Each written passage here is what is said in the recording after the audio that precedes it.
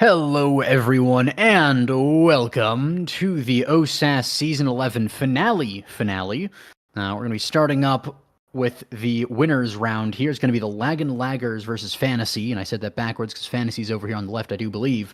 So, it's going to be pretty cool, pretty fun game. I am joined by Frying Pan Man. What do you think about this game? And can you believe it, y'all? OSAS, Season 11. So many OSASs, or is it OSI? I'll have to see. I'm not too familiar with some of these players, but if they're here on the winner's side, I didn't get a chance to cast their games earlier, but I'd like to see, what put them on the winner's side, and the match is already being reset. These things do happen. We'll get word on that eventually of why it was, but for now we can yap a little bit more about what it is. It's going to be on Taiko Temple, which is pretty cool. A bit of a fun map there. Looking forward to that one. It's a volatile map, I'll tell you that much. You get the core speed, you get the ability to kill very quickly, deal that damage. If you pick the strikers that let you cover a lot and also, put that offensive pressure on, there's a lot you can do on this map. But when it's moving so quickly, it means that the other team can just as quickly answer back. And with red cores, it's got to stay on your toes. Yeah, you do really have to stay on your toes. The drums give so much speed so quickly. But there are some things that can react to that, such as the Kazan hook on like 70 Pirates. That'll be a fun one to see those reactions come out, because you can always count on a hook if you have it up to solve situations just like that.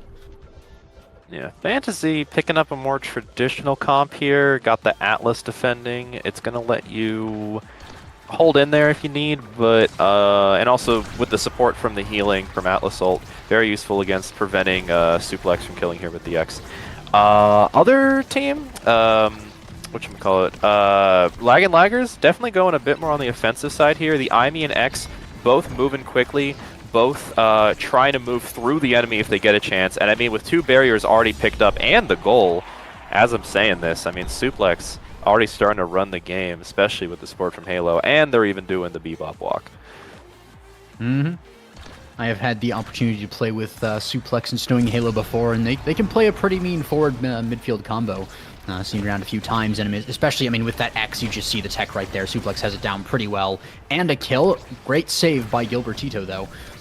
Looking forward to seeing more of those as the match goes on. That is an Atlas ult down. The Imi sentry comes out as well. Both barriers come down within the first 20 seconds of the match. Not answered by Kazan on the other side of the field. The X into the dribble, really nice expanse, stops that from happening. Great clear by Yao right around that Kazan primary. The Era ult goes a little bit wide as well. Great dribbles around. Now they have another aggression on this side of the map. Suplex in the corner with the bull rush pass down. Kills the Atlas. That's a start. The core flip as well from 70 Pirates is not going to be enough. Misses the hook, but it's not quite enough just yet. Pass up to Snowing Hilo, down to the X, but it's not quite enough to get through. The X tech not enough either. Great defense by Era and like 70 Pirates here. We have the core flip coming out as well. Yao with strike shot dribble buys a little bit more time and keeps both of those barriers alive. And this is great for the X as well. The longer these go, the more he can just stack that experience and scale. And even if they win the first set as well, it's great. And that's a kill. Snowing Halo finding the Kazan a little bit too close to the edge of the map as we go into overtime as well with the sentry up. But Strike Wars won by Era. I mean, these are some fast-moving rounds already, but still, Chikara Fantasy putting their heels in the ground, going to be trying to hold on as much as they can. The power play is now over, but still, no barriers are gone from the side of Laggin' Laggers, so they're still chilling for the most part. 70 Pirates going to be trying to make a play, though, is unfortunately going to just Kaz it, but is still getting more chances thanks to the hold from Gilb and Era. Although not quite holding enough for that great X dash and strike. Suplex going to pick up the second goal for Laggin' Laggers here. Yeah, was a great back and forth one there. A few mistakes on each side, some missed opportunities on both ends, but in the end it's going to go the way of the Laggin' Laggers here. Maybe it was lag, maybe that's what it was. But this Firewall Sentry play on the bottom trying to get into the corner. Great expanse, forces out the core flip from Suplex, but that is still a barrier falling in the end. Great ult as well, going to keep this Era alive and on the field. Almost finding the barrier, and finally does, like Segment Pirates, finally getting comfortable on this Kazan, getting things done, finding those angles you really need to, which can be a little more difficult on that closed form, it's a little more narrow on that hitbox. Glitch Pop as well prevents the Strike War from Era from winning out there, and the secondary from Mako is going to get a little bit more speed as we settle down into more of a mid-game here. Yeah, a lot of flips though about to come out. Both Era and Gilb are starting to hold on to them, and Halo a little bit on the low side here in terms of stagger. I definitely recommend for Chikara Fantasy to start pressuring that health to at least draw the flip out. Although Halo going to be drawn out themselves. Era's flip also going to be taken out. Great strike primary there from Gilb, going to prevent the one barrier, but another flip means that the barrier is gone. Chikara Fantasy is back on the ropes, having to hold against the X rotational move. Suplex, though, going to be taking a bit of damage, with Chocobo also taking a bit of pressure. But as I say that, the IME primary is already there, taking the core away, bouncing it around, and unfortunately, Gilb missing the cooldowns or the speed to really catch up back to that. Yeah, the glitch pop is popping there from Snowing Halo. It was a great find off the drum as well. Really difficult to actually track that one because you think it's just going to go by and then suddenly that comes out. But we see the Reptile Remedy from X, just a solid one there. You might want to see that Might of the Colossus from Power or Specialized Training, but Reptile Remedy keeps it away from the opponents that, you know, they can't heal off of it, and as well helps you to heal while you're brawling as well. So pretty nice stuff. You know, if the core happens to be next to people you're hitting, you can just get health packs. It's really nice there. But of course, though, 70 Pirates not going to be cowed down with the Bongoni emote that is, of course, the best in the game, and taking the first barrier off of that. It is the power spike from the Bongoni emote, and there's really nothing you can do about it. I'd just like to point out that that draft had every size awakening in the game right now. Like, all 5 of them, including, what is it, all 4 of them, including Among Titans. I mean, yeah, size scaling isn't really going to happen anymore. And, I mean, no one even took Might, so, like, no one's really scaling either way. I guess you're just working off the size here for Strike Wars. Yeah, the thing with Might of the Colossus, I mean, I was saying maybe take it on X, but the problem is there's an era, so if you take it, it's kind of net neutral, because you'll get some power when you go into Ultimate. And never mind there, great glitch pop from Snowing Halo stuns up Gilbert and allows them to score that first goal. And even Pirates is over there joining in on the bounce. Hey, Chocobo, Yao, really working it up here on the defense. I mean, 70 Pirates having a bit of trouble, although unfortunate strike direction there is going to lead to a barrier going down. But I mean, that Mako defense, despite the nerfs to the secondary, has really been working. And I mean, what does it matter when you're buffing your team from this far away? There's not much you can do. You got to make sure to put pressure on Mako so that she's not able to so freely run the secondary. But either way, 70 Pirates going to try to make it through. Era, though, taking quite a bit of damage means she's not going to get a chance to support. And great Atlas ult there to avoid the bouncing trampoline park that was that attempted kill. Yeah, also saves that recovery drone, which is pretty nice. You know, if you have the ult, it's pretty much always better to use it so you know, can have the recovery drone later if need be. We almost might need it right then. Era very low, but the glitch trap does not quite connect. Era smartly moving down a little bit lower there.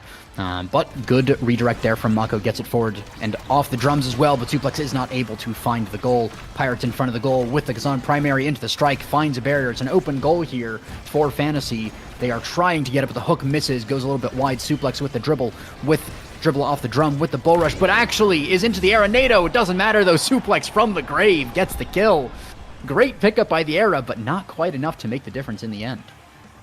Yeah, no, unfortunately, Era just kind of threw it into the drum there, and it went back. It was a very good defense up till that point, but unfortunate strikes on a map like this are definitely going to cost you, considering how fast the drum bounces can move it.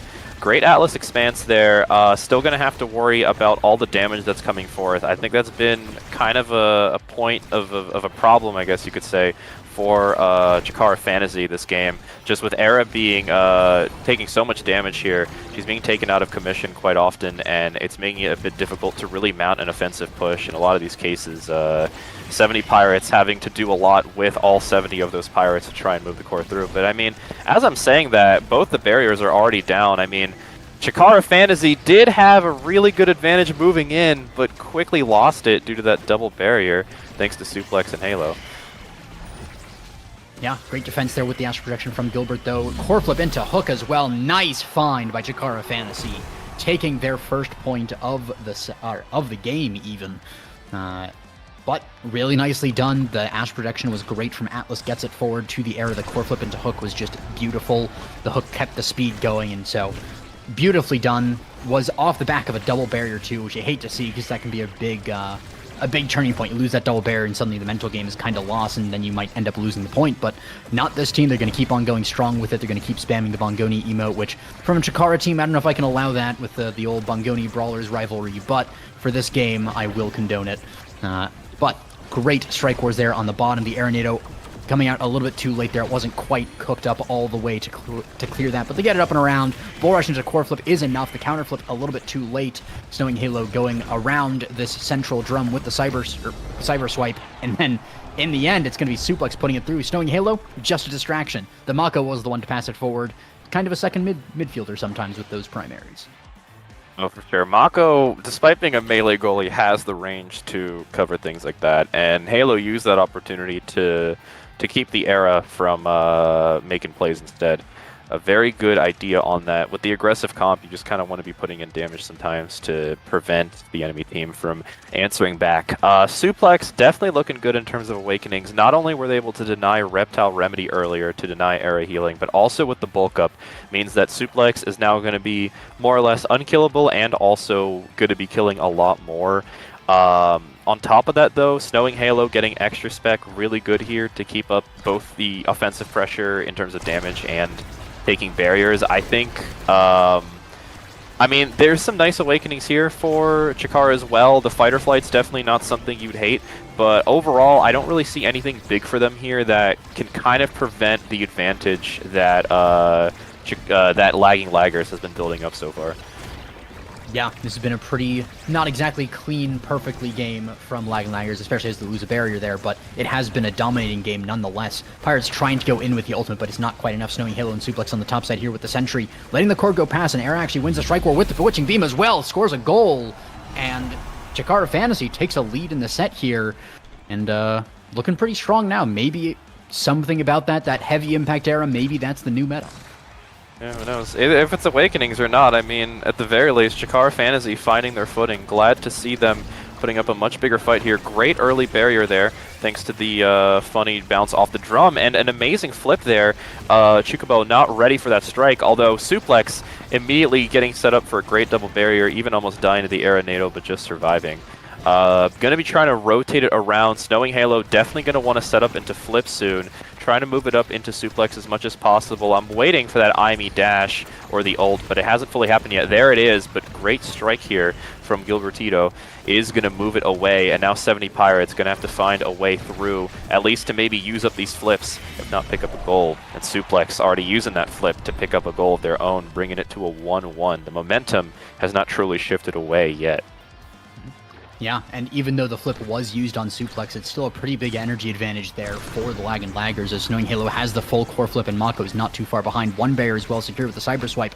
The hook comes out, the bell ringer puts it a little bit backwards, but does so a little bit down. The Sentry gets deployed, but doesn't get too much done, nor does the Arenado, nor does the Ensnare Drums. A lot of stalling in this middle part of the map, though. And we see this corner offense absolutely diffused. Great kill flip there from Snowing Halo there, just taking 70 entire Pirates off the field in one fell swoop. And we have the glitch pop as well coming out. Suplex trying to get it through, but a Cosmic Expanse from Gilbertito is going to be enough to defuse this. Gets the core flip as well from the orb. And looking not too bad for Chikara Fantasy here after a devastating corner offense where they didn't get the barrier. I mean, the double kill flip is not something I was expecting, but it's good on Chikara Fantasy to prevent that from leading to anything too bad for them. Might have to use the flip here. Choosing not to means Suplex is going to pick up a barrier. Great find with the clear in between Halo and Suplex by Guild to try and move it through, but still, really good strikes and use of the drums here mean that Chocobo not having to defend for too much longer.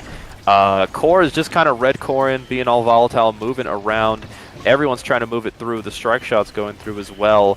70 Pirates and Era now going to try to make a play, but as I say that, the IME glitch pops are just massive here with the aim, trying to move it through. Suplex trying to use the flip here on the offensive pressure. Gilbertino not fast enough with the Atlas primary means that that is going to work, and with Snowing Halo still having a flip into this round, unless 70 Pirates picks up that flip quickly and makes a play of their own, I'm a bit worried about Chikara Fantasy's chances here. Yeah, this is looking very good for the Lagging Laggers, but even after that double kill flip, it did take a little bit longer to get through the rest of that point. So Jakar Fantasy is not out of this yet. They've been warming up a lot. They've been playing a lot better as the game goes on. And we see that great defense there for a little bit from Gilbertito. A little bit of a stumble in the end there, but it shows what he's capable of in some of these really tense moments. So if Jakar Fantasy is one of those teams where it's, 2.2 set, that's my comfort zone. Some teams just play their absolute best when it's like that. Great core flip, though, from Halo gets it up, but Gilbertito wins the strike war with the Astral Projection off the drum. Core flip forced out of Yao, countered by 70 Pirates as well. He might get the second here. Not quite just yet. Great secondary usage from Yao. Good patience to hold the glitch pop. Comes out. Strike war not completed by Suplex. Doesn't have the size to reach there. But in the end, the X-Tech is enough to get it. The expanses backwards as well. Gilbertito taking so much damage with the Bell Ringer as well. The glitch pop comes out as well. He is on a sliver of HP, but he is still alive. He uses the ult just to save himself, just in case. Astral comes out, gets it forward to Pirates. Halo goes up to the top. Witching Beam goes a little bit wide. They're cycling it around the map off the drum as well. Era almost has core flip as well. Be paying attention to that because that could be the difference maker. Bell Ringer, though, comes out and scores. Suplex taking the goal, taking game one for the Laggin' Laggers. I mean, the rotational move with the power means it's going to red core. Gilbertito just not reacting fast enough. I think if they held on for just a bit there, Chikara did almost have a chance there. All of them were either on flip or very close to it, especially good work through things like the Arenado for drawing out flips from Laggin' Laggers. But in the end, Laggers definitely held on just a bit longer, and Suplex just making really good use of those chances to make such good offensive plays. It's very powerful to see. I think if Suplex keeps this up, they're going to have to try and switch a bit of their thinking to prevent Suplex from keeping going what they've been going so far. Yeah, I was kind of surprised to see that X come through because Suplex is kind of known for it. Has two of them in the name even. Absolutely brutal on that pick. You cannot let him keep getting that. So was surprised to see that happen, and it worked out really well, so we might see an X-Band coming out for the next map. But we're also getting some lore here that apparently the Laggin' Laggers have actually not dropped a set in the finale. So that's a bit of old OSAS lore there. Whichever team gets first place tends to only drop maybe 1 or 2 sets. I believe 2 is the record. I say 1 or 2, 2 or 3. I think 2 is the current record. So if Laggin' Laggers can get through this entire game, entire day, and only drop 1 set, I believe they will be the new kind of champions of champions, so to speak. I mean, hey, for their sake, I'm hoping for the best because that'd be impressive. But, I mean, moving away here, I feel like the rest of the map pool is quite a bit less volatile. I do believe there's at least IMEZAP that has a chance of being played. I'm going to take a gander and say that's not coming up, but hey, I don't know. Maybe these two teams are out for blood today. I mean, I do enjoy seeing some blood on the Omega Strikers field here. We see another Zentaro band, this time coming out from the Laggin' Laggers. We'll see what fantasy bands here, but that Deadeye, I am eyeing a Luna potential first pick. I don't know if necessarily the players play it, but Deadeye Luna, if it's available, is almost a take every single time in just about every map. Yeah, and I mean, hey, it's not IMEZAP, but AtLab is pretty powerful enough on its own. Having the void there in the middle to kill off of is quite a powerful tool. Estelle already being picked up, very good pick into Deadeye, even if it's not Luna. I mean, Estelle does quite a bit of damage on her own, so I'm not surprised to see that. Such a multi-purpose character. Yeah, Estelle, one of those characters that, you don't generally think of Estelle as a brawler, but then they gave her a while back a few buffs to brawling, and now she's just kind of a sleeper brawler. You don't really see her too much, and then suddenly she'll pick Deadeye and start just, kill streaking all over the place. So we might see that this game, especially when it's on the Laggin' Laggers team, I do believe.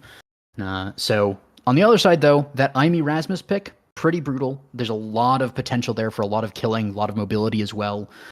So potentially that's what Chikara Fantasy wants out of this one. On the other side, honestly, I haven't seen much of the Laggin' Laggers playing more core control here, but the Estelle Drakkar Asher, unless it could be something like an Estelle goalie, and then it's like Asher Drakkar forward, that might be more of a kill comp angle, but looking a little bit weird, out of character from what I know. Yeah, I mean, Drakkar, I don't know, I've tried playing Drakkar as more core control. It's kind of difficult too, because you don't really have...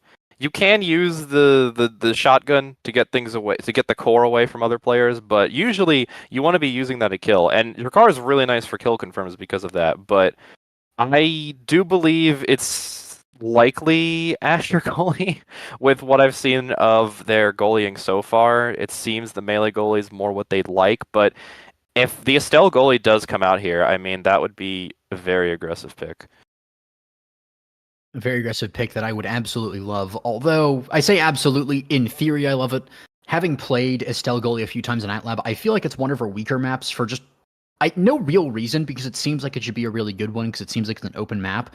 But every time I see it played or play it myself, it feels like it just loses out on something. And maybe it's just because the round barriers don't do something. But would definitely be a fun pick to see, and if they can pull it off, then hats off. But I've even seen, not going to name names, but one particularly very good player a while back was playing it.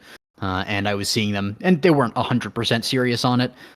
But when they would normally be on a goalie just top tier, they were just about throwing. But so little Estelle goalie lore there. But we're going to see how it comes out in this later stages. We're going to see who is actually where on it. It seems like it might be the Drakkar goalie. And that's going to mean that it's Snowing Halo on the Estelle midfield and Suplex on the Asher. No X-Ban, but maybe he just doesn't like it on this map as well. And, you know, some fairness there, because with that black hole, there's so much damage potential. You're trying to brawl someone, and then suddenly they nuke half your health bar just for existing on this map. And so, should be pretty interesting to see how it all works out, but...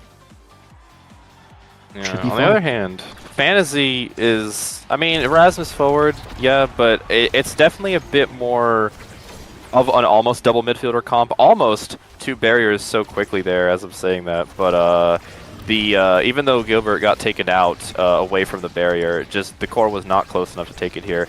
Now having to play all the strikes, the strike war is all the world. This isn't just a strike war, this is a strike millennium. I mean, but as I say that, 70 Pirates is showing why there are 70 Pirates here, immediately picking up a beautiful double barrier there with the Rasmus primary. Yeah, I mean, it's hard to win a strike war against 70 individual Pirates, so you really got to be on top of that one.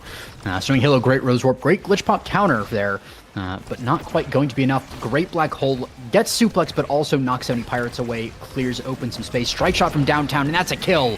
First blood over to Suplex there. Pirates trying to buy some time in this midfield here, and actually doing a really good job on it. 4 seconds till Imy's back on the field, and still no barrier found. Suplex using the ultimate, but not quite enough. Strike shot comes out, and now Imy's back on the field. Black Hole almost triggers and almost kills Suplex. Expanse, though, is really good. 70 Pirates kind of misses the angle to go in the bottom there, and the hook as well is not perfectly completed. Suplex dashing just to get to the orb there. Strike shot counters Glitch Pop, and finally Suplex hits the back of that barrier. But I gotta say, Chikara Fantasy is looking a whole lot better in this game, until I immediately cast a curse. It's Snowing Halo, piercing shot to find the first goal. The dreadful caster curse. I mean, no, they are holding on much better here. Do have to be careful. Suplex, definitely very kill hungry. You can already see it coming through here. But Chukubo Yao, not playing a melee goalie, but is getting a ton of coverage with the Drakkar. Although, as I say that, having a bit of trouble holding on to those barriers. Another double barrier by 70 Pirates means that Lag and Lagger is going to have to take a bit more to hold on here. But we have seen them hold on before. Flip, though, from Gilbert means Chikara Fantasy going to have a bit more of an ability to hold on. Additionally, Imy almost has the flip as well. 70 Pirates getting a chance to move through. Going to be hit away thanks to Halo, meaning they have less options, and so the play is now done. A bit of a preemptive strike shot, not preemptive enough, though, just going to land a suplex. But again, the flips here on both Imy and Gilbertino, Suplex sees it too. That's why they're looking to kill, but not going to get a chance to. The strike wars and the passes are going through, but not quite going to be enough. And yet, despite everything, Chikara Fantasy doing great work holding away from those Estelle primaries, avoiding the wrath that they may bring. Yeah, a lot of wrath can be brought around if you are hesitant for even a second, if you are not on top of things. Great glitch. I was going to say glitch pop. Great core flip from Imy there, sending it straight up into the top of the goal there. And tying it up. Chikara Fantasy 1-1. These one barrier warriors here. Gilbertino just holding on to this barrier for dear life. Yeah, no. I feel like in this game, the melee goalie, not picking a melee goalie, might have made things harder. Drakkar goalie can work, but it is very difficult to hold on the barriers sometimes, and so far, Chocobo has unfortunately been double barriered twice for their sake. I'm hoping that doesn't happen again, but with the Imul already coming out, 1 barrier's down, 70 Pirates moving through. Might be spending the flip here, not going to, but Suplex going to preemptively spend the flip to avoid any havoc. 70 Pirates already back on the play. The Deadeye primary going through means both barriers are down again, and Gilbertito going to have to play the 1 barrier warrior, not going to get much of a chance to. Suplex already finding a move through to get that second barrier, and both goals are now open.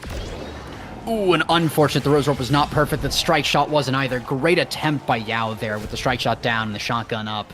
Almost covers the entire goal, but was just a little bit too early on the strike shot. And unfortunately, that means that it's a lead for the first time for Chikara Fantasy. And I mean, I might have cursed them earlier, saying that they have a chance to break the set record, or lost set record for the winner of OSAS. But we are going to see how this plays out for the rest of it. There is still a chance for almost a bit of a reverse sweep here. And Sentry Turret, though, trying to put an end to that. Aimi has so much potential with that core flip in that corner, but it's actually kind of just going to burn it there. Puts a little bit of damage on the Estelle, but doesn't get too much done other than that. Fusion Shot gets it into the corner. Glitch Up gets it forward, but in the end, it's not too much. A lot of damage, though, onto Halo. Great Rose Orb out of the way of the incoming Pendulum Swing. Just had the read on that one.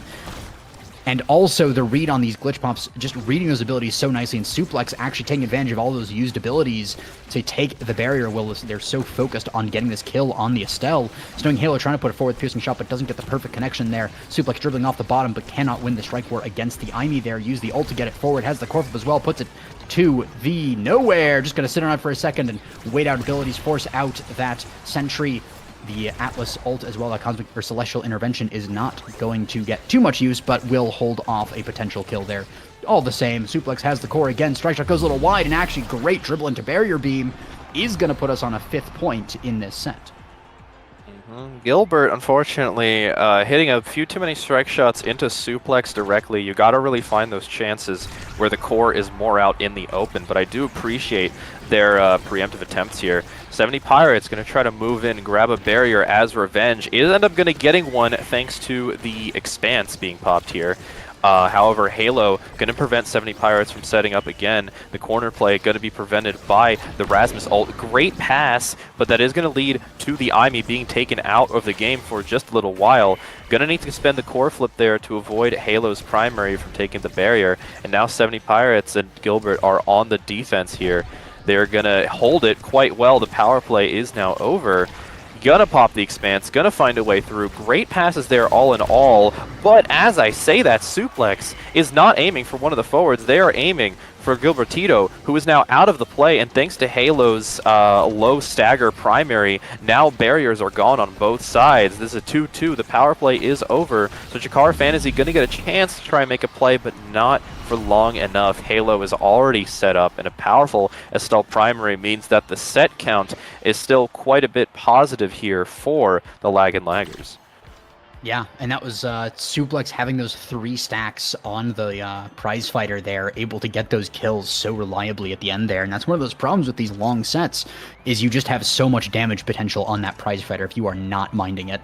You know, Deadeye's great in the short term, but if you get that stacked up, especially with that 1-2 punch coming out, absolutely brutal. Speed is nice. Stacks on stacks is great on Rasmus. Adrenaline Rush is amazing if you can proc it. And of course, I mean, the heavy impact, pretty nice on Estelle, one of her all-time best. And Timeless Creator on the Jakar, it's a deny from Atlas, so it's kind of sad to see. I don't know if I love that deny pick there, because it's not all important on that Atlas, but maybe they just say, you know what, I'd rather not give them a bigger window to res people. I guess so, or maybe just don't want the full secondary to be that big. 70 Pirates already taking quite a bit of damage, is going to hold on though. A bit of lag there, but we're back, and the barrier is down. Trying to move through. The Estelle primary being thrown backwards means that the barrier is going to be taken for sure, but still, Laggin' Laggers holding on to their one remaining barrier. Before, it was Chikara Fantasy that was the one barrier kings, but now it seems like Chocobo Yao stealing that title for themselves. Suplex trying to strike it through, but Gilbertito finding the perfect place to be in that moment. Gotta watch out on the edge. I'm a little worried Suplex going to find a kill here on one of them, but is instead worried more about the offensive pressure pressure with the wall. Still, the barrier not taken. Gilbertito already on a flip so early into the game against everyone else means that Jakara Fantasy going in with a nice advantage here, as 70 Pirates getting so many chances to try and take the goal, but not quite enough. Ooh, great counter against the barrier beam there. Good defense by Gilbertito. Does have to use the core flip in the end. Core flip as well used by both Aimi and Drakkar there. Core flip as well from the Estelle. The glitch hop interrupts it though. The pass is not completed. Really good interruption there from Aimi. Just throwing a wrench in that plan. Showing Halo getting dribbled around there. And the piercing shot as well. A little bit not on point there, unfortunately. Went for the usual play, which is to fire piercing shot at the person so that they can't strike the core. But in overtime, it got there a little bit too fast, and Raz was able to clear it around. And just a little bit rushed there, I feel, from the lag and laggers there. Not perfect execution on some of the plays that could have been ending that point a whole lot sooner if they were able to get them off. But in the end, another weighted core flip here. Suplex is doing that a lot, which means that potentially they're going to catch on to it. But as long as they don't catch on to it, waiting with that core flip is so nice, buys so many time, wastes so many abilities.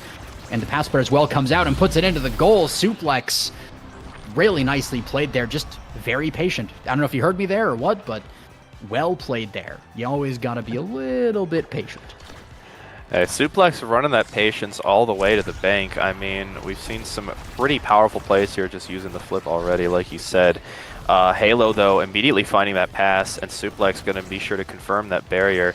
Dodge coming out. Aimi now with no energy means I'm a little worried for their safety, and Halo is already there with the heavy impact Deadeye primary, means that it's going to go down. 70 Pirates unfortunately going to be hitting the core to Halo, means that both barriers are now down. Gilbertito and 70 Pirates going to have to hold on for their lives, but Aimi is back for revenge. Halo is out of the game, and the barrier is down. 70 Pirates going to try to pass around, but not going to get the chance to. Suplex wants the revenge all over again, but Aimi is not taking it. Already set up the perfect cut against that pass, means that despite the power plays happening all around, Jakara Fantasy is going to be taking it. They want this set. Yeah, they want it bad, but again, they've been here before. Last set was exactly like this, the 2-1 lead. And then we saw Asher starting to get more stacks, and that's 3 stacks on the Asher. The Atlas ult was just a little bit too late, actually. Yeah, there it is. Didn't update for a second for me, but it is 3 stacks on that prize fighter Asher with the 1-2 punch. So much kill potential here coming out from this Asher. And almost, if they had the abilities up, that would have been a potential kill onto the Rasmus. A little too close to the sun, but also a lot of damage onto this Asher. Potential kill angle here, and Jakara Fantasy is looking for it. Glitch drop, though, goes a little bit wide. The black hole is popped, which opens up the field a lot, and Suplex doesn't find the kill onto Aimi. The Path Splitter comes out, and so does the Glitch Pop, so does the Cyber Swipe. So many abilities used, but nothing done too much. Molten Bolt, Piercing Shot combo, but Suplex with the strike at the end just barely doesn't get that barrier, unfortunately. And just kind of milling about here, trying to stay alive away from the Firewall Sentry and the Cyber Swipe, the Black Hole, the Consuming Expanse, everything is used to try and kill this out. Asher, the Glitch Pop as well used. The Piercing Shot comes out to try and kill the... I was just going to say try and kill the Estelle, but almost a kill onto Suplex with the hook pendulum swing, but a great dodge from Suplex. And a barrier goes down the other side of the map. The core flip comes out. The Cyber Swipe comes out from the Aimi with core flip as well of her own.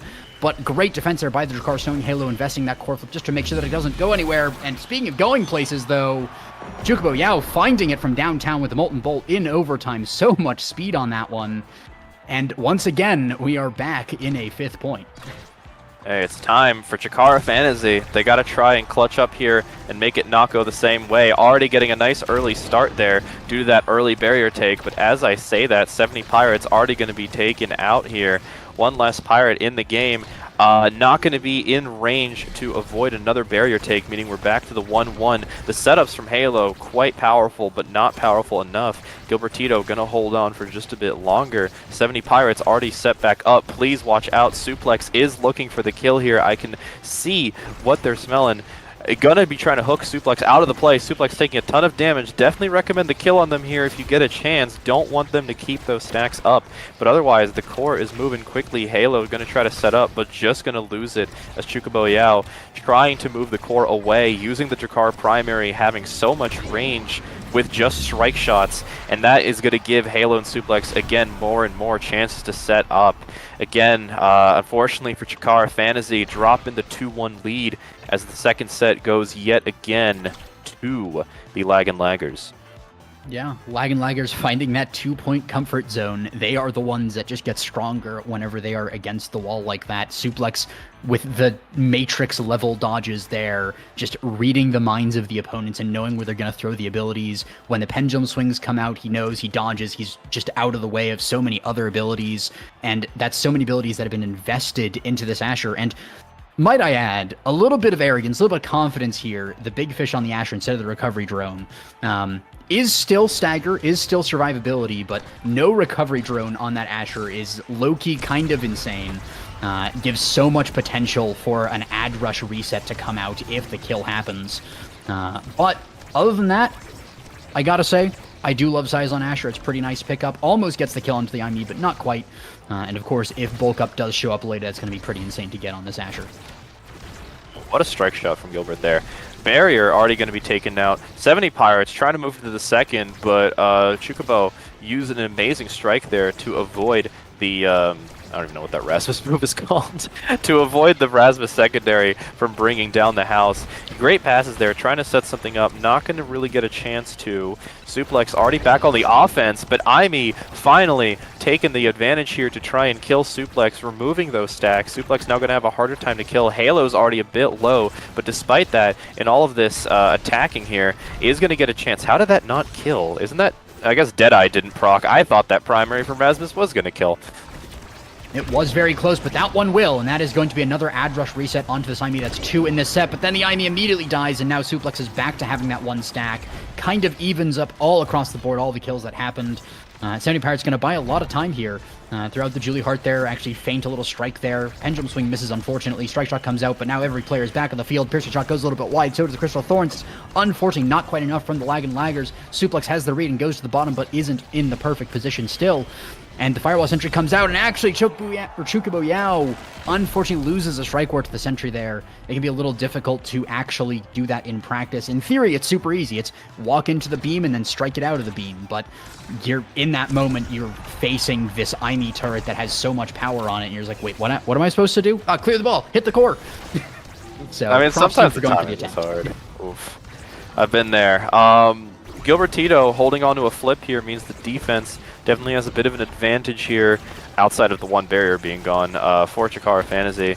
A lot of damage, again, being put on Suplex. I do think that is the right play here. You want to avoid Suplex getting such powerful power plays like they've been doing. Great cut on the flip there. 70 Pirates already picking up a barrier. Going to use the flip. Chocobo not fast enough to avoid the barrier going down. Aimi already getting another kill as Snowing Halo is out. The ad rush is procced. Aimi trying to move through so quickly. 70 Pirates in position, and well, this time it's not a 2-1 lead, it's a 2-0 lead. Chikara Fantasy trying to swing the pendulum in their favor. Yeah, they are trying, and they might succeed here. 1 more goal is enough to do it, and we haven't been seeing the stacks on Suplex come out. Is still just stuck on that 1. Was on 0 earlier, so to get the 1 to bring it back a little bit, and that's going to be back down to 0 there. Another great kill found by Aimi, and is going to be able to potentially get the second barrier. They do with the Firewall Sentry there at the bottom, and this could be the 1 set. This is the 1 set allowance. Laggers is allowed, I believe, 1 set to still break the record, but a kill flip into goal. Really nicely played by Chikara Fantasy, and no more perfect game here from the Laggers, and no more perfect run, I should say. Displacer Cat coming in there at the end and has a lot of good options here.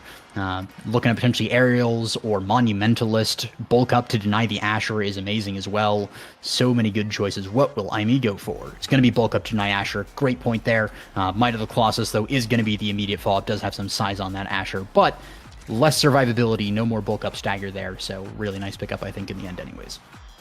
And at the very least, even though you're getting some size stagger here, size here, I mean, there's not much size awakenings. I think all of them are gone except for Among Titans in the pool, so Suplex not going to get too many chances to continue scaling off this. And again, another early barrier take. 70 Pirates is going to go down. Unfortunately, that Atlas ult wasn't fast enough, so the recovery drone going to get used up instead, but 70 Pirates still in the play. A Suplex not going to get any stacks of any stacks of prize fighter off that. Still though, that doesn't change anything. Halo, Suplex already starting up their pressure like before. Chikara Fantasy having a bit of trouble yet again, is going to try and move their way through, but so many projectiles coming out means that on top of the core being moved through, 70 Pirates taking quite a bit of damage here. Gotta watch out for that. And that's a kill onto Atlas and a goal from Suplex immediately. You give up, or you don't pay attention for half a second, and you immediately give up all of your pressure on the map. Your goalie dies, your midfield dies, your forward dies, somebody's dying, Suplex is getting a stack, he's running around, he's putting in the goal. So you really have to be careful. But it also works the other way. We saw previously, if you don't pay attention, then Displacer Cat is going to be the one getting the kills with that ad rush, and especially now with that bulk up, so much kill potential on this IME, and both these teams are kind of in this momentum-based game, where as soon as one kill happens, it allows them to kind of snowball the rest of the set. And they're both really relying on just making those power plays work. Suplex trying to set up, but a great out clear from Gilbert, going to be denying all of that. Halo almost getting killed. I think Displacer Cat should have tried to spend the flip there for the kill, but maybe they weren't sure that that was going to happen. That does mean, however, Displacer are going to be taking quite a bit of damage here. But 70 Pirates, you know, we're basically on IME Zap, but with a Void. Halo is down. 70 Pirates is down. Suplex is on 3 stacks. I'm a little worried here for Chikara. Gonna have to hold in quite a bit to try and remove those stacks and keep Suplex from really running the game. Almost getting another kill on 70 Pirates as I say that. And the Sad Boys angle means that, again, we're still on one barrier for both teams here. Yeah, one barrier for both teams deep into overtime now. Molten Bull comes out, but it's still not enough. This Aerials Undercar is helping a lot as well. As really good pickup by Yao. But still enough. Strike War is won by 70 Pirates with the Pendulum Swing as well. Is it enough to get the goal? Yes, it is. Down the entire team helping with that one. Strike shot from Atlas over to Imi, down to Rasmus. And one more goal over to Chikara Fantasy. And one of the things, though, when we're talking about all these kills traded back and forth, the stacks on Rasmus did get reset there. So them still winning the point is kind of huge. Buys a lot more time for him to get more of those stacks up. Gets a lot more from that play as well. Gets a double barrier. 70 Pirates is gliding around the map at this point, even without the stacks being fully stacked. The Crystal Shot, or the should say the Rose Warp, the Piercing Shot, so many things use. The Crystal Thorns as well. Just try and get this clear, but unfortunately, Pirates finds the angle between Halo and Yao, and Lagger's not looking as strong. They've lost a lot of steam, and this could be the second set, which puts the nail in the coffin of that record-breaking run. But, of course, it is not the end just yet. Yep, Displacer Cat and 70 trying to move it through. Suplex trying to get a chance to take Displacer Cat out of the game, not going to get it. Still, though, I'm going to be having a little bit low on that stagger, and with the plays continuing, you got to watch out. Trying to do a bit of an out clear, but Halo already covering it with the Rose Thorns means that Lagger's already with a pretty big advantage at the start here. Going to initially pick up the barrier with that flip, thanks to Gilbert, and the Imi ult means that Yao does not have an out clear. Halo going to try to kill, but not going to, and as I say that, Imi is already set up. Displacer Cat taking out Yao instead. Suplex definitely going to want to spend the flip here, and is going to make the most of it with that really precise strike around everything and off that corner.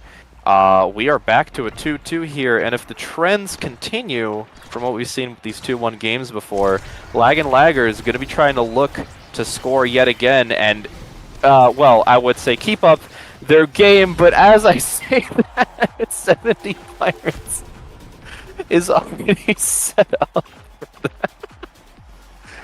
Really great find there by Chikara Fantasy, putting an end to that record-breaking run. They still have the opportunity to tie it, I do believe, but no more attempt at that cleanest OSAS run title. But even still, it may be the strat, you know, get rid of the pressure of losing the sets and then just say, you know what, it's fine, we'll lose a couple early so we don't have to worry about the record, we're still going to get this first place. And Fight or Flight on Asher is a pretty good way to start that. That's Atlas Lab, y'all. I mean, we've seen those Rose Thorns do some work. Halo going to be getting even more of them. Generally a lot of red coring here. I mean, we got Team Player for Laggers. Yao definitely going to be making use of that. We've seen some great passes already, but also Hot Shot from the Imi means no extra damage, but I mean, Imi's been doing enough damage already. I'm sure they'd appreciate moving the core quickly just as much. Yeah, and the cooldowns as well. I mean, there's so much cooldown on this IME between the hot shot and the adrenaline rush. If you go for the core, you get the cooldown. If you go for the kill, you get the cooldown. So you just kind of throw abilities out, use your glitch pops, black hole suplex, you know, do a lot of damage. Missile prop Atlas almost getting the kill there, actually. And that is going to be Asher going off the map, and no more prize fighter stacks there. Not able to live even with the extra health from Big Fish and the extra speed from Fight or Flight. And Snowing Halo, though, buying a lot of time. The shotgun from Jakar goes wide, but it is still enough to buy the time. Suplex back on the field, but a pendulum swing. 70 Pirates is really putting in the work of 70 Pirates on this one. The double barriers, the defenses, the offenses. So much work on this Rasmus being done. Almost winning a strike war all the way there. Cyber Swipe goes a little bit wide, doesn't get the connection up to the top of the goal. Glitch Pop gets it around a little bit. Piercing shot, almost good, but a little bit too high. Doesn't actually get the core and the Atlas this time. A great core flip, though, from Gilbertito. Hook shotgunned away. Nicely done by Yao. Finding it again, but then missing the strike. Unfortunately, just a little bit too high. What a game, though. Very back and forth in what is either way the final set. And with now how the barriers have been opened up on both sides, having that Drakkar range to prevent a lot of those plays is so good, and Yao almost being able to prevent both of them was so nice. The Sad Boys angle, I was going to say, means that only one barrier being taken away, but unfortunate strike there. Gilbert is going to take away the other barrier as well. You know, who needs it? Just kill them instead, play off the power play, almost leading to a goal there from that unfortunate unfortunate flip, striking into Suplex's Asher wall. 70 Pirates definitely not looking too good here, but as you know, before that, Ivies are going away, the strike's going through. Gilbertino not in the perfect position to strike that away, and before I can even comprehend what is happening, Lag and Laggers is back with the momentum, and we are back at a 1-1 here. Yeah, a little bit of an unfortunate strike there from Halo, though, paying it back from the last match. Almost a kill onto Yao as well. But one barrier to one barrier does go down in the end. Strike war won by Pirates on the bottom, trying to keep it in the bottom near this barrier here. Piercing shot actually countered by the core flip from Suplex, almost tripped him up, but a good defense from Gilbertito. Now they just have to win against this IME turret, but unfortunately that has been the nemesis of the Lag and Laggers this entire game. And that is going to be the barrier down, the goal opened, but not quite the final goal either way yet, but still definitely a good lead if you can get this one. A lot of damage on the Pirates there from that Molten Bolt, but he does still have Recovery Drone. He can potentially protect the stacks. Roserp goes a little wide, so does the Piercing Shot. Halo is looking a little bit panicked here and very low on health as well, which is just a lot of aggression here from Chikara Fantasy, and that's going to be the goal found by 70 Pirates there, all the way up to the top, and Yao just was not able to defend that one. Phenomenal play here from Chikara Fantasy to almost, not going to say it just yet, but almost reverse sweep the series.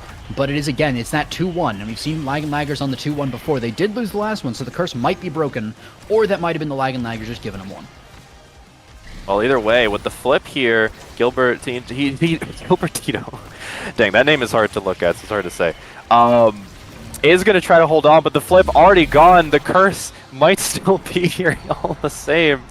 As I'm trying to pronounce the name, the play continues, and Suplex and Halo already set up immediately. We're back to 2-2 here. Last point. Either it's on Lag and Laggers to put this away, keep their record of tying the set count, or it's on Chikara Fantasy to bring it to that third game, bring it all the way back, and try and run Lag and Laggers for their money. Yeah, they are trying, but it is his fifth point. That's a double barrier into the goal immediately. Suplex not playing games here. 17 seconds for that final goal after so many overtimes. And that is the series over to the Lag and Laggers. 2 games, almost a game 3. Fantasy took us to that 5th point, 5th set. They took us all the way to having that chance, that hope. But they're not out yet. They will still have that losers bracket run. They might still be back here, and should be exciting to see either way. But Lag and Laggers, if they want to tie the record, they have to not drop an entire set for the rest of the night. So anyway, looking forward to seeing how that goes. But also, some of these stats are looking pretty cool. That's one way of putting it. Quite a bit of damage across the board. I mean, we Suplex on 11 KOs. Displacer Cat on 10 KOs. Admittedly, I had thought that Halo and Pirates had at least gotten a few more than 1 KO, considering how chaotic that match was, but looks like that wasn't the case. I mean, overall, I gotta give it to Chikara Fantasy for picking up on what Lag and Laggers was trying to do. I feel like they were having a lot of trouble in the first game, preventing them from just scaling into damage. But once they realized they can meet them with their own damage, Chikara was starting to put on the heat, and that's why we got to that set 5.5. But once you get to that point, what really makes it is where you move the core, how you're red coring it, where you're putting it, and both teams were making really good use of it. But in the end, Lag and Laggers just won out on that last play. Suplex pushing everything through to get the double barrier and the flips, despite everyone trying to hold on, just wasn't enough.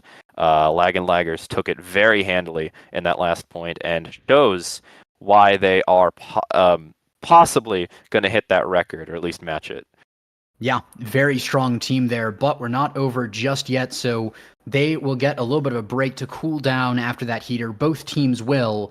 After a short break, we're going to be going to the losers semifinal. Hooked on Goth Cats versus Seraphim Crimson with the returning Master X Malachi. This could be the year. He still has that chance to hit first. But whoever wins that is going to face Chikara Fantasy in that losers final. So stay tuned, but we're going to cut to a bit of a break. Keep your hand off the remote. We'll be back.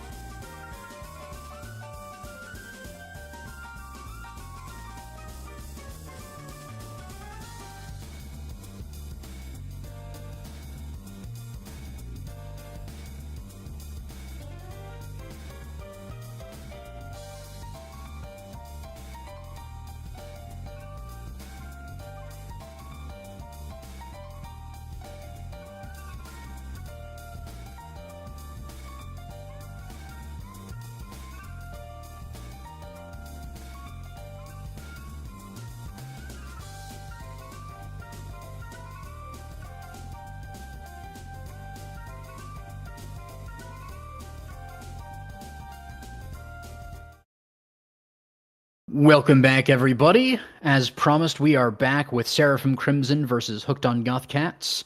It'll be a pretty fun match here, and I forgot to mention some of the stakes earlier, but this is potentially Master X Malachi graduating. I don't want to have too much pressure, but this could be the day that Master X Malachi finally passes school and gets kicked out of OSAS for being too good. Everything's on the line here. Malachi has done this for quite a while. He took a break. He's back now. He's got the renewed interest to finally put OSAS away. Back with his classic goalie Hugo. Back with newcomer midfield Pewis. I've casted their matches before, seen them cook up some beautiful culinary Omega Strikers, but I'll have to see if they've improved, and they're going to definitely have to because they are facing a pretty powerful team on the other side. Yeah, I've seen Feeding Kappa in the queues a few times. Has some pretty good moves there. Not going to spoil anything just yet, but do be on the lookout because some of the newer names you aren't as familiar with them. I'm not as familiar with them, but they do pack a bit of a punch. And from the little that I've seen of some of these players, it is going to be a bit of a match. So Master X Malachi will have to earn his graduation. No C's get degrees here. He's going to have to get that A. He's going to have to get that 4.0. So going to be interesting to see how this one goes. And starting off should be pretty fun to see, because every team has the different way that they approach games, especially on something like Night Market. Usually tends toward KOs, but sometimes teams just go full survivability, lock in that now Atlas. But it is going to instead be Recovery Drone, Spark a Focus start, instant Luna ban, instant IME ban, into X, and then almost Ember Monarchs. If you just look at the first half of the draft, it's the Ember Monarchs. You're just on different teams. X got a little confused. Yeah, I'm not surprised with the bans. Luna ban being taken away from Hugo. IME ban being taken away from Imperfections, I believe. Still, though, Hugo loves those ranged goalies. Probably going to be going through with the Finny, all things considered. On the other hand, Hooked on Goth Cats, I am not super familiar with what they're going to be running here, but I'm interested to see what it ends up being because their comp is pretty standard for the most part. We've seen some Era goalie here after the patch, maybe? It could well be. It could also be a little bit of Kai. And it is going to be that Kai with the mom boots. A little bit of fun on that one. You can really have a lot of forward pressure, but you do have to be careful because Kai is pretty squishy. So if Master X Malachi decides that you are going to die, then that is just that pretty much. Bull Rush, X Strike, and Kai really can't do too much about it. That's very true. But either way, Barrier already being taken down so quickly. Malachi doing what he knows, and that is some of that close range offense. But around that Finny secondary, the barrier already going down. One-on-one barriers yet again. Very classic scenario here. POS going to be trying to find chances to move it through, going to get them, but so quickly the core is being taken away by Kai, and I do not know why these name-offs are happening. It does happen from time to time, but that Arenado almost gets the goal. Giga as well, almost, but not quite enough. The Finny Tornado, geez. The Finny Big Finish is going to be enough to clear it for now. The triple take as well. A lot of good things happening here from Crimson team, geez. But so far, they haven't gotten that second barrier. Almost a goal, but with the speed from that now going to be enough to get it. The barrage from Kai clears the goal clears the core for now away from the barrier, but not quite enough. They're really throwing this one for a loop and throwing me for a loop, and there we go, finally goes in. Feeding Kappa is going to be the one to send it through that big finish. They almost got me. I was like, oh, it's going to go in here, it's going to go in here, it's going to hit the barrier there, and then every single time it didn't. So, but really back and forth, they're really nice to see. And Seraphim Crimson on the back foot starting out, even after getting that first barrier. Although, Kappa taking quite a bit of damage here, I definitely would recommend for Crimson's sake to try and take that Kazan out early, lose the recovery drone. Still though, Hugo going to have to play that 2v1, but even though the barrier's gone, P was helping out to avoid the goal with some great strike layering. Flip coming out here from Silverly. Malachi, with the help of the Peewis cannon off the secondary, is already grabbing the barrier. It's back to Peewis with the flip, and Malachi, great idea there to set up into the X secondary. Crimson showing why they are seasoned. Yeah, and I mean, Peewis being a great addition to this team, fitting right in there with that bit of team play was just immaculate from Seraphim. Crimson usually don't see that from a team together for the first time, but they are in the finals. They've had a little bit of time together to adjust, but even still, really nicely done. Gigablast comes out as well. They're trying to get it forward, but Hooked on Catgirl is just not finding what they did in that first time. But of course, last time it got sat on this one barrier for a long time, it did favor them in the long run. Fitting Kappa, though, very low on health. Potential kill angle here, and that is going to be the recovery drone going down. Still fairly early on in the set, at least one more goal to go. And almost the kill here. Great dodge there. Bellringer as well, going to be mitigated by that ultimate sort of smackdown. And the big finish, not enough to actually get it out. Oh, unfortunate by Yugo, but great find by Kappa there. Able to get it through and around the big finish. So close on that strike, but not close enough. Good take, though, on the recovery drone. As I said earlier, you really need that to be able to take Feeding Kappa out of the play for at least a little bit. And now Kazan having damage and Imperfections getting damage here is going to be so much more powerful for Seraphim Crimson. They're going to be trying to find these chances to move through, but so many projectiles coming out from Hooked that it means the plays are not being yet made. An amazing save there from the Finny ult is going to still lead to a barrier being taken out, but it's good to just throw it out there and try and prevent it. Feeding Kappa now looking really low. I'm just saying, Malachi, the kill is in your reach if you save the ult, at least for next time. An attempt there to take out Kappa by POS, not going to go through, but a good attempt nonetheless. Still, though, Feeding Kappa is going to be staying alive. Malachi focusing more on the goal here, but what does it matter? Severally with that great flip, but the red core speed going to be dribbling all around Night Market, a map there where it is important to rotate things around. Holding on to the flip means Yugo is going to be safe on defense for now, especially with P.was dropping back for that great assist there. And despite that, Hooked on Godcat still going to get some great chances to try and score here, but not quite enough due to the knockback from the Finny card. Yeah, you got to be careful of that Finny card. You also got to be careful of the core flip down to the bottom. And unfortunately, was just not expecting that one. Ran up to expecting it to go to the top, but that is going to be another 5th point set 1. We have been here before. We will likely be here again. It's probably going to be almost all night. We've been having some really good games, really close matches today. And I'm just here for it. Always down to see some more Omega Strikers. And a lot of dribbling around as well. Love to see the cycling. Love to see the teams kind of in control of this map, not making as many mistakes as we see generally at the beginning of the season. Once we get to this end of it and, seeing how the players have improved, one of the highlights of OSAS. I'm definitely going to want to see a kill here for the sake of Crimson. I mean, Kappa and Imperfections both looking really low. If you focus on that and push the power play, you can get so much out of it. P.was definitely looking for it with those now abilities. Yugo having to spend abilities to avoid the goal and is going to do so. Great last-second strike there. He was cutting the pass. Kappa is going to get a nice dribble off of that medium of the medium for Night Market. Avoid the Arenado. Going to do so all to strike Warwick. Kappa, again, staggered so much, but the Finny ult going to prevent anything crazy from happening. P.was just got to find a nice strike to Malachi or the kill. Something here. Kappa all alone again, ready to score, but not going to get the chance. The Kai Gigablast trying to red core, but Yugo is ready for the strike.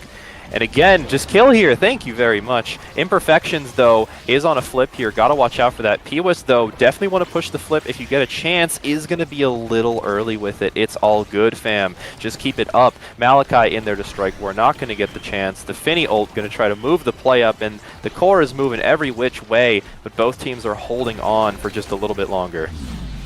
Oh, and again with the go to the bottom.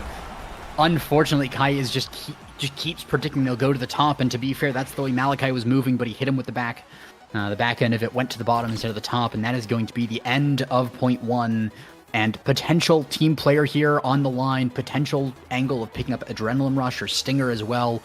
really decides how you're going to take this. Do you really want to lean all the way into the kill comp or kind of hedge your bets a little bit? Fireflight is really nice to deny the enemy midfield as well. Is going to be the Era pickup on that team player.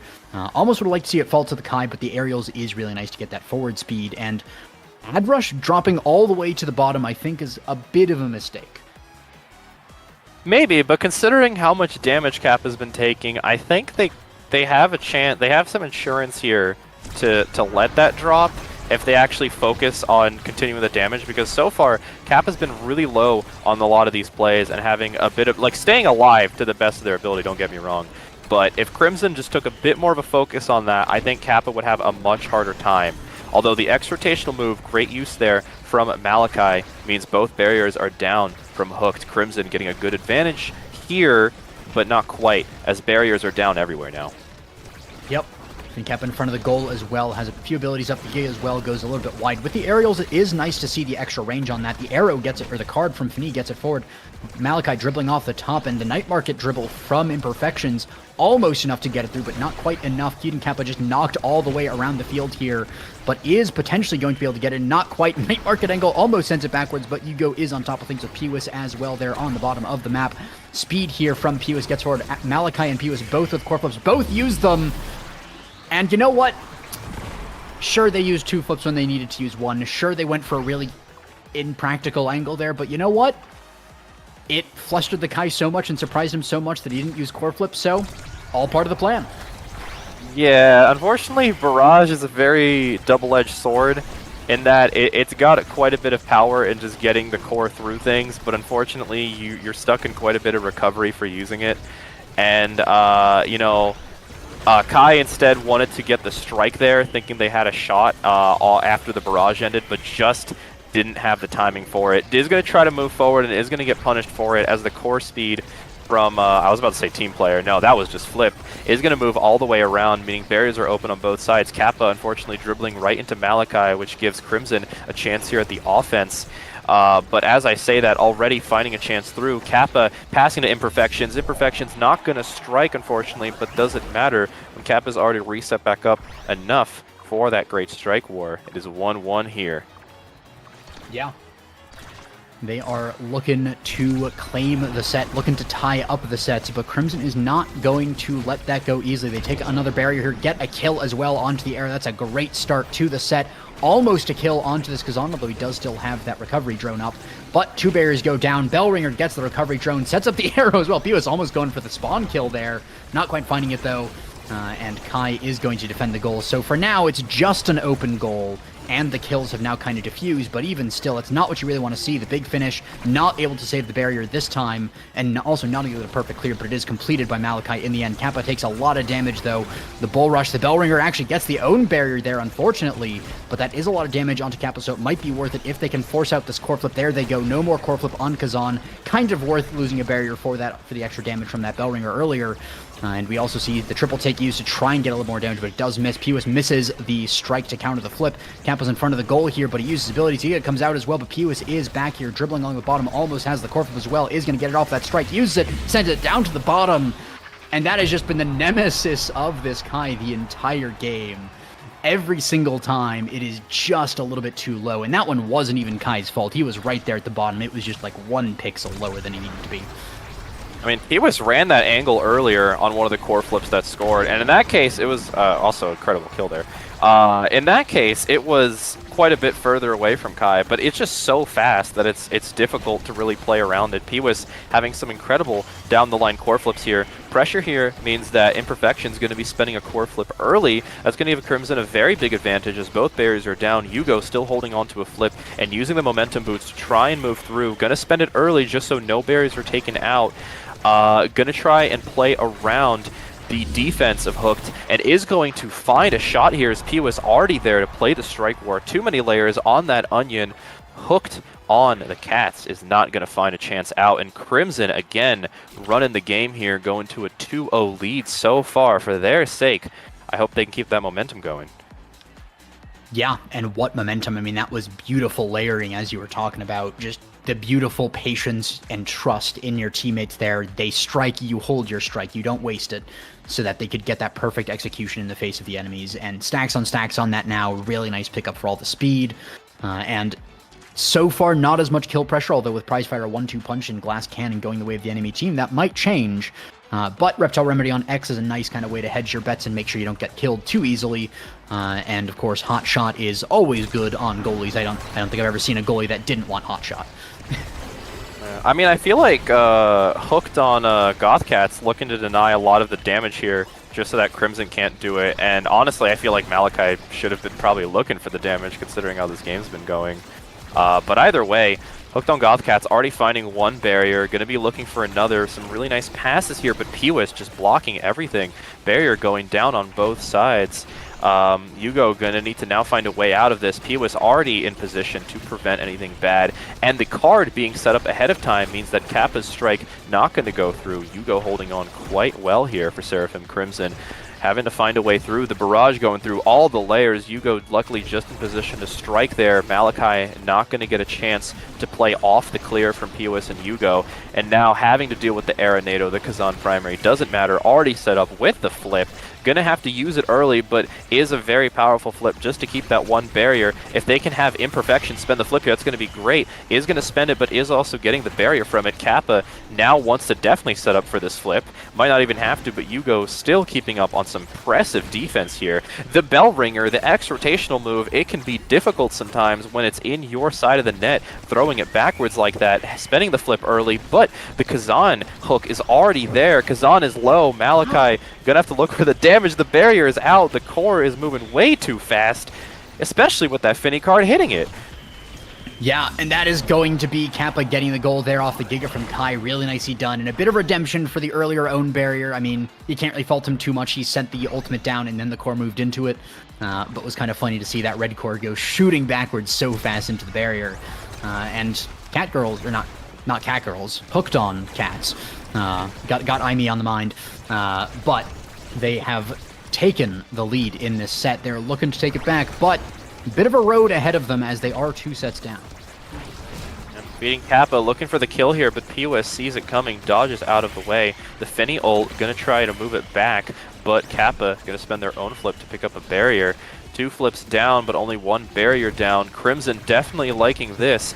Both barriers down, trying to put the pressure, but again, I mean the impressive layering here from Imperfections and Kai doing so much to prevent that play from working despite all the work Pewis and Malachi put into it. Imperfections and Kappa, though, looking pretty low. I mean, Pewis as well, but Malachi is already moving up with the flip. Kai is missing any cooldowns to prevent it. Not going to even be able to get the flip out. Crimson looking at a nice energy advantage going into this next game. Yeah, I mean, a full core flip and almost another one is just so much to get through, especially when... Oh, that's going to be the one core flip you use to get the first barrier, and a great triple take stops that from going very, very wrong. And the big finish as well gets night marked. A great core flip, though, from Yugo. Does have to spend the core flip, but does save the barriers. So, in the end, pretty worthwhile there, but only 1 barrier lead for 2 core flips is a pretty nice trade there. That Hooked on Cats is going to be taking advantage of here. They now have a bit of an energy lead themselves. The hook goes out with the strike, but it's a little bit too far away. Yugo is able to patiently wait that one out. A lot of damage, though, onto Feeding Cap, and we're talking about that a lot. If they can just get a little bit more damage, proc the recovery drone, they get a lot more just aggression, a lot more control over the map here. But Pewis managed to find that barrier on the bottom, says, doesn't matter if you're dead or alive, I will be scoring with Malachi's help there. Great strike wars there from Malachi to finish that out, and the setup from Pewis was just amazing. Crimson's scaling really nice here, keeping up the momentum, already 1 point away from taking the first win. Malachi's definitely got to be happy about that. Moving up here, gonna get a nice clear out to Kappa, who's gonna try to move it through, but not gonna get too much of a chance, although as I say, that Imperfection spending the flip, and that is gonna lead to a goal being taken. Malachi starting to drop back. I'm liking what I'm seeing. Gonna use the X rotational move to move it through. Gonna pick up a barrier thanks to that. Kappa, again, taking so much damage from everything going on, but is gonna hold on for just a bit longer, even almost picking up a barrier. Not almost, actually is. The barrier is gone. Kappa might also be gone, but not quite. Malachi wanting to spend the flip, not going to land it for the kill, and that is going to put Kappa in a great position there to move that core along. Choo-choo, the train is incoming, and Yugo is not there to stop it from crashing into the station. Yeah, I mean, what a play there by Kappa to stay alive, to stay forward, just confidently staying there. But great cards from Yugo does mean that a barrier is taken 2 here for Seraphim Crimson. This is the potential to send it to the next game to say goodbye Night Market on this one, but Kappa's not going to let them do that too easily. Takes a barrier there, card comes out, hits Era.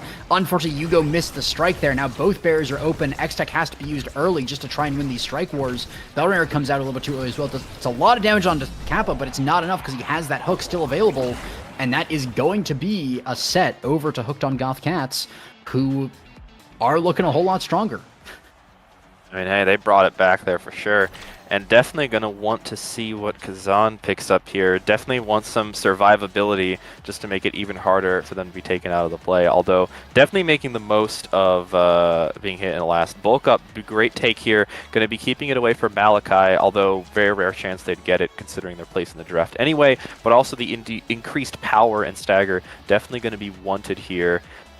P-Wiz spark scaling, Yugo spark scaling. I believe... the last one. Agility is still in the draft here, so if we somehow do get to a set 5, in the case of Crimson at least, definitely going to want to watch out for the triple spark, because you're going to have to deny it from 2 players now. Yeah. Ooh, also getting denied is just Era in general. Great pickup there by Malachi. Hook is, or Hook, not... Keep saying Hook, but it's card this time on the Fini, but that's going to be a barrier going down at the very end of all of that. But you see also Yugo playing up a lot with this extra speed with the, Mom Boots and Fight or Flight combo. Just really nice to be able to play up like that. But Kappa's taking advantage of any slight misposition there, able to find the barrier off of Yugo. Strike War against the card is really nice. The ultimate from Kappa as well finds the other barrier, and that's finally the open goal here.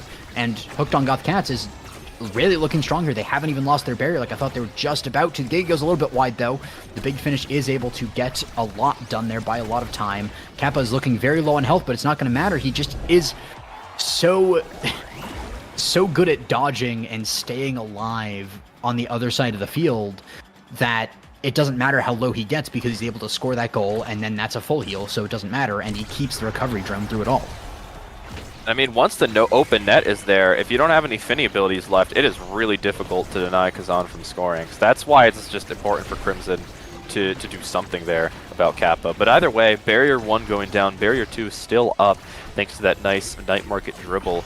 Yugo going to try to find a way out here, almost doing so. The barrage so close to taking that barrier. The strike just coming back in cooldown means that Yugo holding on to that barrier. Hooked on Goth Cats, still keeping both barriers though. Really nice advantage for them on top of the core flips that both Imperfections and Kai are holding on.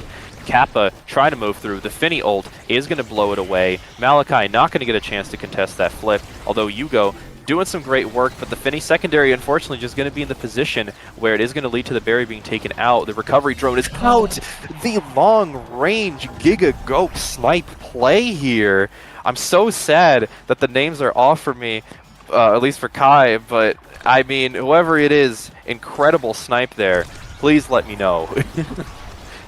Yeah, that was a really nice Giga Blast there, and just a good read as well before that. So, beautiful setup there, but the recovery drone is off of Kazan, so that's an angle to actually get kills and make something of that. Might see a little bit more aggression here from Seraphim Crimson, having identified that now. And they only need to win the 3 goals here. They don't need to do an entire climb after this, but if this next goal gets scored, then that's still an entire other set that has to be gotten, but it's a great way to start that climb if you kill that X. Take away his recovery drone, so now he's a little bit weaker as well. Feeding Kappa very low on health, but we've seen this before. The Giga as well, not getting too much done. The card does a lot of damage. The triple take as well comes out. The Witching Beam into the Kazan ultimate there as well, but it's great defense from P-Wiz and Yugo combined. They're able to get it around this Kazan, and Kazan is looking a little low, and Malachi is sensing blood in the water, uses the X ultimate, but great dash, but the speed gate pickup means that he can keep chasing, but at the end of the X ultimate, the Kazan is still alive. The barrier is still up, and Kazan is in front of this goal again with abilities up, but it's not enough The core flip sends Kazan careening away, but not quite enough to get the kill just yet. And now he's not staggered anymore. Kappa running forward, uses the Julie Heart as a distraction, but it's not quite enough this time. The core flip comes out and all the way through. Great find by Imperfections. Dang, the Julie Hart tech, it works all the time, 100% of the time. Either way, though, good job on Imperfections to use the space to run up there with the flip, and good job on Kappa to not immediately make a play there, knowing that not only are they low on stagger, but also they want to build that space for Imperfections to run up on that. All in all, just really nice team synergy there for Hooked on Gothcats. Malachi definitely looking to take it back here, does not want the reverse sweep to happen. Crimson going to be picking up that third spark thanks to Yugo, and that means the whole team now has some nice agility and cooldown reduction. Very powerful, on top of Malachi picking up spec training. Again, if Crimson pivots a bit more into kills here than they have been, I could see this swinging either which way, but I mean, Cap has been doing such an incredible job staying alive despite everything that that might not even really be the moneymaker anyway. Yeah, but you say that and then immediately takes a lot of damage, uses the Kazan Sweat, or the Kazan Raining emote, kind of both, and is still alive for now, but that might change, or the barriers might change, either or. The Bell Ringer is used, and the one thing that Crimson has been kind of doing a little bit of a bad job on is focusing this Kazan, because they get the barriers, but now Kazan is almost full HP again. He's able to get back in the game. The recovery drone has not been popped, and the goal also isn't scored. Unfortunate, they traded the almost kill on Kazan, a lot of pressure, and they don't get the goal for it, which would have been completely fine if they do, but now they don't even have the setup for future sets off of getting that recovery drone cleared away, and there they go. Great combo in the end, the card into the now arrow. All is forgiven. Kappa has been cleared away from that recovery drone. This next death is the final one for the rest of this game, because this is the last set. Either way, Malachi looking very strong on the other side, doing a lot of damage, getting the kill flip onto the enemy goalie. Kappa doing what he can to survive, but the core flip out of both Now and Era. Both are used. Yugo still has it. The Era NATO comes out, but unfortunately, it's actually a great angle from Imperfections on the clear, gets a barrier, but in the end, it's going to be the return that goes into the goal just as Kai is coming back. And finally, Sarah from Crimson finds the kill onto this very slippery Kazan, gets the recovery drone off, and actually secures the kill onto the Kai goalie, and they finally discovered the wonders of the kill comp. Yeah, I mean, high-level play there from Yugo and Pewis to not let Imperfections shot deviate from its course, knowing clearly that it would bounce off of Yugo's final barrier and into the goal of Hooked on Gothcats. Oh, the unfortunate setup of the earlier card means that Yugo, in attempting to strike away, is going to get second hit by the card. It's going to go right back to feeding Kappa with a ton of speed. And, well, they've got the reactions to pick it up, meaning we are back to a quick 1-1 here, despite everything. It might be a 5th set, and this is still, mind you, only game 1, so we still have at least one more game after this one if it doesn't go to the full best of 3. That is going to be kill onto Pewis, and Hooked on Gothcats looking pretty strong here, but the core flip is diffused. A lot of damage is coming out here from the X. The Bell Ringer finds Kappa, a lot of damage. The Giga Blast, though, finds a barrier, and that is going to be X kind of ricocheting around a little bit, but the recovery drone is now popped. That is going to be a lot of damage. Again, the barrage from this Kai, it's playing super far up. The Era NATO as well comes up. The core flip from both Kai and Era with the Bewitching Beam as well, and Yugo was a little bit too far up there. Pewis clearing back into the opponents, apologized for it, but that's such a tight moment. You really just are trying to clear any which way you can after 2 core flips, and you're not expecting the Bewitching Beam after that. I mean, not only is Kappa staying alive despite all this damage, but also happened to not only kill Pewis, but also later take away Malachi's recovery drone. Crimson already set up, almost getting a double barrier, but not quite picking it up. Kappa already in position, great strike where there. Yugo gonna avoid even one barrier being taken. Pewis moving it up to Malachi, the Bell Ringer gonna dribble it, not in the best way, but Malachi already has the flip to move it through. Yugo taking the aggression to move it up for their team. Not going to find a barrier yet, but with Kai taking so much damage and Malachi having the X ult out, means that Kai is out of the game. Pewis unfortunately going to be wasting the flip, and Kappa and Imperfections doing their best to hold on. The goal is not taken yet, but with Malachi, everyone's going away. It's just so much brawling. You have earlier it was your forward brawling the enemy forward in your goal box while he's brawling you, and it's just a nightmare for the goalie altogether. But the goal is still somehow kept alive, and that one bear, two bears get found by Kappa, and this next goal, if Cats find it, is the end of game one. But it's instead going to be Peewis picking it up after a pass from Malachi, and ladies and gentlemen, it's another 5th point, 5th set. So Goodness. Rest in peace, my sleep. But also, amazing Omega Striker, so I really can't complain about it. Kappa finds a nice angle off the middle there with imperfections as well. The arrow from Peewis not enough with the great barrage there from the Kai. And Peewis as well is sending it backwards with that secondary to try and get it past this midfield. They finally do. The barrier goes down, unfortunately. Missed strike from Kai. Kappa as well, not having too many abilities left, had to use them all just to try to get it through, but there was nothing left. Finally, the barrier goes down, but so much damage coming here onto the hooked on Goth girl.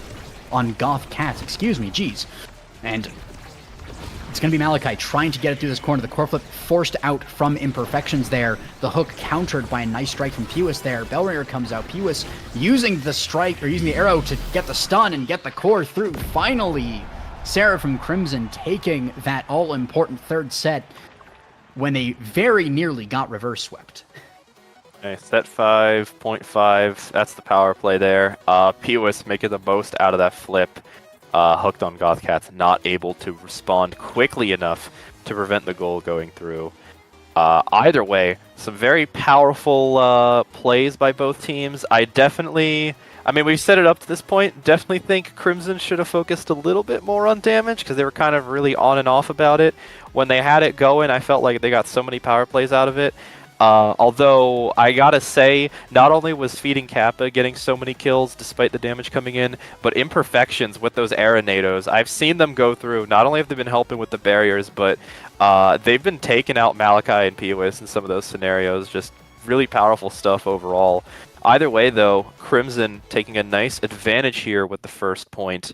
As Severa, Kappa, and Imperfections are going to be looking to swing it back in their favor here. I could be excited to see a Game 3, but for Crimson's sake, they're going to want to try to put it away. Yeah, and for the sake of my sleep schedule as well, I am hoping that Crimson wins this and makes it a 2 out of 3. But also, I do kind of want to see some more, so there is no complaints if it goes to Game 3. So, hooked on Goth Cats, if I actually finally say the name correct for once. If they can take us to a Game 3, then that would be pretty sick. Hey, names are hard, I feel ya. Either way, though, I hope we get to see some more different maps. We'd already seen 3 in a row, which I'm happy we haven't seen any repeats yet. But there aren't too many maps left in the pool that we haven't seen, so I do have a feeling we might be going back to something we've played before, but who knows? Maybe one of these teams wants to play IMEZAP. I don't know. It could happen. I'm a fan of IMEZAP. I do like locking in that Rasmus goalie. It's always a little bit of fun. For me, not for anyone else, but it's fun for me, and that's all that matters. As a goalie main, kill enemies, munch orbs, and if I have time to defend the goal, then that's just how you play IMEZAP. But Psycho Temple, honestly, kind of similar. Just bounce it off the drums and have some fun. If you happen to defend the goal, all for the better.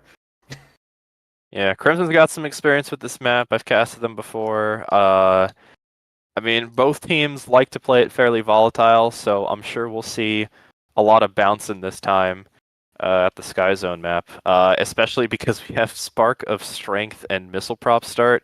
Yugo definitely eyeing that Missile Prop with the ranged goalies, and everyone else definitely looking either for some of that projectile damage or just to start Spark scaling early. The Awakenings are going to make or break this game, I feel, in a lot of ways. Yeah, there's a lot of stuff that you can flex around with it, and, you generally want to have at least one member that has sparks so you can deny it from opponents at the very least. But potentially just stacking 3 missile prop champs or strikers is another way to go, to just make full advantage of the one Awakening, say, yeah, sure, sparks are fine. We'll let them have sparks, or we'll deny them later and take a little bit of a cut on it, but potentially, something like or Mako on the goalie can make so much use of that missile prop, and then you go to something like Estelle midfield, you go to something like even Asher on the forward, kind of, you generally want to take strength, but you can kind of catch people off guard with the missile prop sometimes. I think Drakkar is probably a bit of a better option before I yap myself into a corner. But there's just so many ways that you can play a comp like this, play a comp based on awakenings like this, that it's going to be interesting to see how they go. And, Nina even mentioned Dubu with missile prop.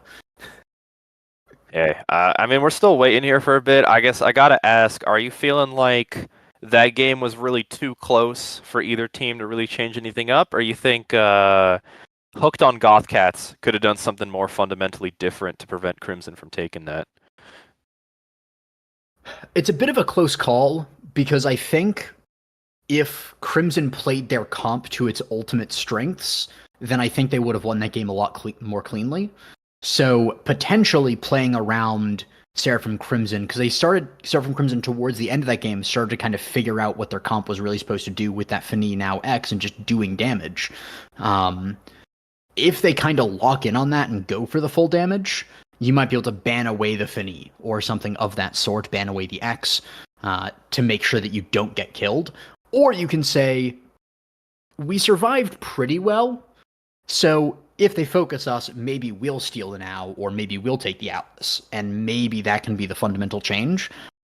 The other option is just to play it back, because I think there's a fair chance that they can run it back.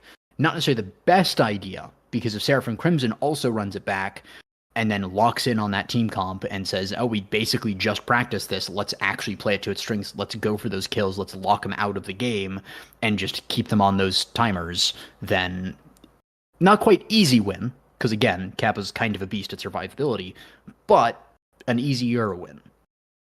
Very apt analysis, I must say. Yeah, Malachi, one game away from graduating. Crimson, I can tell, is definitely excited to finally make the most of this OSAS. I forget the count on how many Malachi has entered, but I know it's been quite a few. I've heard him talk about it. He wants to set the legacy aside. He wants to put the end to this story. So again, Crimson kind of has everything invested in this game. But hey, for the admittedly, I'm a little biased considering I'm friends with Malachi. But hey, for the sake of Hooked on Gothcats, they might have to end some dreams here if they want to take this. Yeah. And also for the count, I believe Malachi has been in every single OSAS, making this his 11th out of 11. And so putting an end to that would be quite the end of the story, the end of the legacy. Would love to see him go all the way to first place, though of course that would mean going through both Chikara Fantasy and Laggin' Laggers to get that, so it would be a brutal climb. But we've been seeing them do a lot of good stuff here, so there is a chance. There is a chance that Malachi wins this game. Right? I want to give credit to the entire team. Seraphim Crimson wins this game, where it's not just about Malachi. Yugo's also been there pretty much every step of the way. Pewis, new addition, but still has been in the community for a while. So, for Seraphim Crimson to take the game, to beat Chikara Fantasy, and to beat the Laggin' Laggers, there's a chance. Would go but hard. In the way of that, we've seen some crazy Giga Blasts from Severa Lindis. We have seen some survivability out of nowhere, really, from feeding Kappa 1-2-3. And BST Imperfections has been so good with so many passes, the era setups, just so good at playing with the team in so many ways. So they have the opportunity to go all the way to the grand finals, all the way through bracket reset, with the next set of casters staying to midnight or even past that. But it's not going to be an easy journey starting from now, even. And I'll tell you this much, we might be staying to midnight depending on how long they take to draft, because no clue what they're running yet. Still waiting. I mean, I get it. This is a powerful match for both teams. They've got a lot on the line. They've got a lot to cook up. The best recipes out there, they take time. But we're still going to be waiting for just a moment, unfortunately.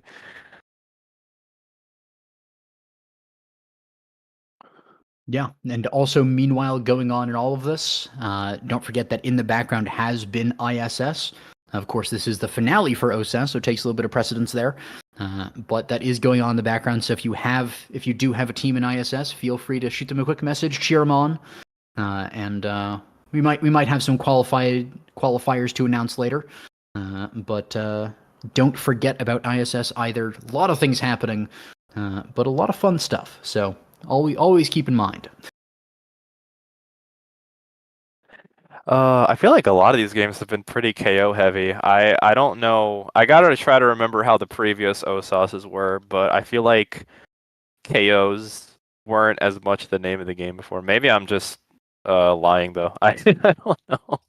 But like I don't know. I feel like all the teams now are just going for so much in terms of both how volatile the maps are and how much damage you can really stack. I mean, even with the nerfs this past patch, there's just a lot you can do with the right comps. Yeah.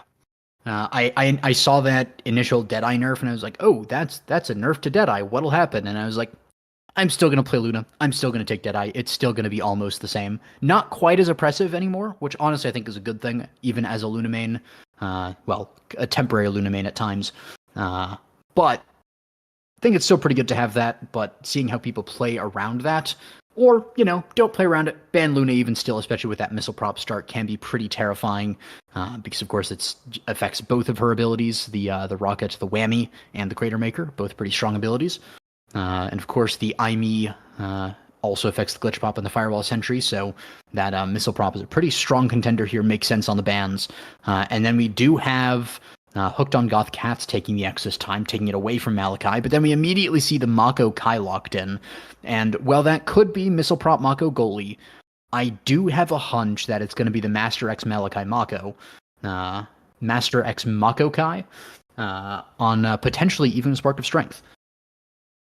It's definitely Malachi Mako. I've seen him play it on forward way too many times, and Yugo doesn't really play Mako as far as I've seen. Although I'm curious if Yugo's gonna bring up the Finny again. I mean, it was definitely pretty strong with some of those abilities earlier.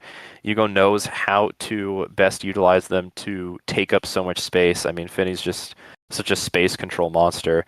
And on a map like Taiko, where there is a big drum in the middle, that's going to be very powerful. Although you have to watch out for the corner offense.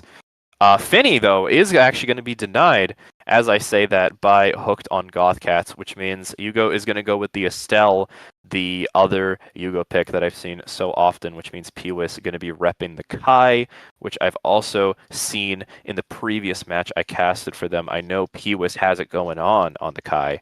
All in all, pretty classic picks from there. Hooked definitely looking to deny a lot from Crimson, both with the actual bans, but also the picks here. Malachi now not going to get as much of a chance to kill. Mako can do it, but just doesn't really have as much of that stopping power outside of how many abilities Mako has. And now Yugo going to have to work a bit harder now that you don't have that space control on Crimson's side. Yeah, but you do, of course, still have the option of controlling the core, so not too bad of a pickup there. And of course, you go on that still pretty strong. So interesting to see how they're going to play this one out. We're going to see, of course, the official picks here, but I think you're right on the money. It's almost definitely going to be the Kai Mako forward with that Estelle on the goalie. Seeing Yugo on the Mako would be shocking. And of course, it could also be an Era flex to goalie, but I think it's also going to be Severa Lindis. Now with name on in the Finny goalie. Pretty standard there, I think, on kind of both sides. I think the most sort of weird pick here is probably going to be that Mako forward, but it's Malachi, and he's been around for a while. We've seen it a few times, so should be... I'd call it standard enough, especially for Seraphim Crimson. Yeah, no, once Malachi gets it started, Mako has quite a bit of offensive pressure, especially once you start landing those ults. It's pretty hard to counter them unless you can keep the core outside of them.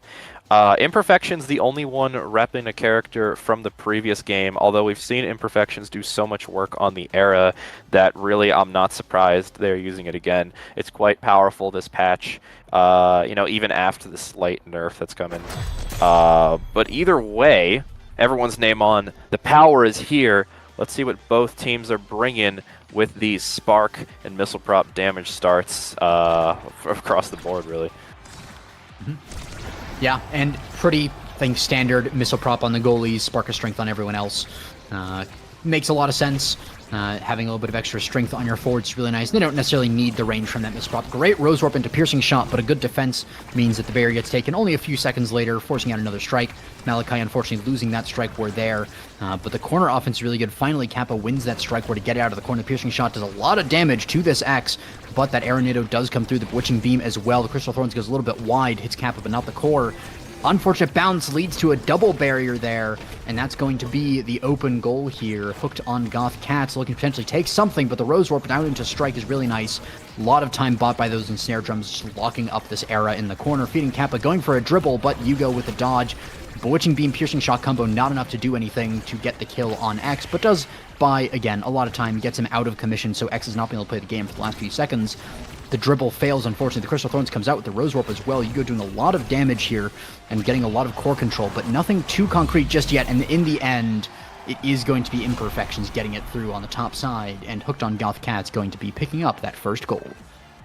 I mean, Kappa, the low stagger hero, taking being the sentinel of the team, taking all that damage, all those abilities, and yet just holding on to life barely. It's gonna, well, I suppose I might have jinxed it. Feeding Kappa, taken out of the game. Malachi has a flip here. Gotta be careful. The Rose Warp to try and move it all around. Severa, unfortunately, not going to be in a good position to deny that. Malachi moving with the flip, and even going to take Lindis' flip away. And, you know, as soon as the round started, Crimson already getting it started, moving everything forward. They do not want the momentum to shift quickly enough for Hooked on Goth Cats. Yeah, and that's one of the big things that we've been seeing a lot of is Seraphim Crimson is great at momentum. They're great at those quick goals. Oh, unfortunately, Lindis misses the flip, and that's an open goal, and that's a lot of momentum going over to Crimson, but it's not quite enough. The goal is not scored just yet. Pass from Malachi over to P with the barrage as well, but it goes around. Great clear by Lindis, and the Bell Ringer into a great bounce finds one barrier, almost two, but core flip from Yugo is going to keep things going. The Rose Warp gets it up to Malachi. Down pass from Kai. Perfectly done by Seraphim Crimson. The pass up makes them bunch up around the Kai, and then Kai just passes right back down. Well played. Oh yeah, I mean, Imperfections almost cutting the pass there, but just not quick enough. Malachi getting a really nice strike in there. Already trying to move it up, but not going to get much of a chance to. Imperfections, great pass, but not just quite going to find it. Piwas going to also cut that pass there very well. Lindis, an amazing out clear to the bottom here, is going to move it past all the Rose Thorns and other abilities going through. But as I say that, Yugo is already getting a chance to grab it out of there. Piwas trying to move it through. Malachi charging the menacing Mako primary and the ult coming through, but it doesn't matter as the core is already out of there thanks to Lindis and Imperfections. Malachi, though, now the one looking on the receiving end, and I mean, yo, that incredible Giga Blast there. Piwas now taking on the mantle of Giga Goat after Lindis used the ability of it in the previous game. A great snipe there to take the barrier means that Crimson, with one barrier left, going to be looking to score. Piwas with the flip, going to try to find the pass, but isn't going to grab it. Malachi is now the low stagger hero, trying to move on. The Giga Goat play almost making it at the very least, is going to grab a flip, but Imperfections already in a beautiful position to throw Malachi into the ether. Piwas going to try to make a solo play. The Rose Thorn's going to keep it up, but not quite enough. Unfortunately for Yugo, is going to miss the strike there. Now having to deal with the Finny ult, but is going to use a great strike war here. Malachi and Piwas getting a really nice chance at a 2v1, and Piwas already in position to strike it through that Finny secondary, not quite fast enough, and Crimson is grabbing a nice 3-1 game lead here. Yeah. Really nice play and a little unfortunate on that triple take. Just a little bit too late on it, unfortunately. But some good stuff available here for the Estelle 1-2 punch, personal favorite of mine, but Twin Drive as well. I'm usually not a fan of the style with the eject button, but Yugo has been a fan of that eject button Estelle since basically eject button existed, and Twin Drive is a pretty nice addition to that. Just more cooldown reduction, more secondaries, just a really solid ability on that Estelle. And it is going to mean that actually, weirdly enough, it's going to be the Kai 1-2 punch, which I'm not as familiar with, but I can kind of see it. You know, Barrage is really nice because you get the multiple hits. Barrage into Giga Blast, another option potentially.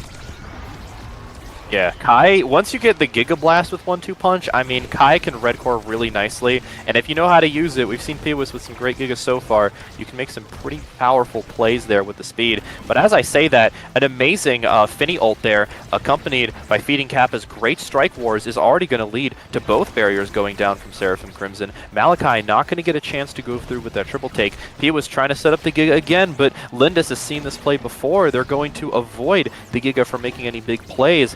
Now Imperfections and Lindis going to have to try and find a way out, but not going to be able to. Piwis already there moving in for the goal, trying to move it up. Piwis already in position, but that triple take and Imperfections being there are just going to move it out of reach from Piwis to try and take that goal. Malachi not in position to grab it, but is going to get a great pass from Piwis, trying to dribble around, but Imperfections already there to layer. Kappa not going to get a chance to score either due to the Rose Thorns. Linda still sitting on a flip, and with Malachi so low on health, is going to avoid dying, but I mean, Kappa is on their trail. Honestly, they could have flipped there. Whoa, what an impressive teleport, but now you have to dodge strike to avoid that. Malachi is dead though, and Kappa in the perfect position, despite everything, to grab that core. Yeah, was a great defense by Hugo, but unfortunately, there was just rebound after rebound caught by Hooked on Goth Cats, and they just were not able, or Hugo was just not able to get the final clear to get it past this X, who didn't even have to use Core Flip. Great self-pass by Severa Lindis as well, and just really good back and forth from the teams, really making use of the strengths of their characters. Feeding Kappa as well, just striking in there, not even needing to use the X-Tech on it either. Great dodge as well from Hugo, and Snare Drums comes out of here, gets one barrier, and a lot of damage and a kill onto Malachi as well. Almost got saved by that last drum, but unfortunately did end up dying there, and that is two barriers as well. Rose Orb used to try and kill Kappa there, but he doesn't go down that easy. It's going to be the Crystal Thorns that gets it, bouncing him off that middle drum. You have to be very careful on this map, of course. The middle is not safe. Ooh, a little bit too early from Piwis as well. Unfortunately, rushed it out and didn't get the connection. Now X is back on the field. They're trying to get the connection through. Feeding Kappa, though, is going to win the strike war. The pass right through X. He was not expecting it at all. Malachi used the Mako pass there. Doesn't get much done with it. Piercing shot gets it through, but Bellringer does get a little bit done. Dribbles it off the middle there. Giga Blast goes a little bit wide. The Bull Rush countered by a Rose Orb really nicely. Triple take is used as well. Strike shot as well from downtown, but the X Maximus doesn't get anything done either. Crystal Thorns, so many strikes as well. It's right in front of the goal, but it's just not going in as well. Barrage to counter the big finish. Going down to the bottom here. Triple take down on the bottom yet again. Bull Rush comes out. Hugo with the Rose Warp, but in the end, it's a strike from Feeding Kappa, who is going to put it in 2-0 lead for Hooked on Goth Cats. I mean, both teams have such great ability uses there, but Hooked on Goth Cats really making use of the space control from both Finny and Era to do so much there at denying the core from ever really moving up and giving Crimson a chance to score, and just giving so many really nice setups for Kappa to play the strike war. And once Estelle is out of those abilities to move the core away from forwards like X, it becomes really difficult to set up. Malachi, though, low on stagger but not low on funds, going to be cashing out here. The flip, going to grab a barrier, but Kappa doing the same, although with quite a bit more stagger. Malachi back on the side of Crimson. Piwis and Malachi both so low. Dodge strike not enough to prevent Kappa from scoring, and the momentum shifts yet again as a great 3-0 victory for Hooked on Goth Cats has been showcased. And if I'm not mistaken, that might be the first 3-0 we've seen today. Incredible by Hooked on Goth Cats there to sweep that set away. Hot shot on the Fanny is going to be really nice. Generally, a lot of people like the speed on it, but with this build, especially on several Lindis, really going for the cards more than anything else. That's going to be so nice for the resets. We do see the fighter flight on this Estelle, a lot of nice speed on that one, and that's been one of the weaknesses of the Estelle in some cases, being a little out of position, but that'll help mitigate that a lot. Steals it away from the Era as well, but among Titans falling to this Era and letting the X get really supersized off of that and the Bewitching Beam, and also picking up the recovery drone, and I mean, we've seen Feeding Kappa on the recovery drone before, and it did not really go well for Seraphim Crimson for most of that game. You know, I mean, where are the sparks, though? No, 2 drafts now, none of the sparks have shown up, which is kind of wild. Either way, though, Malachi trying to set up, not going to get a chance to. The core moving in such a fun direction. The triple take getting its last hitbox out there means that, unfortunately, for Crimson, both barriers are down. Malachi dropping back, finding a pass up to Piwis, the Giga Goat play, but Lindis is already there to prevent that from going anywhere. Kappa getting sniped away from being able to strike war off the secondary, and Piwis and Malachi again setting up to move it forward, but they don't really have any way yet to set up into actual offensive pressure just because they both had to go back. The core speed, though, enough as Malachi, saved by the drum, is going to grab one of the barriers. Lindis already very close to flip, but so is Malachi, and Hugo, unfortunately, going to be falling prey to Kappa's incredible play there, as the goal is so effortlessly taken with no abilities to contest. Yeah, and it really showcases one of the weaknesses of the Seraphim Crimson comp that, yeah, Mako's great as a forward if you're in their face, but if you're having to run around, she's not really that mobile. She makes other people mobile, but herself is very slow. And then with the Estelle, great forward offensive kind of range skirmishing goalie that can do a lot from a long ways away, but if you get in the face of that Estelle, it's a lot harder to hold on, and to Hugo's credit, the Rose Orbs have been immaculate, but you only have so many of those, even with Twin Drive. And we see Piwis also having to use a lot, but the piercing shot goes a little bit wide. It's not really meant to be a melee ability. And so in the end, it's going to go down. Imperfections on the bottom here with the core flip, going to send it up to the top near feeding Kappa, but the piercing shot does get the clear that time. And the big finish doesn't get too much done, gets it forward, but nothing else is accomplished with that. Kappa's very low on health, but does still have recovery drone, even if the Seraphim Crimson team is able to get stuff done, but picks up a health orb, is almost back out of the stagger zone there, and right as he gets out of stagger, the Rose Orb is used. Unfortunate from Yuga, they're not getting a kill, and Snare Drum setup not perfect, was a little bit slow on the pass, a little bit slow on the communication. That's going to pass over to Feeding Kappa, who sends it forward, and I gotta say, Hooked on Goth Cats is looking very strong in this game. So many really good setups, so many preventions from Crimson to outclear and actually begin their offense. I mean, they showed what Crimson can do once they're on the offense at, well, okay, I don't even have to tell you that. I mean, you seen that double barrier? Malachi, very impressive strike, almost even a Gigo play, but who needs the Gigo play when Piwis is already set up with the barrage? Crimson only needs 13 seconds to show how it's done. They've been on this road before, and their journey is not over yet.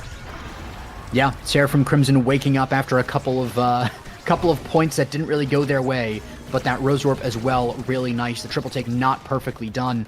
Can Seraphim Crimson take advantage of this? So the Bell Rush comes out, and the core stalls in the midfield. Strike shot goes wide. Malachi takes up the first barrier. The second one with the Ensnare Drum secured as well. The core flip comes out. Aeronado goes wide, but the big finish is really nice from Several Lindis. But great defense from Hugo, and the cut by Malachi right behind Imperfections. Not expected by Several Lindis, who gets a little scared by that and uses the do-boo. And just what a acceleration of a point. Seraphim Crimson going from very long points where it's just a bit of a slog to just point, back and forth. They are really just exploding in this set. Yeah, Crimson's the type of team that wants to make big plays and make them quickly. Feeding Kappa and Malachi both very low, but Feeding Kappa already in position with the flip after that incredible flip from Imperfections to grab the double barrier means that Hugo, unfortunately, not going to have a lot of chances to avoid a goal here. And I mean, I guess they learned a lesson from Crimson there. Hooked on Gothcats making such a fast play there. They saw the momentum, they took it for themselves instead, and that's going to be a very powerful take as they get 2 games here against the 1 Seraphim Crimson. And that is the first spark as well, but bulk up going the way of that X does not spell good things for Seraphim Crimson there.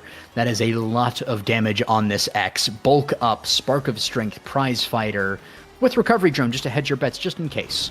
So, brutal draft for Seraphim Crimson there, but Stinger onto Kai is really nice. Spark of Focus on Estelle, cooldown Estelle just in general, amazing.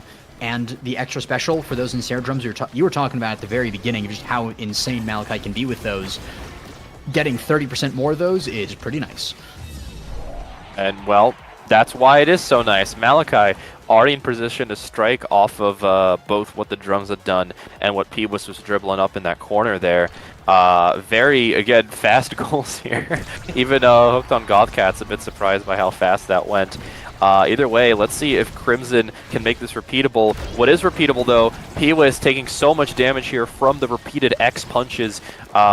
Malachi taking a bit of damage from the card. On top of that, the barrier going down. Yugo running low on abilities and life as Yugo is out of the game for a bit. Malachi definitely wants to try and hold this core up there as long as possible. Not going to get a chance to. P.W.I.S. spending those abilities a little too early, going for the kill. Malachi is going to choose to flip here, is going to be able to prevent the double power play, but the single power play is still in effect, and who even needs flip? The X dash is your friend, and Kappa is good friends with the X dash.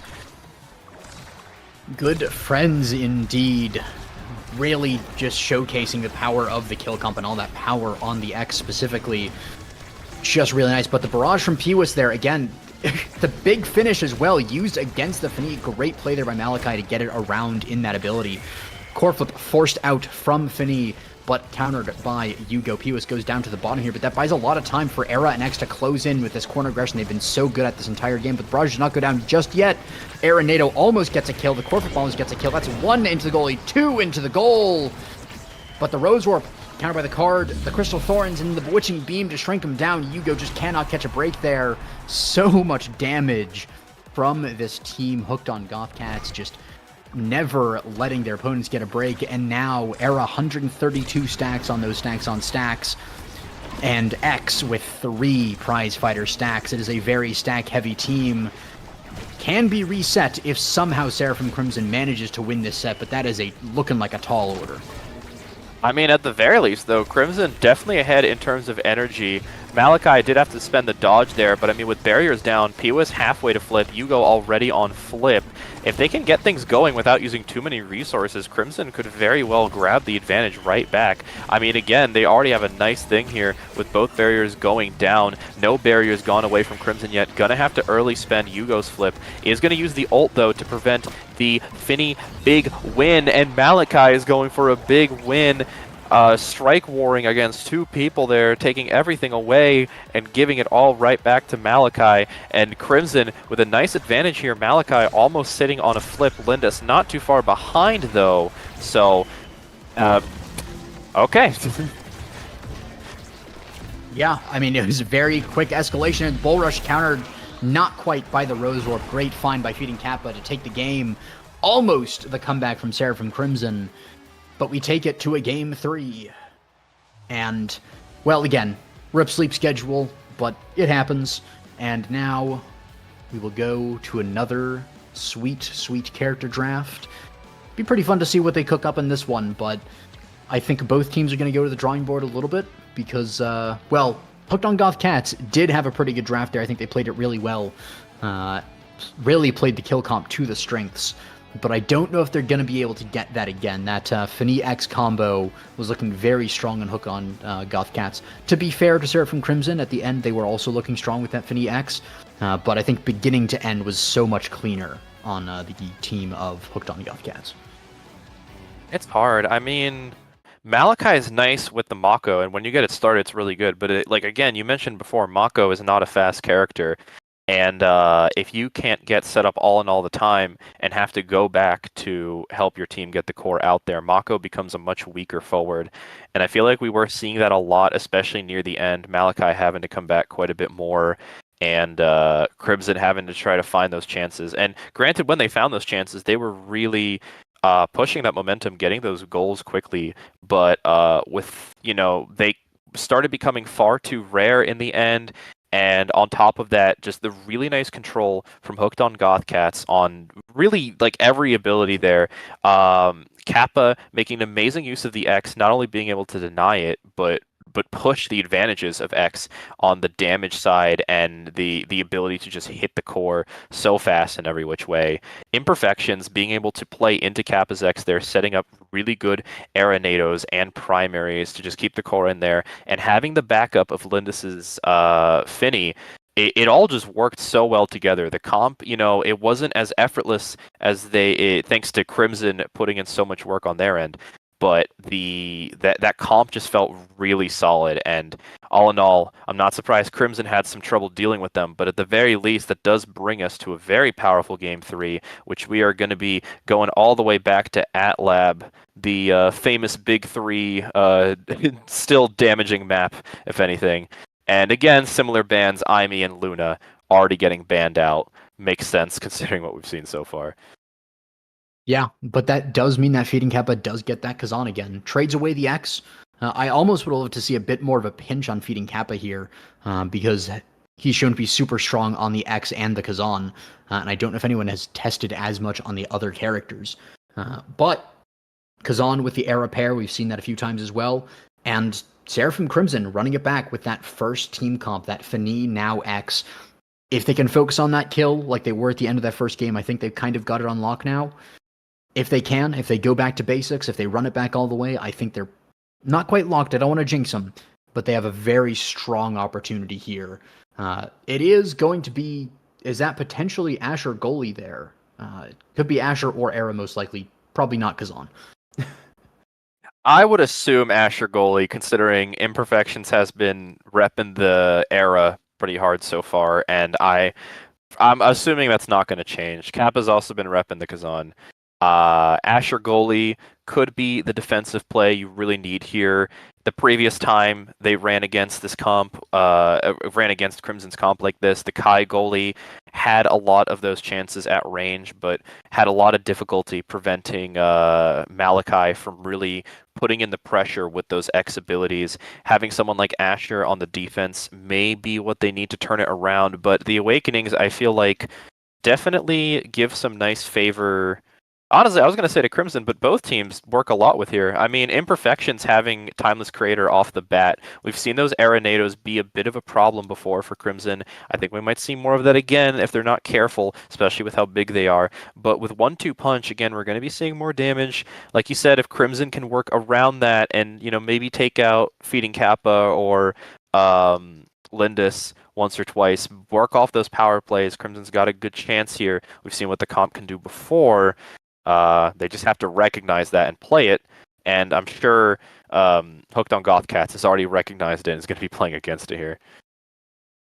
Yeah, it is a bit of a mind game as well of, in that character draft thinking, oh, if they're going to go for this, I should maybe play this. And I think, to be fair, going for that Asher in the goalie, that defensive ability on that secondary really does help a lot if you're getting KO'd, if you're getting attacked, rather than playing something squishy or being able to actually defend yourself. Will be interesting to see, though, whether it's Timeless Creator for the ultimate on the Asher to try and get the most use out of that one, or if it's going to be the 1-2 punch to really just fight back against the opponents, because it could go either way. Personally, I think I lean a little more towards the 1-2 punch, because the ability to just dribble into strike as a goalie is just so nice, especially in overtime. You get the red core really nicely. But before I yap too much again, yeah, going to be pretty interesting. I think it's pretty sure, at least, I don't want to be too wrong, but my bet would be X and Kazan taking 1-2 punch. Yeah. Maybe it's a bit far out there, but I'm curious if any of them are going to change gears at least, because most of them have been running pretty standard gears for either their roles or just running slick kicks, max souls, etc. But I mean, there is some decent reasons to pick up. I wouldn't be surprised if Lindis goes for a powerhouse. If they also go Powerhouse 1-2 maybe, or even Powerhouse Timeless works fine. I wouldn't be surprised if Vambrace would be a pickup here, considering, again, another damage start. I feel like every Awakening start has been a damage start at this rate. Jeez Louise. I mean, yeah, those changes in gears could actually be pretty vital here if either team wants to capitalize on that. I'm going to say overall there's not a big chance that happens, considering, sometimes we just find those gears that we're so used to, we keep playing them. But I'm just saying, if any of those teams consider that, I would be pleasantly surprised for their sake. Yeah. It's pretty interesting to see what teams cook up. But I had something I was going to say and then immediately lost it. I love when I do that. I apologize. Yeah, it's my bad. No, you didn't do anything. That was purely me. I was going to be like, oh, yeah, it's this great thing. And then it doesn't. But that's just what happens when you cast another Game 3 with another, set 5.5 and so many good games. At the end of so many good games, you're kind of juiced out. But these players, they got to keep on going. At least on the cast, if I make a mistake, it's like, oh, haha, funny. Now someone can clip it and then I can, it's always going to be remembered. And that's about all. But if they make a mistake here, not to put too much pressure on the players, you know, this is the graduation from OSAS match right here. So one big mistake could spell it for the teams. Better not get clipped here. Well, so far, yeah, Crimson definitely running the comp they ran before. Again, I'm assuming Lindis is running the Asher goalie, and we're gonna see the same that we did before from Hooked on Goth Cats. Yep, there it is. Okay, hey, I was right. Kappa is gonna be grabbing Vambrace here. They were aware of the possibility of taking damage here. They're gonna try and prevent them. They're gonna no longer be the low stagger hero. They want to be the high stagger hero, I suppose. But still, both teams playing a bit on the great Sad Boys angle there. Still going to grab barriers here on both sides, but neither team really getting an immediate advantage here. And Core just moving between them for now. Unfortunate as well, Hugo finding the card and almost the barrier, but it was just a pixel too low, unfortunately. It was like a perfectly horizontal angle, which is great to look at, but not as great for the game itself. Kappa as well denying that now mine there. Very back and forth in the middle here. The black hole getting popped there. Great dribble by Pewis. A lot of self damage on it, but did get a little bit of aggression there. But it was diffused pretty nicely by several Lindis, who I gotta say, nice breadth on the characters. Going from the more ranged goalies over to this Asher, always nice to see, especially in OSAS. That flexibility really does mean a lot when you get into tournament play. But what also means a lot when you get into tournament play is staying alive, and unfortunately, Malachi does not want this Asher to stay alive. Great kill, great goal, all at the same time. Again, we were talking about it earlier, but Seraphim Crimson is just such an explosive team. Oh, for sure. All in all, main thing there, you gotta watch out when dealing with Finny ults, especially as someone who plays goalie. You want to try and throw that vertical. If you don't throw it vertical, you're risking it coming back and attacking something you hold very dear. Lindis was betting on the Asher abilities, getting it through, but just did not win that bet, unfortunately.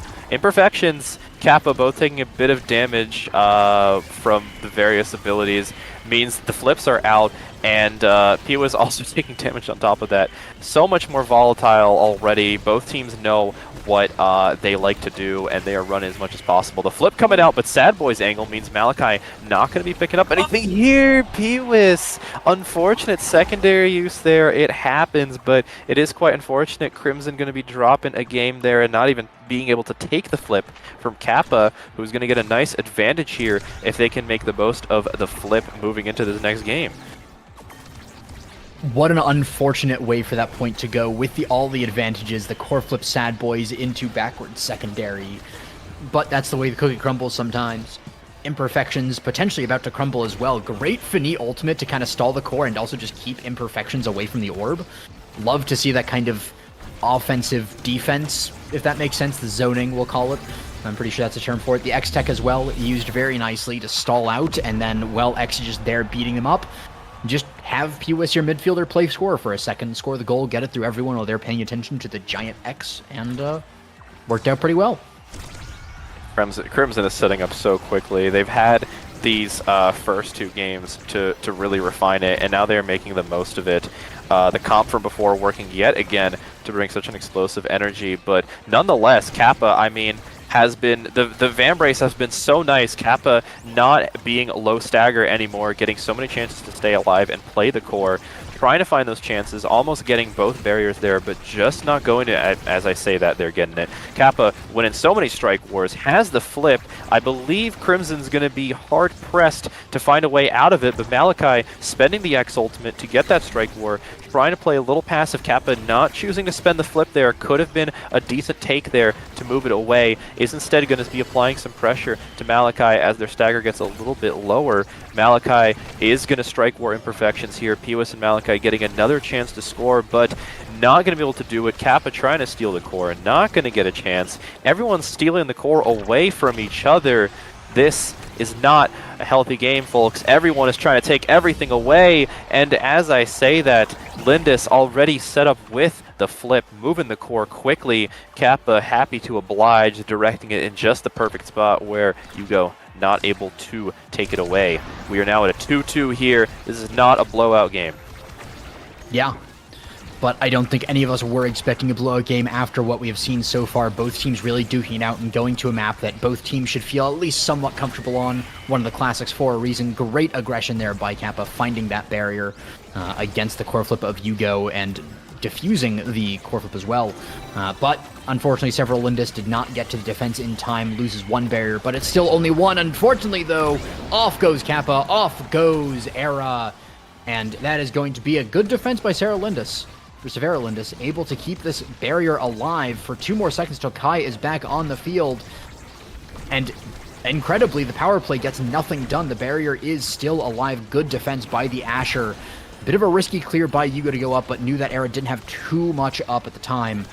Wasn't able to get too much done. Master X Malachi low on health, but not going down just yet. Is able to bull rush to kind of disarm some of that knockback, diffuse some of the aggression, but another sad boys angle for Seraphim Crimson. Unfortunately, that's going to be a dead X going off the field as well. The card by Yugo is used as well.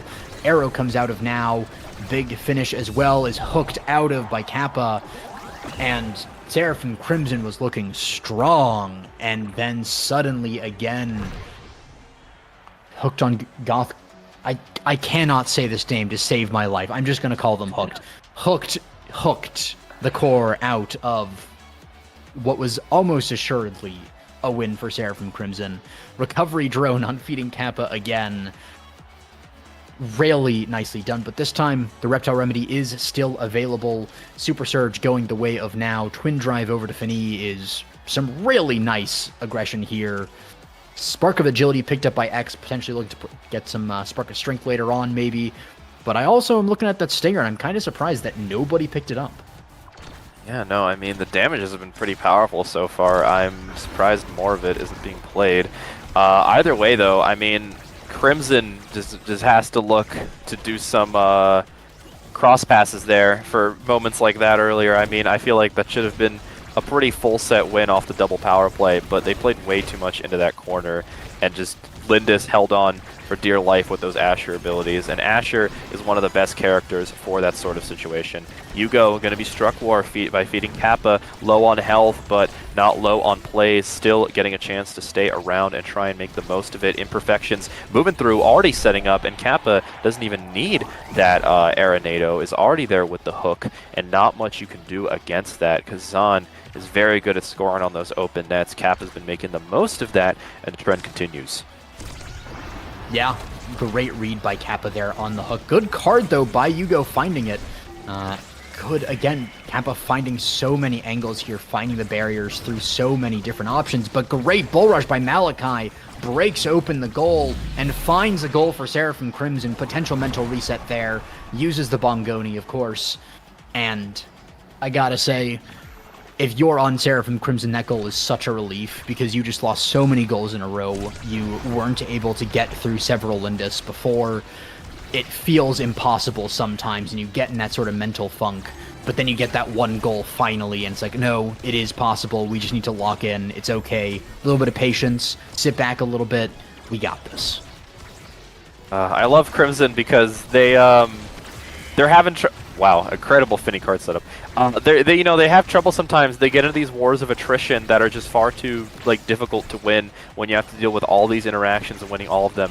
But then despite that, they're then able to just come back and immediately get 10-second, 15-second goals. But as I say that though, feeding Kappa already set up that wow, incredible defense from both Piwis and Malachi means that not only is Lindis' wall not going to score, so unfortunate. The core moving just a little too slow. Lindis back in time to prevent that barrier from being taken. Malachi trying to move through, almost has the flip. Would be really nice to get it soon for Crimson. Kappa trying to hook it, not going to get a chance. Piwis already going off of the Finny ult to rotate it back around. Kappa being taken out, but thanks to recovery drone, the flip is still there. But now Malachi is holding on to a flip. Kappa is actually going to bait the flip away from Malachi. Pio is trying to move through, going to grab that barrier. The core was moving just a little too fast, and now great triple take there is going to prevent Kappa from being able to play on the open net, which is what Kazan loves to do. Have to be careful, but if you don't have anything left, which Yugo doesn't look like they do, so difficult to deal with that flip. Kappa in a very prime position to score, and it happens. What a point there by Hooked. They really are so good at coming back in these longer points when, again, you were talking about earlier, I mean, Crimson, they're really good at those 14-second points. They get it done.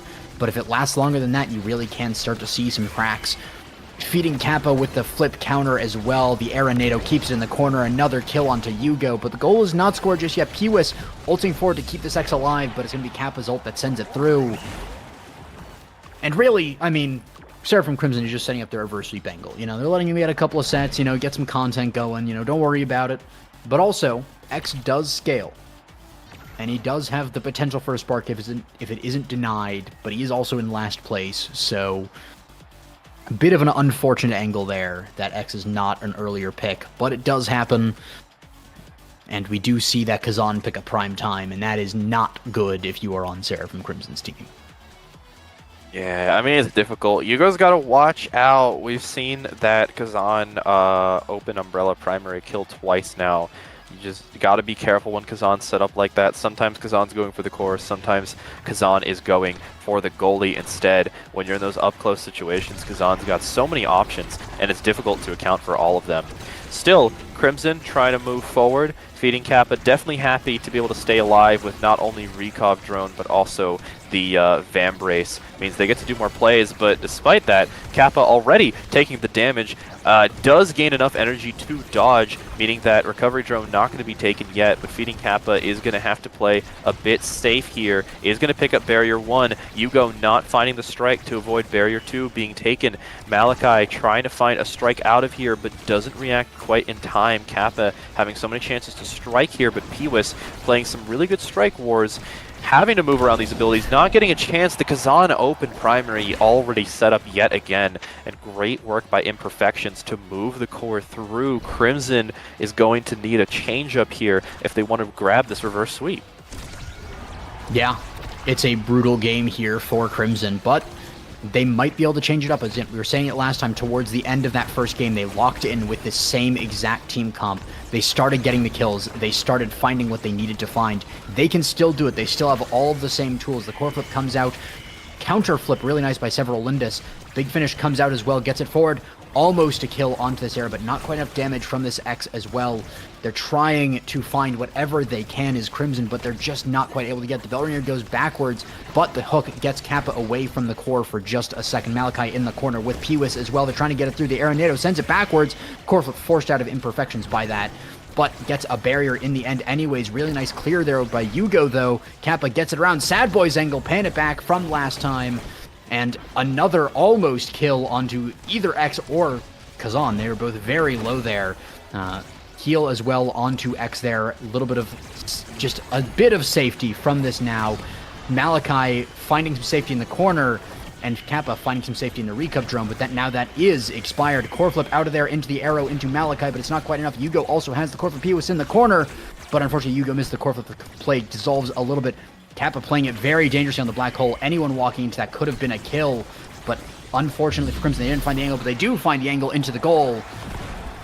And that is really nice for Crimson. Again, finding these goals is all important. They're using the Bongoni emote. They're getting the power from that emote. They're saying it doesn't matter. There is no such thing as a tournament. There's no such thing as a game. All that matters is put core in net, send enemy off edge. You don't have to worry about strategy or anything. Just worry about the moment. Just get it done. Now, at the very least, though, in Crimson's case, they still got to be a bit worried. I mean, in terms of energy, Malachi is getting quite a bit back, but Kappa still sitting on a flip here. Got to be careful, especially if the goal opens up later. Malachi just whiffing to get a chance at setting up here. However, Kappa also whiffing in the same manner. Not a Sad Boys angle for once. Crimson is going to have the goal open, trying to set up the great Arenado there, going to prevent Malachi from setting up any strike wars. Kappa already moving back to help out. The hook not grabbing that somehow. The core in the middle being taken out. Kappa and Pewis are both a little low. Again, these flips are being saved. I didn't even realize how long Kappa was saving these flips for. I'm a little worried, but if they can draw the flip out, it's going to be very powerful here.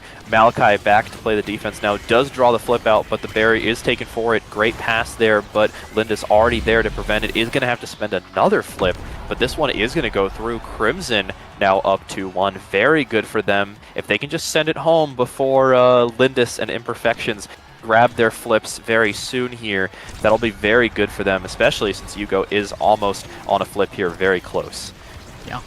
And those fast goals are exactly what we were talking about with Crimson earlier. They have the option to do a Pewis taking a lot of damage, but then Health Orb and now Orb as well, instantly back up to full HP. The black hole is popped as well. The goal is slowing down, or the point is slowing down a little bit with no goals and no barriers, but that's a lot of damage onto Kappa using the now abilities as well, just to make sure that the Kazan stays tagged and cannot regenerate, but the Vam Braces as well doing so much work. Kappa's in front of the net, and he has the ultimate. And Hooked on Goth Cats is 1 point away from, at the minimum, graduating OSAS 3rd place. But they are going to progress if they get this next goal to potentially get all the way to 1st if they can make it through Fantasy and Lag and Laggers.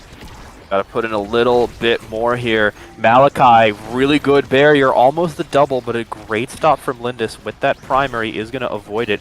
Yugo able to rotate the core away, no barriers taken from Crimson, but Imperfections is again sitting on a flip now. Gonna have to be careful. Lindis even moving up, trying to pressure. Imperfections is gonna get flip number 1. It's not gonna bounce up, meaning barrier 2 is all good here. Pewis back to support. Malachi looking a little low, but is gonna get the flip. That is a barrier down, but it's all the way back. Yugo not in a position to prevent that barrier from being taken. Gonna be ping-ponging a little bit. Gotta watch out, this corner is dangerous, thank goodness. Crimson out-cleared all the triple take and the bull rush, but luckily they get it out thanks to Pewis and Yugo with those great strikes. The Finny ult not enough to prevent that. Gotta watch out. Kappa is trying to set up the Imperfections ult. Is gonna, luckily, Kappa's getting hit away, I believe, by the now there. Don't say sorry, the play isn't over yet. You've got flips. Be sure to use them, Crimson, at least for your sake. Using one, tries to react, does react, but Malachi is in perfect position. Lindis not the best out clear here, but Crimson is very happy, ready to get the reverse sweep going. They do not want to play another OSAS. They want to go to ISS. Granted, both teams do, so it is not over yet. Ooh, Seraphim Crimson giving us some Seraphim content on that one. So very close to the end right there. I can just about picture the faces in that call, wherever they are, just on the edge of defeat, but coming out of it. So nicely done. And that is going to be a lot of mobility and a lot of utility onto Seraphim Crimson. No specialized training, no ad rush. They're not playing into the kills, which could go well, but could go poorly. It really depends on how they use this. But there is a lot of options here. That extra special on the X can be very nice, of course. So we're going to see how this plays out. That's a lot of damage onto Feeding Kappa once again with the triple take as well, with the X Maximus. So much damage, and the Orb Denial as well. The card just keeps tagging, the barrier goes backwards. Barrier is taken. Feeding Kappa does get a little bit of health from the Vam Braces. The card hits the Era instead of the Kazan, went a little bit too far. And Kappa stays alive, gets another barrier. If he can get this, it's just a repeat of what happened previously. Triple take is used as well. The primary does not get a kill this time. Yugo is aware of that this time. He's not going to fall for that same trick again. But that one is a little harder not to fall for, because when Kazan has his full kit up, there's not much you can do. Great ability usage by Kappa there, great patience. Wait for them to clear, then strike, or then hook, then strike, then dash ult. So difficult to contend with. I mean, in terms of Awakenings, too, it's got to be difficult, because if Crimson's able to pull away and grab that second win, bring it to set 5, they're now going to have to deny the Might of the Colossus, because Feeding Kappa is not only on 2 size Awakenings, but also has the Imperfections buffing the size with Among Titans. That is going to be a problem if Kappa is able to grab the additional size and power. Either way, though, holding on as best they can, Yugo not finding a chance to get it away from Kappa. That's going to give Hooked on Gothcats a really nice advantage. Still holding on to a barrier, but still Pewis going to spend the flip here just to be careful. Malachi, though, looking a little low, trying to move up to grab the core, but Lindis attempting to go for the insta-flip secondary. I do admire the tenacity, but luckily Yugo is playing just passive enough to avoid anything dreadful there. The Asher ult, not enough to guarantee a goal here. Malachi getting struck around. Pewis there to support. The core moving through. The triple take putting in a bit of a weird scenario. Now you have to deal with Kappa dribbling, but is going to quite miss, but not missing that one. the Kazan strike box, the rectangle, is all powerful, and you can see it there. Kappa gets it far ahead of anyone else, and now is almost sitting on a flip. For Crimson's sake, I'm hoping they find a way to bring it back, but it is going to be difficult. It will be difficult, but they do have the tools available if they use them. They have that core flip on the X, used away just for survivability, I do believe there. Sad Boy's angle, though, is a great way to start this comeback. Feeding Kappa taking a little bit of damage with the triple take as well, and the card. That's a lot of damage all of a sudden, but the barrier is kind of unattended for just a second. Not going to find it, though. One barrier to one barrier still, and a lot of damage on Feeding Kappa. If they can kill this Kazan, it really is one of their best ways to win. Core flip, though, is burned by him. Really nicely set up there by Seraphim Crimson to put him in that spot where he feels like he has to use it. Not the kill on Tapiwis was almost a great find. There it is with the ultimate, but that is a lot invested from Feeding Kappa, so if they can actually play off the power play, it's great for them, but if they can't, they used a lot for nothing. Core flip comes out. That's so much. Use the black hole even as well, but it's not enough. Yugo is locked in. He is not letting it go down. He's going across the top here. Tapiwis as well, firing back as well, or hanging back as well to fire out there. Yugo with the triple take. Malachi with the bull rush into strike. The pass cut by Kappa. The bewitching beam as well. So many abilities, again, used so back and forth there. Core flip comes out up to the corner, but it's not a perfect angle. Doesn't go in. They're trying to get it through. They are 1 point away, but they're also just so close themselves. They are trying so hard, but they're just not finding it. Barrier goes down. Feeding Kappa at the bottom. Doesn't go in, though. I mean, an amazing hold by Crimson. Barrier was, unfortunately, for their sake, taken eventually, but now we're back to a bit of evenness here. The insta-flip finally being hit correctly, not going to lead to a barrier, but now you have to deal with all these strike wars. Is going to win against Kappa, but no one is there to catch the core as it bounces back, and, well, a very strange goal to round it off, but either way, hooked on Gothcats is not only going to end the set, but is going to prevent Crimson from scoring out and finishing this OSAS season as a qualification. That they will. But considering that this was this iteration of Crimson's first game together, or first tournament together, they played pretty well. Pewis, pretty solid addition here. I think they have a pretty fair chance for next time if they run it back. They just have to work on that. I don't want to call it choking, but choking. They got so close, and we've seen it a few times on Seraphim Crimson. They get so close, and then it's just that mental game, and they psych themselves out, and it's so sad to see because they have what it takes. We saw that they have what it takes. But they just fall to themselves in that last second. But not too much credit there either, because I don't want to take away from the side of Hooked on Gothcats, because they played insane there. Several Lindis with the 1 versus 3 hold. Imperfections with that clutch last era NATO to secure that goal and keep them away from it among so many other plays. Kappa with just surviving so many times, and just while surviving also being able to put forward pressure to not just run around and waste the enemy's abilities, but to also use his own abilities to put it through. Phenomenal play all around from both teams. So many good skills showcased, so many ups, so many downs. What a way to end this game, this series, with another best of 3. It's so well played to both teams. I can't say that enough. Oh yeah, I mean, hey, good luck to Hooked on Gothcats. Best of luck to them. They've got not only Chikara Fantasy, but Lag and Laggers ahead of them if they want to make the losers run. Seraphim Crimson, amazing plays here. I mean, again, like you said, with the new comp already hitting 4th is such an achievement. Please come back. Please run it up again. OSAS 12 is waiting for you. Both teams making it work so well. I'd love to see some amazing Game 3 sets in these best of 3 matches. It's always great to see both teams adjusting to each other and making those plays. But either way, the dice fall where they may. And we will have to see where they continue to fall later on. But for now, y'all, We hope you enjoyed these incredible games. Please do not leave yet. OSAS finale is not over, all right? There is so much more to come as Chikara Fantasy will have to play against Hooked on Gothcats. We've seen what they can both do, but now let's see what they've got against each other, y'all, all right? Stay tight, stay ready. It's coming up soon, but for now, we'll see y'all later. See ya.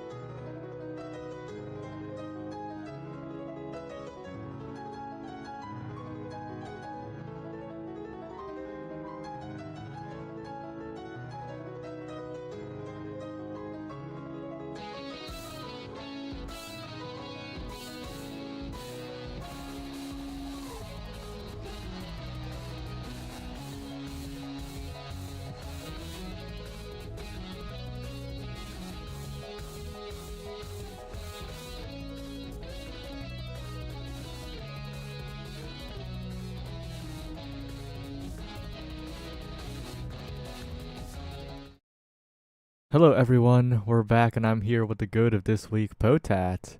Hello, how are you doing today? And we're here to watch the final best of threes of this OSAS finale. It's Hooked on Gothcats versus Chikara Fantasy here to challenge Lag and Laggers in the grand finals. Rest in peace, Seraphim Crimson. Definitely. But I think we got a couple of good matches left in this season of OSAS, and we're getting started here pretty soon. Already, I'm seeing some pretty interesting picks. We got the IME locked in for imperfections, and we got an X and Mako as well for this team. And then we also got the Era, Rasmus, and the Atlas for the other side. So this should be very interesting to see. I'm looking forward to it. Yeah, should be a pretty good one. We're heading right into game, and the player that I always have my eye on in games like this is Feeding Kappa, right? That guy is in the solo queue mines, is in a lot of the lobbies, and even when outranked, definitely performs pretty well, I think. Yeah, I mean, just some of that experience, whether it's in the solo queue or in team play, is definitely going to be really big. But right now, we don't even really see too much going on from Feeding Kappa, as we're going to see Social Fox and like 70 Pirates working together to close that one out. But yeah, as you're saying, I think the big team play, the coordinated competitive matches, or just the solo queue, either way, they can both be super big in terms of just getting that experience, getting better for these kinds of tournaments. And already we're seeing some maybe more practice in those social plays from Social Fox and like 70 Pirates, as they're already up 2-0. Yeah, there's like 70 Pirates. It's always the same joke. It's the same joke. It's the same exact joke. There's 70 Pirates. There's 70 of them, and whenever 70 Pirates does anything, that's the joke. But it's such a good joke. And right now, there's only like 50 Pirates, as like 70 Pirates take some damage, but 50 Pirates is still more than one Pirate, which is what Severlindis is, and a barrier goes down. Yeah, I mean, just a few Pirates on the map, and all 70 of those Pirates just use their core flip to open up that barrier.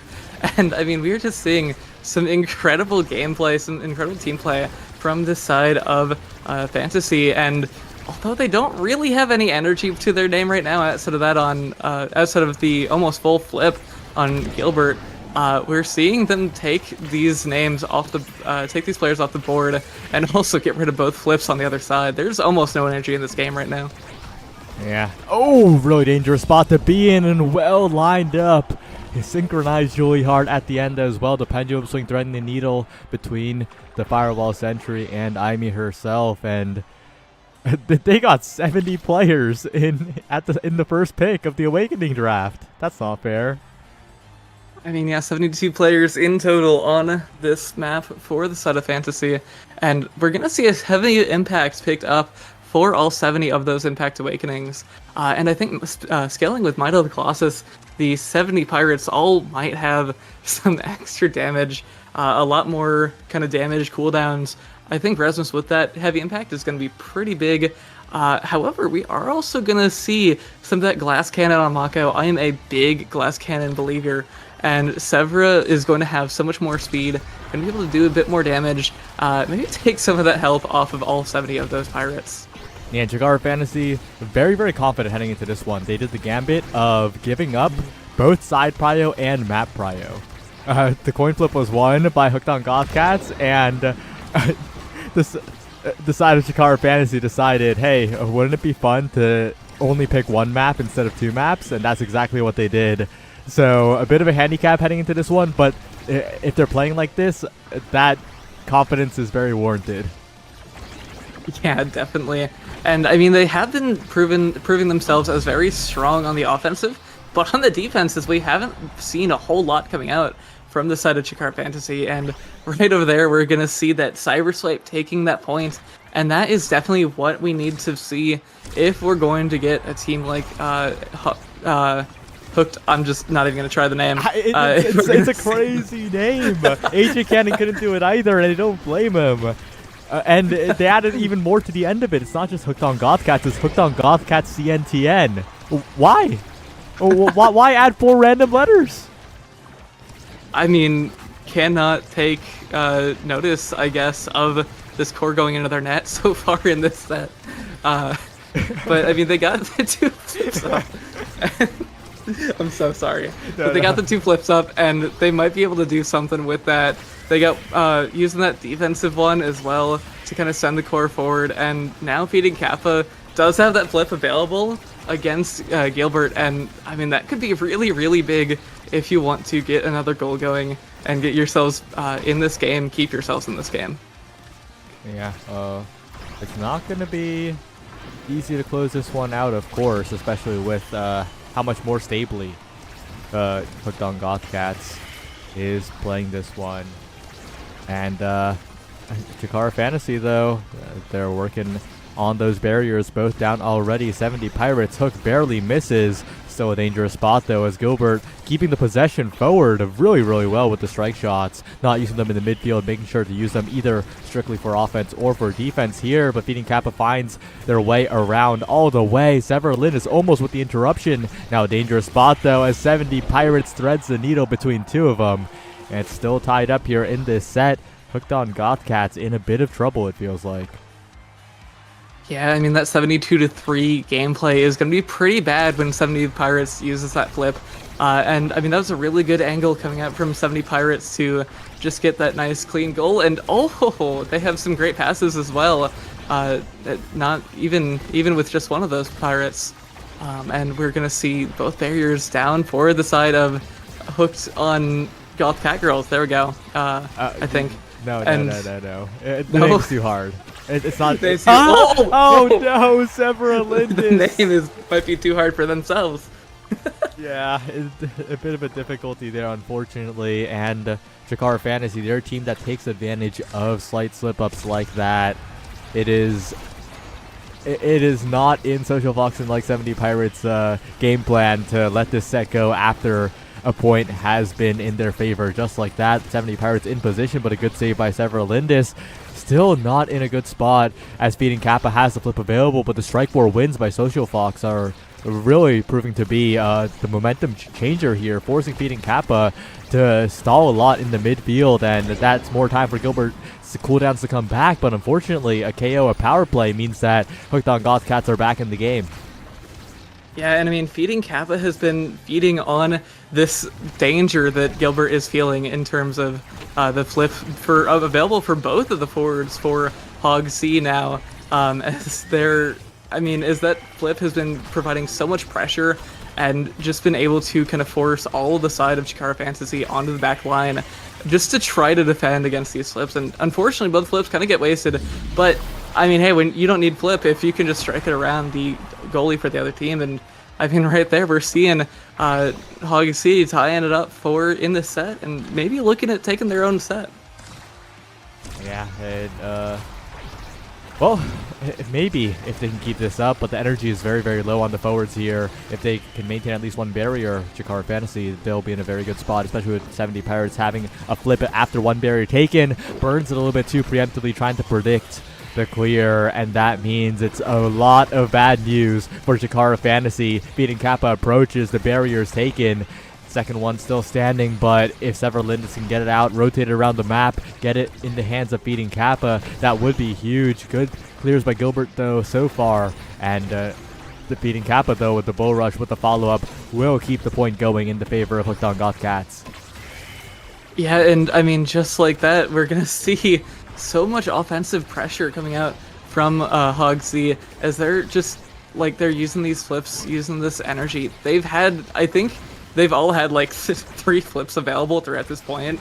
And so it's been providing so much pressure. But what I'm seeing from like 70 Pirates and the rest of Chikara Fantasy, they really haven't needed those flips in order to be able to get the core out of their side and onto the other side.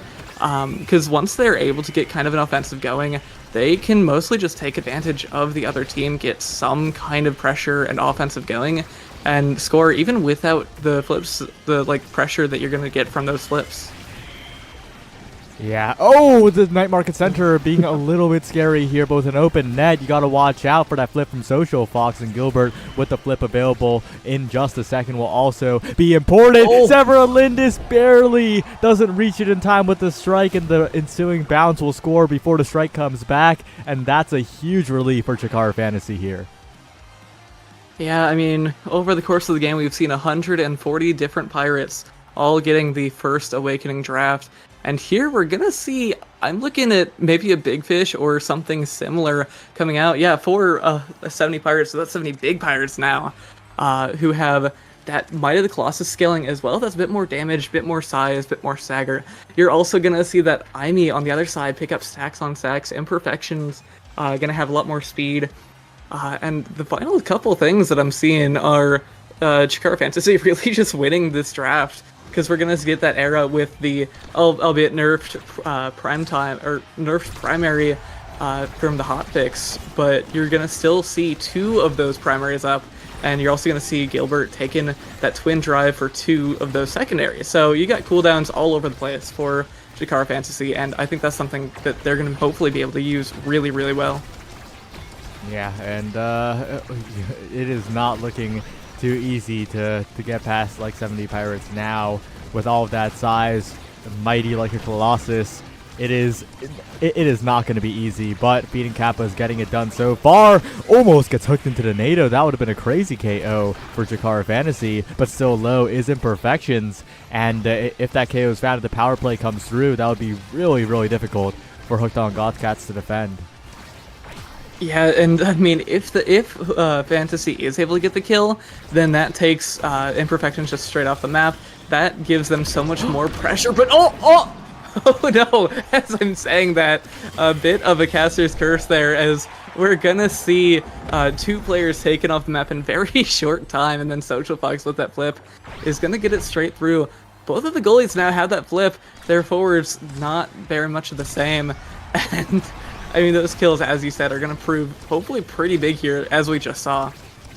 Yeah, and the goalies both having that flip available is huge, but Several Lindis burning that one early is fine, honestly, in the context of this point, because the goal is scored in the ensuing scuffle by Imperfections. Well played to take advantage of the barriers going down and a little bit of panic coming out from Chikara Fantasy. Hooked on Gothcats, they gotta disrupt the rhythm, they gotta cut the passes, they gotta cyber swipe and glitch pop every single opening, and that's exactly what they're doing right now. Yeah, and I mean, we did see Gilbert does have that flip, but Gilbert ended up saving it, so we aren't gonna really be seeing too much defense. And I honestly think Gilbert's holding that flip way too long. I'd like to see maybe a bit more defense coming out here, just wasting that energy, getting it all available for you. But I mean, on the other side, we are gonna be seeing Social Fox and like 70 Pirates are doing a very good job just working together. Cutting the oh no! Speaking of holding the flip, for way too long. Oh. Yeah, that flip. That flip needed to be used 2 points ago, and it still is here past its expiry date. The bread is stale. The bagel is rock hard, unfortunately.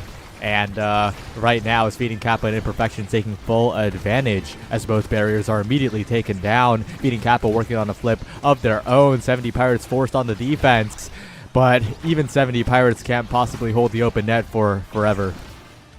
Yeah, and I mean, honestly, that use energy burst was a bit too little, bit too late. But oh, the energy burst getting used on the other side from Feeding Kappa was a very good shot. Unfortunately, the pass didn't quite make it through, though.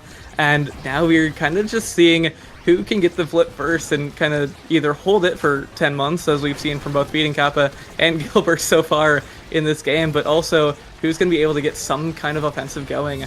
And for the time being, it's those 70 Pirates who didn't even have the flip up. Yeah, and this is scary now because 70 Pirates is going to have that flip for the next point. Several Lindis as well, but the goalie flips have been wasted a little bit too much in this game, I think. And we're kind of seeing that, especially in this matchup, the brawlers are really the stars of the show.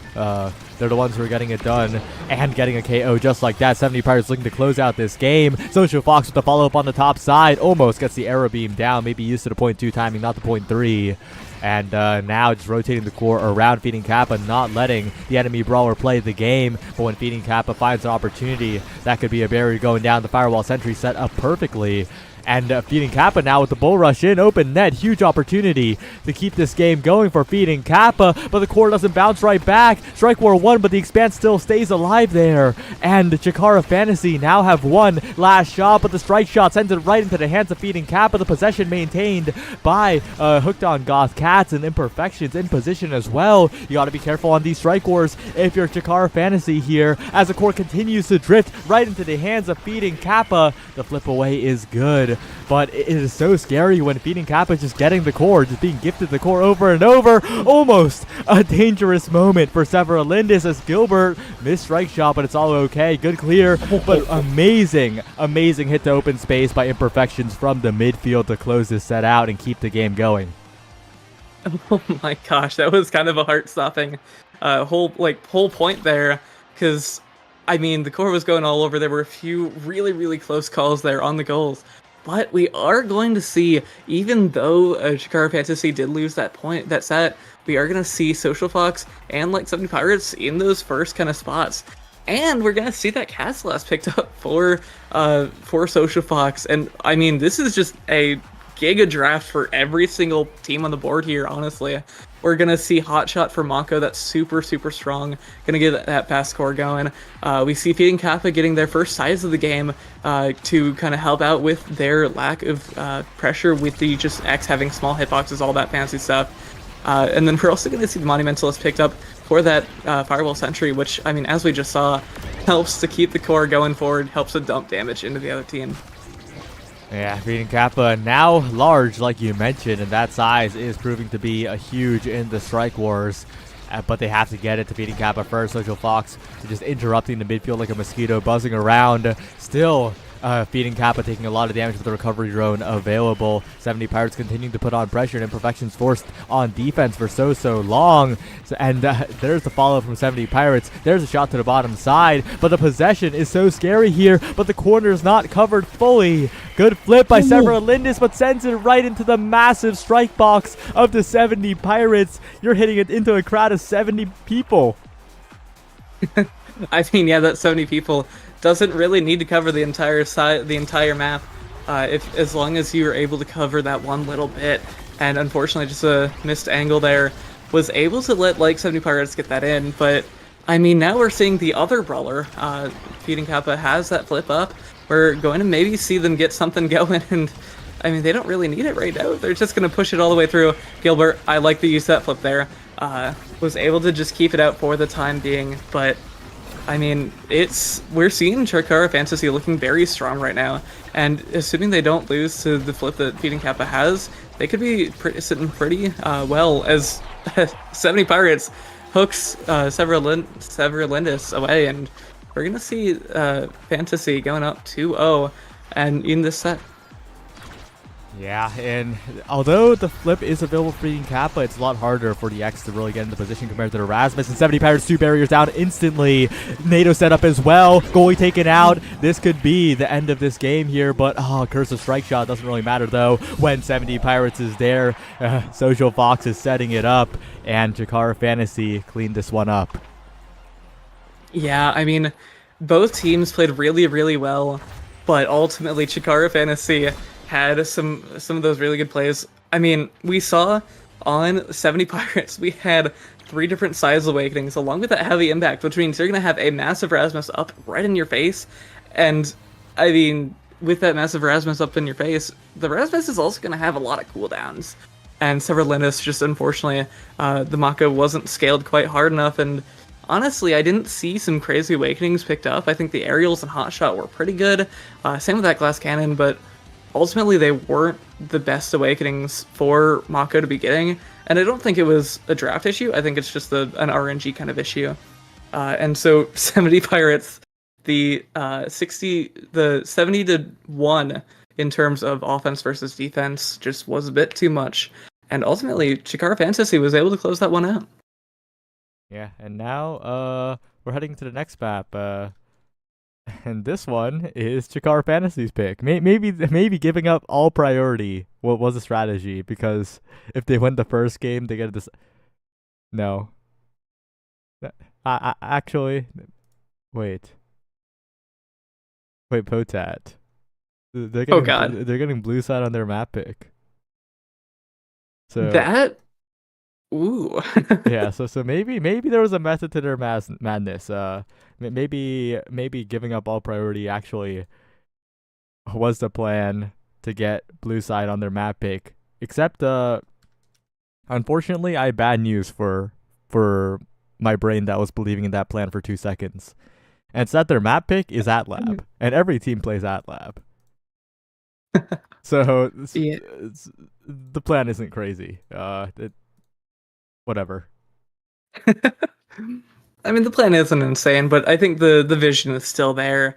I mean, either way, we're gonna see. I mean, blue team is almost always a really good thing, and I mean, I wouldn't be complaining if I got blue. Actually, I wouldn't be complaining if I got red. Honestly, this is a pretty even playing field, and for those awakenings, we're gonna be seeing a Stinger and a Spark of Focus pick. Both awakenings can really kind of scale, but in different ways, or in similar ways if you're if you get the luck of the draw. But I mean, honestly, this should be a very very interesting little setup that we got here. Yeah. It, I think a lot of people will tend to go that Spark of Focus. I'm not sure if either team is gonna opt into a full KO comp. Though I guess on AtLab it is somewhat justifiable to go that full Stinger here. And that Zentaro might be a sign of things to come for Chikara Fantasy. Yeah, definitely. I mean, ooh. These are some I mean, we haven't gotten too far into picks quite yet, but I mean, yeah, as you said, that Zentaro should be very interesting to see. I'm gonna be honest, I haven't really ever seen 70 Pirates play, which I mean, whoever has seen 70 different pirates all playing, I need to stop that joke. You already, it's such a great joke, as you said. But I haven't really ever seen 70 Pirates play too much before, so I think the Rasmus played super super well. The Zentaro I'm seeing is apparently 70 Pirates' preferred pick, so if that's the case, I mean, it could be pretty scary for the side of Hogsea. However, we're going to see, I think the Atlas and X, the X didn't do too bad from feeding Kappa in the previous game, so maybe we could see a bit more scaling, a bit more opportunities for this game coming up. Yeah, the big thing is that once the core is in feeding Kappa's hands, they performed very, very well. They made the most of every opportunity. The issue is they didn't get a lot of opportunities. And that is often the case, where there's a lot of brawlers will perform. Give me a sec.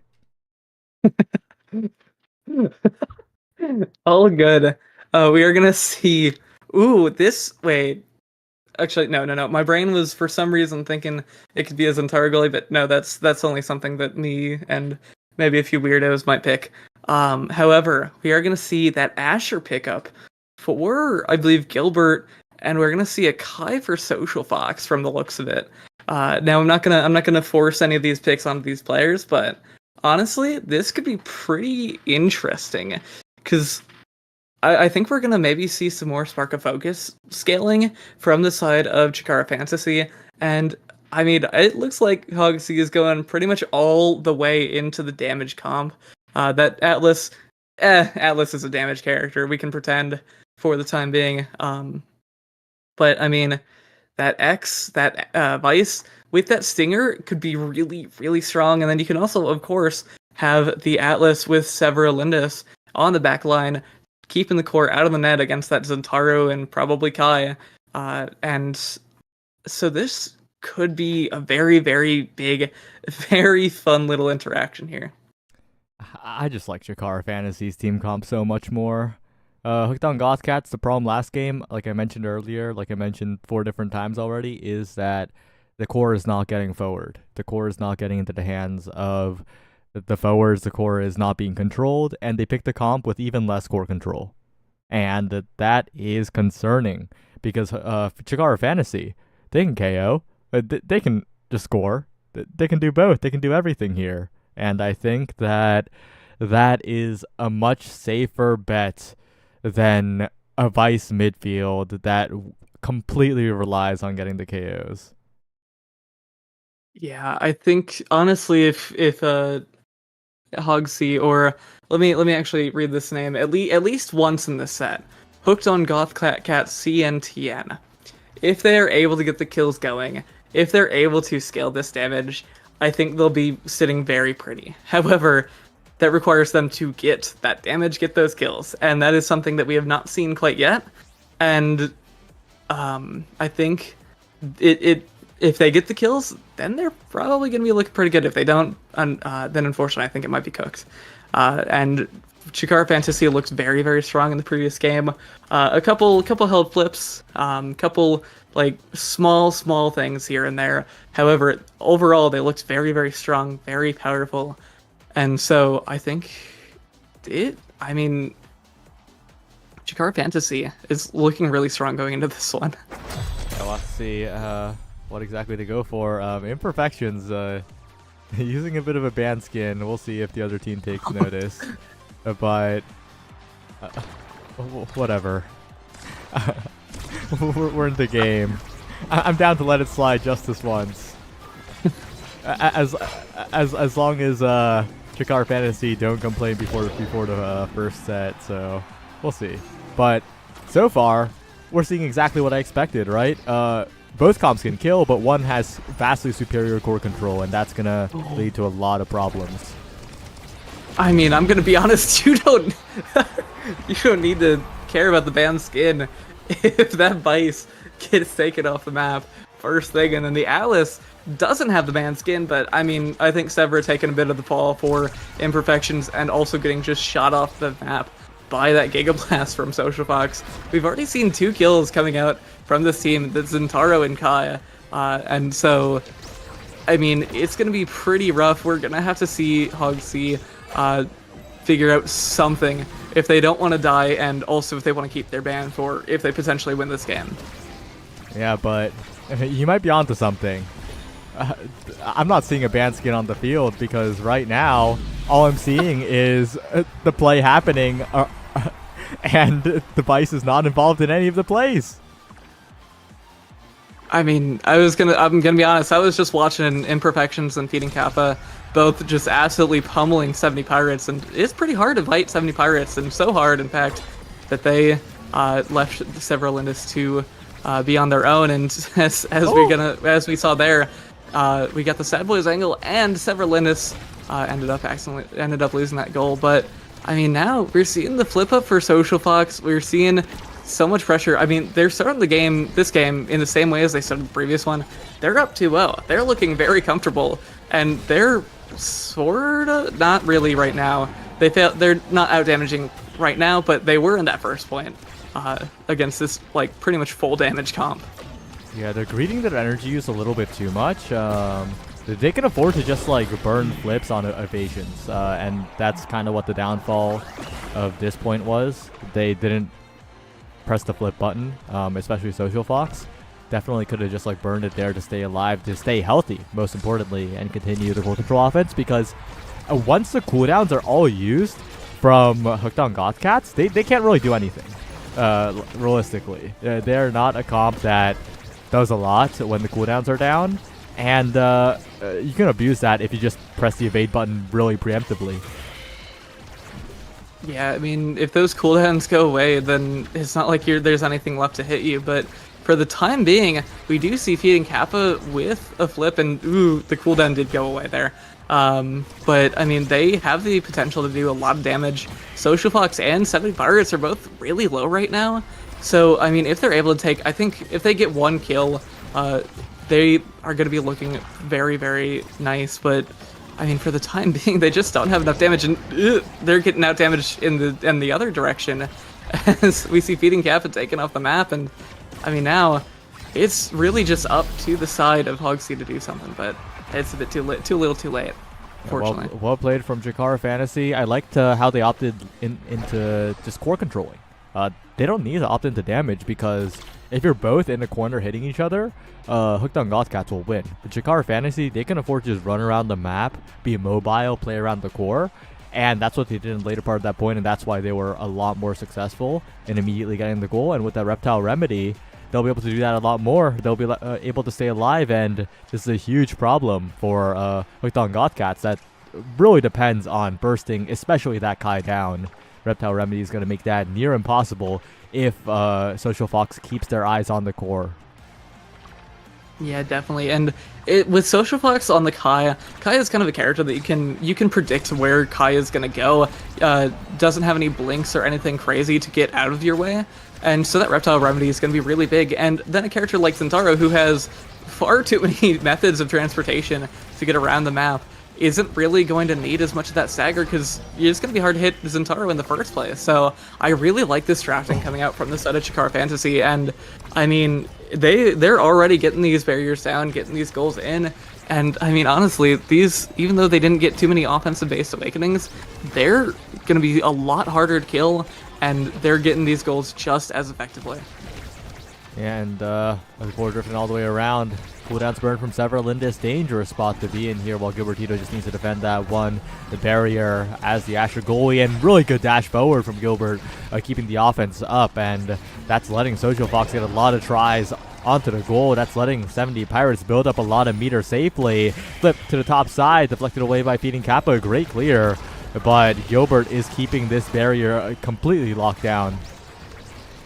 Yeah, that Asher hasn't needed to use a whole lot of cooldowns yet to keep the core away, but as we're seeing there, the flip is going to be getting wasted, getting burned in order to keep the core out for the time being. But I mean, we're just seeing Gilbert's been really strong with these strikes, just waiting until Feeding Kappa doesn't have a strike, and as we're seeing, oh my god, some incredible saves from Gilbert. The only thing they really got to worry about right now is staying alive. Feeding Kappa though, just greeds for the orb while the pass splitter's on top of it, and then gets comboed by the 70 Pirates. Social Fox now has the entire stage as room to maneuver here. A good clear by Imperfections, but it is very, very little here, but they do manage to open up the net. 2 flips available though, and 70 Pirates pass up. They use 2 flips, but they get it done. Yeah, the pass coming out from 70 Pirates. Gonna be pretty loud with 70 Pirates shouting at you all the pass, but I mean, great pass coming out to Social Fox, and then the flip was able to knock it straight in. And I mean, I've been saying this the whole time, you have too, but Jakar Fantasy has been looking really, really comfortable here in these kinds of situations. They don't need the energy as long as they're able to just get the core round, and as we're seeing there, catch just those minor mispositions and misplays from the side of Hogsy, and they've been able to take them miles. As we see there, the goal going in, and now Jakar Fantasy is up 2-0 in this set. Yeah, and that point was a perfect example of how Jakar Fantasy succeeds, really. If they keep their eyes on the core, if they keep pushing the core into the enemy net, then Hooked on Gothcats is going to be forced to use cooldowns on the core instead of on people, and that means they don't hit the critical mass required to find the KOs. And that's why we need to see them going more for the core control plays. They need to intentionally not focus on damage so that they take less damage in the end. Oh yeah, and I mean, we saw it right there, some really good passes. 70 Pirates and Social Fox just, yeah, as you said, haven't been using their cooldowns for that damage. They've been using them to get the board flick and just shoot the core straight on that while stunning that Atlas for Severa in the meantime. And I mean, already, it's looking so good for the set of Fantasy. I say already, but we're already up 2-0 in this game for Fantasy. So, I mean, this is such a big opportunity, and also we're gonna see that stacks on stacks. I mean, we already saw that Reptile Remedy getting picked up for Kai for Social Fox, but now with that stacks on stacks, you're gonna have a lot of health. It's gonna be hard to catch you, and I mean, we're gonna see Hogsy maybe getting forced to kind of play a bit more defensively, use these cooldowns not for damage, but rather for core control in order to keep up with Fantasy, which, as you were saying, is something that I've been working on. 70 Pirates now trying to help out on the defense here, but the pass player does a good job. And importantly, right, they saw the respawn without losing both barriers. That is huge for Chikara Fantasy, and that is devastating for Hooked on Gothcats, who have used so many cooldowns. Yeah, and I mean, Hooked on Gothcats did end up using those cooldowns to get the barrier open, but now the barrier's open, and we're also seeing the defense of Hogsy open up as 70 Pirates is gonna take that strike, take that passive, and get the core through the net. I was kind of sunlacked over there, as we just saw a imperfections getting taken off the map, and I mean, I don't know what else to say. I'm a broken record right now, but Chikara Fantasy is looking so comfortable, and I mean, as long as they're able to use some of these cooldowns, get some of these barriers open, they don't really need to do the damage, as you said. They're able to just knock the core straight into the barriers just like that and get things going. Gilbert up to 70 Pirates, who is brought incredibly low here. And the damage has become a lot more consistent from Hooked on Gothcats, but the question is, will it be enough here? Because they can only really take down one target at a time. If Gilbert manages to survive the onslaught, then Social Fox and 70 Pirates have a lot of time, a lot of room to play with. And look at that, Social Fox up to 70 Pirates. Well played, except for losing possession at the very end by striking it directly into the barrier. But even then, they still get the core once more. They have the flip available. They have every tool in the kit. But right now, 70 Pirates is brought very low, and they got to be careful for a little while longer. Yeah, but I mean, with that flip, it could be pretty scary there. Feeding Kappa just in the 1v1 right now with Gilbert, and Gilbert was able to take that away. But I mean, right now we are seeing just there are 2 flips up for the offense of Hooked on Gothcats, and I mean, the flip is going to be able to push it in. But I mean, unlike me being able to say the name, Imperfection is going to be able to close that out. Well, we'll see if they can keep that going, though. It's inherently inconsistent, so if they can find consistency, that is incredibly impressive from Hooked on Gothcats. But right now, 70 Pirates maneuvering quite well, forced to use a flip, but the core happens to be there, and the follow-up strike by Social Fox is perfect. The follow-up barrage is perfect as well, and the strike after that to make sure both barriers go down. They've got to make sure not to lose both barriers in the power play for Hooked on Gothcats here, but Feeding Kappa with the flip, early flip by Gilbert, and it's out of there. Yeah, and we saw the respawn, 70 Pirates all coming back up at the same time, going to be able to get the strike, get the core cleared for the time being, and I mean, now Social Fox with that flip is going to push it up, and I mean, Severlandis doesn't have that flip, Imperfections is looking a bit scared, but I mean, you don't need to be scared when Feeding Kappa hasn't used the flip yet, but has that flip up to kind of force that pressure, and I mean, we might be saving this flip for the next millennia, but hey, it's providing so much pressure on Gilbert, on 70 Pirates, and on Social Fox, just kind of scaring them, even if that energy hasn't been burned. Ooh, that's dangerous from Gilbert. I expected a vertical clear because you got to send it around here, but right into the arms of Feeding Kappa, and rewarded for the patience there is the X. Well played from Hooked on Gothcats to get there in the end, and if they can win this set, they are absolute monsters of KO.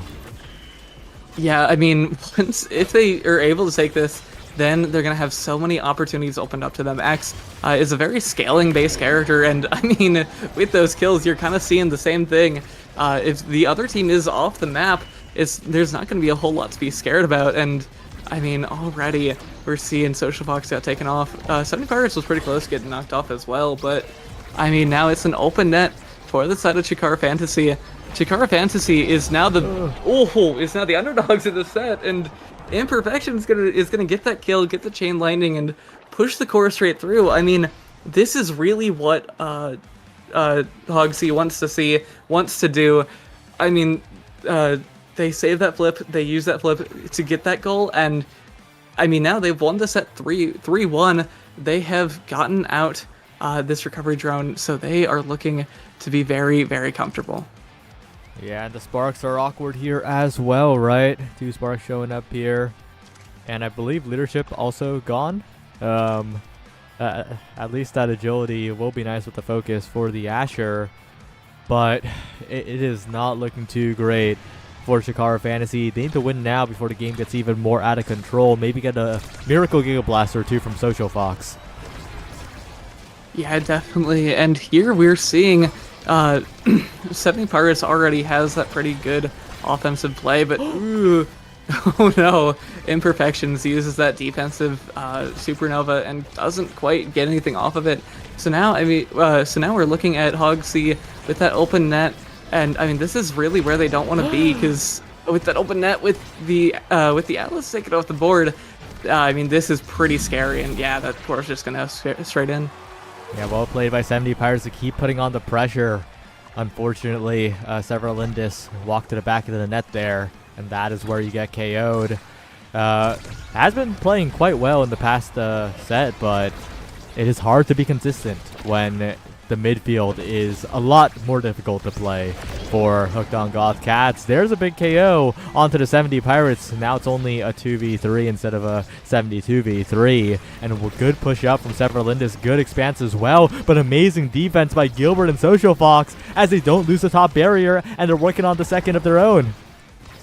Yeah, Severalindis was able to keep that away. Imperfections was able to use that flip, going to take the core away. But I mean, for now, we're gonna see the core is in a bit of a bad place, as the flips are both available for the side of Several and Feeding Kappa. And I mean, now it's just up to see when we're gonna use it, because Kappa has been using the flips pretty well. Not quite there though.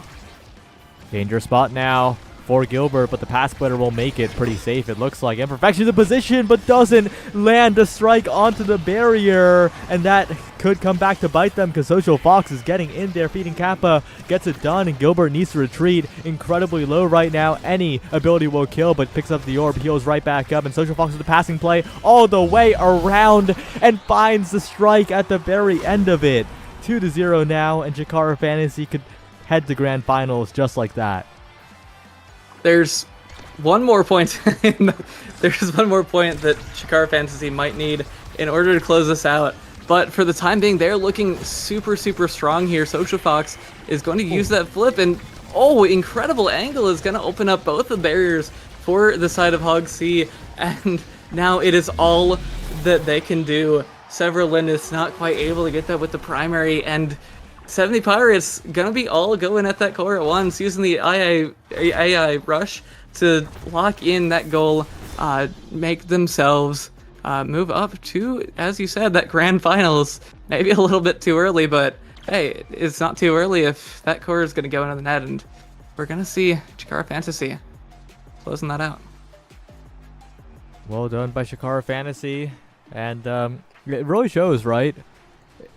If both teams are under pressure, self-sufficient brawlers and especially core control midfields shine through quite a bit, because there were a lot of individual plays, individual clutches that Social Fox and 70 Pirates were able to do.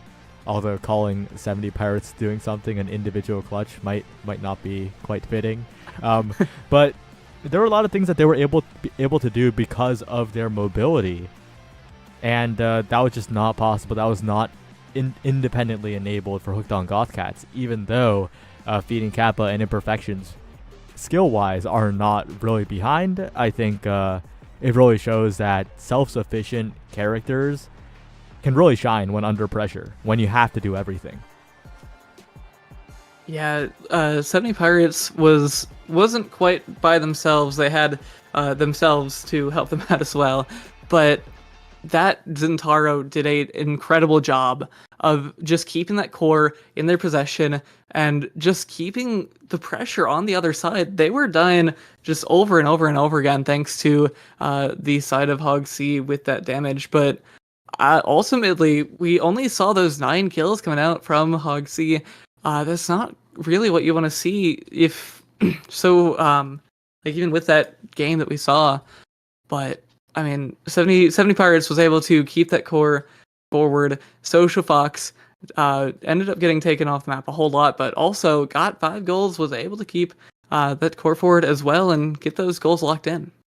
Yeah, and still, congratulations to the entire team of Hooked on Gothcats. Although they fall short here, they still managed to reach the top 3.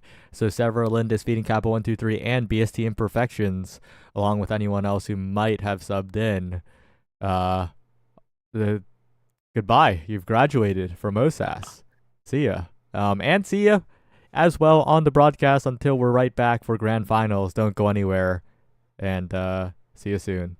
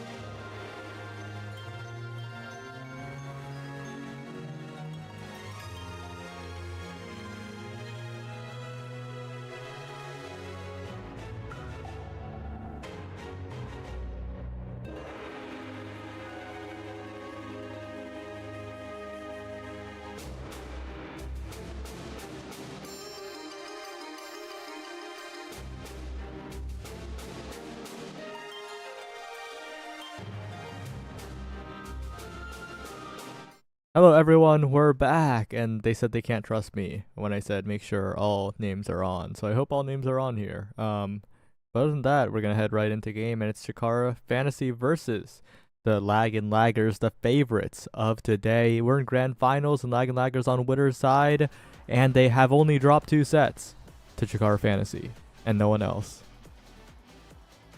Yeah, and in that game where they did drop 2 sets, though, Lag and Laggers were able to take the victory 2-0 over the side of Chikara Fantasy in the winners finals. So both of these teams are currently up six wins, and Chikara Fantasy has that 1 loss to Lag and Laggers. So these teams have not lost to anybody outside of each other. So we're gonna see here what these teams are gonna be able to do. As you said, the Lag and Laggers are the favorite, but we just saw Chikara Fantasy looking very, very comfortable in that previous set. So this should be a very, very interesting series to watch, and we're getting right into it. Yeah, and everyone is name on. Very happy about that. And Chikara Fantasy taking a dip down in the lower bracket now are back for revenge. Chocobo Yao on the Vice is going to have a pretty good time getting in there. A big contrast from the melee goalies we usually see, right? We've seen a lot of melee goalie today. Yeah, definitely. The melee goalie is kind of a scourge on this Omega Striker society right now. We're seeing Gilbert with that Atlas that they piloted 2 games ago in the losers finals, but Chocobo Yao with that Vice goalie with that eject button is going to have a lot more of an offensive presence. They're going to be able to cover those clear angles that their teammates might not be able to get, or I mean, it might open themselves up for more opportunities for some of those defensive and offensive opportunities. Yeah, we'll see though. Good strike by Snowing Hail to make sure that Giga Blast doesn't go out of control as overtime approaches. Suplex trying to set themselves up, but it's not going to be easy here. But Chocobo Yao gets it done. A quick blink forward, a strike into open space, and Suplex capitalizes. Well played by the goalie of Lag and Laggers. Yeah, that dash punch did a great job of just pushing it through that Atlas primary. And now we're getting into that second point. Lag and Laggers looking very comfortable, even in just this second point, as they have 2 flips up. They're getting their third going, and they're already getting started. Yeah, flip away to try and leave that one barrier standing. Stone Hill is getting a lot of good strikes, hitting away from a lot of the midfield interactions, but Social Fox will just collapse both barriers down, and the Lag and Laggers are in a bit of trouble here. Chikara Fantasy looking to strike back. Yeah, like 70 Pirates coming in with that secondary, using it to kind of get forward, but unfortunately for the side of Chikara Fantasy, the core is already going to be going to the other side, but I'm looking away. I'm not. Ugh. I mean, we're going to see Lag and Laggers lose that point. Like 70 Pirates and Social Fox coming forward, winning that point. Really good offensive, just kind of bursting out of nowhere. Yeah, a bit of an unforced error there from Chocobo Yao, unfortunately. That was a pretty much routine play, right? We're both goalies. We both saw that. Definitely had a strike up for the passive strike of Zentaro. But that really speaks to 70 Pirates' resilience, right? Like in this play as well. Just playing out every single play, knowing that it's always possible for the enemy goalie to make a mistake. As long as you're the one getting so many opportunities, eventually one of them will hit its mark. Yeah, and with Chocobo Yao on that Vice goalie, we're going to see Lake 70 Pirates has a lot more opportunities for just pushing it straight through, using 2 abilities in that previous point to get it through, and with that Kai as well, we're going to see the same kind of a thing. Social Fox and 70 Pirates have the one thing that kind of beats melee goalies, and that is they have strong abilities that go straight through you with that barrage, as we just saw.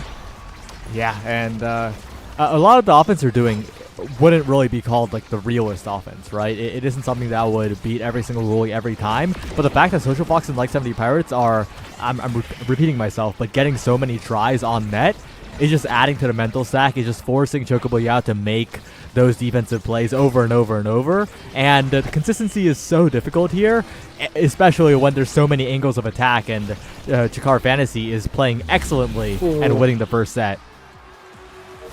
Yeah, I mean, as you said, there's just so many opportunities on net from the side of Chikara Fantasy, and at some point, goalies, no matter how good they are, even NASA level, are going to eventually lose. Because either you're out of cooldowns or you mess something up, and Chocobo Yao, with that Vice goalie, just doesn't have that kind of defensive power that you kind of need if you're against characters like Zentaro and Kai. But at the same time, we're also going to see Super Surge going down to like 70 Pirates.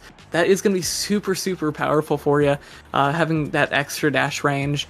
However, on the other side, we're also going to see that extra special picked up for the side of Snowing Halo, and Suplex is going to pick up Spark of Strength, which gives you so much more opportunities for doing the thing that everybody loves, which is KO them.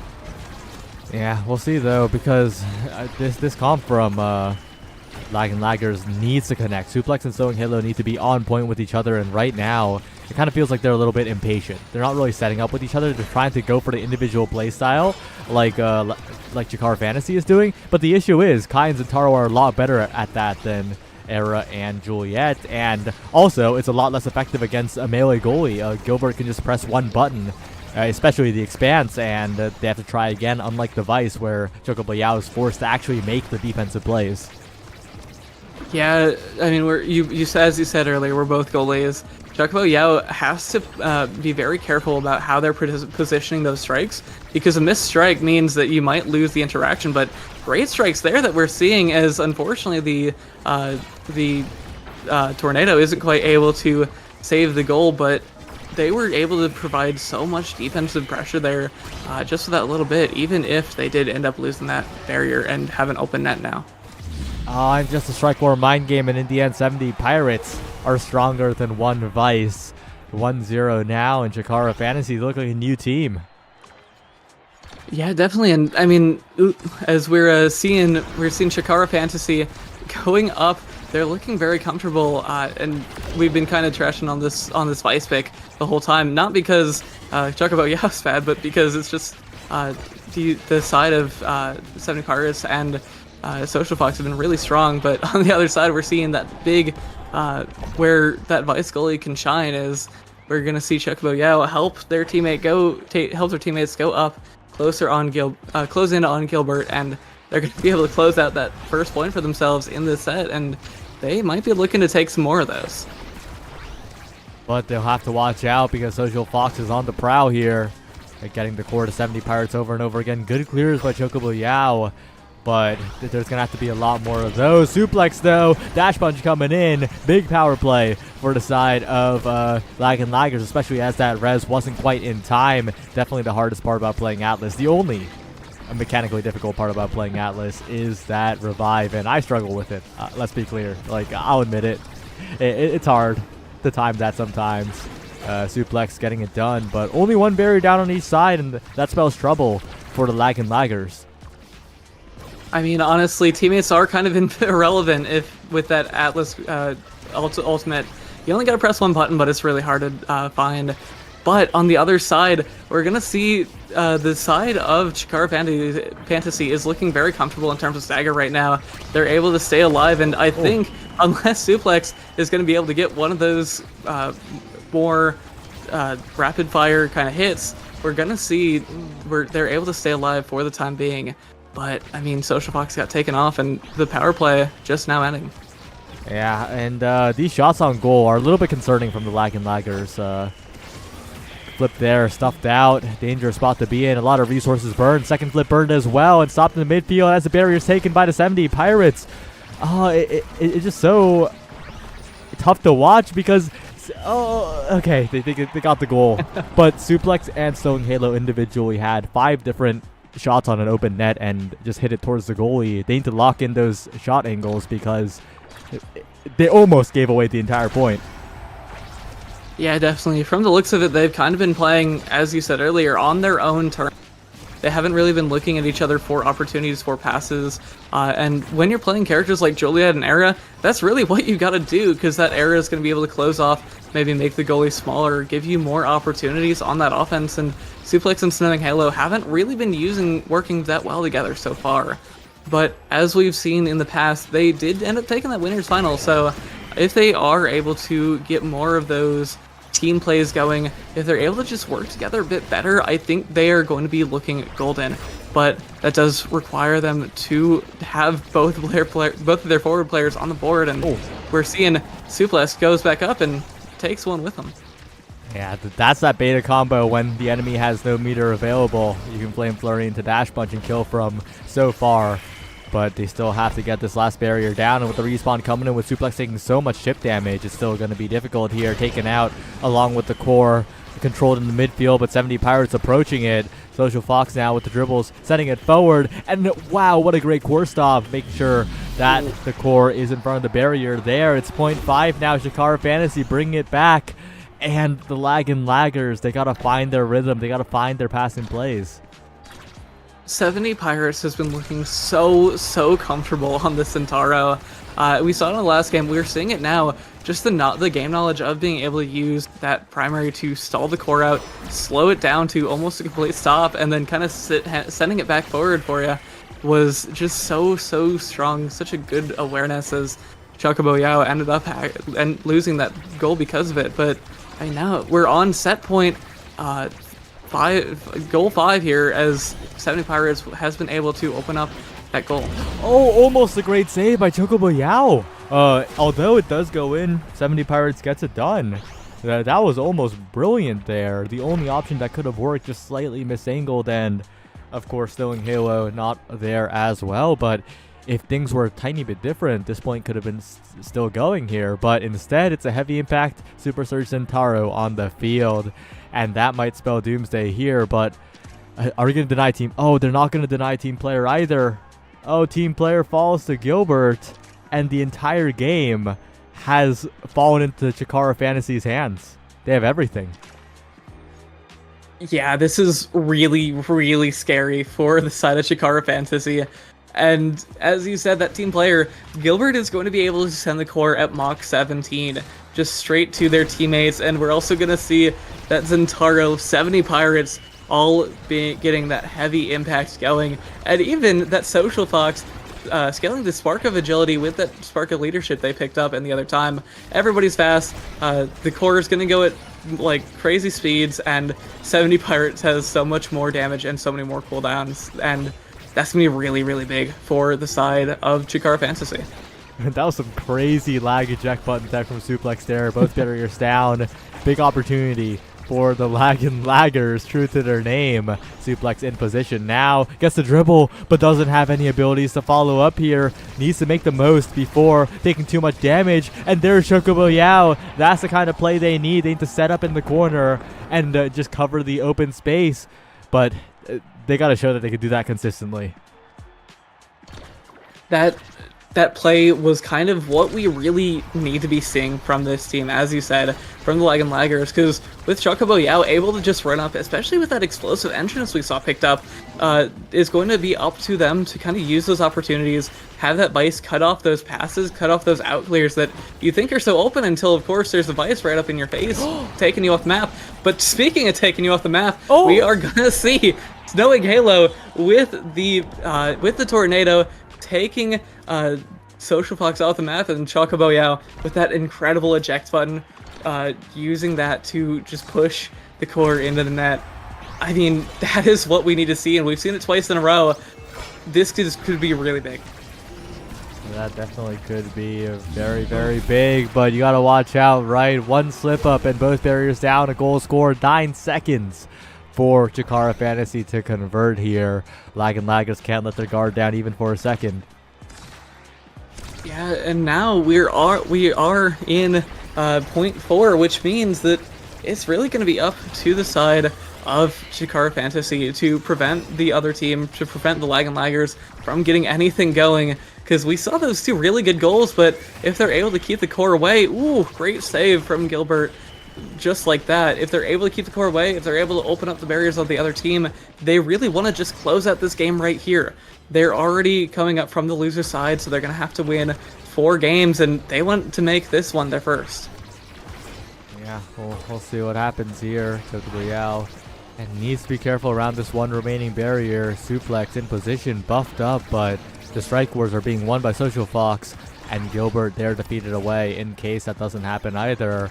NATO coming in now. Big opportunity, but just doesn't quite get to the barrier here. Chocobo Yao, though, another jump scare with a Thunderstruck Blink. Gilbert not ready for the additional strikes, but 70 Pirates on the other side. You got to be careful on the defense as well, as 70 Pirates flip available. A flick? No, doesn't go for the flick. Chocobo Yao with the great clear to the other side, and now Suplex with the flip. But Snowing Halo needs to get it to Suplex. It is so dangerous now because 70 Pirates has the core. Great beam by Snowing Halo. Suplex doesn't cash out on the flip. Uses it at the very last moment. Still in position though. Snowing Halo now has the flip. Needs to cash out. Just needs to use it. Sends it forward. Slow rolling core, but Gilbert's there with the flip as well. Resources gone for every single player. 70 Pirates gets in there. And Shakar Fantasy now 1 goal away. The Lagging Laggers continuing this OSAS's trend of greeting flips. Way too long.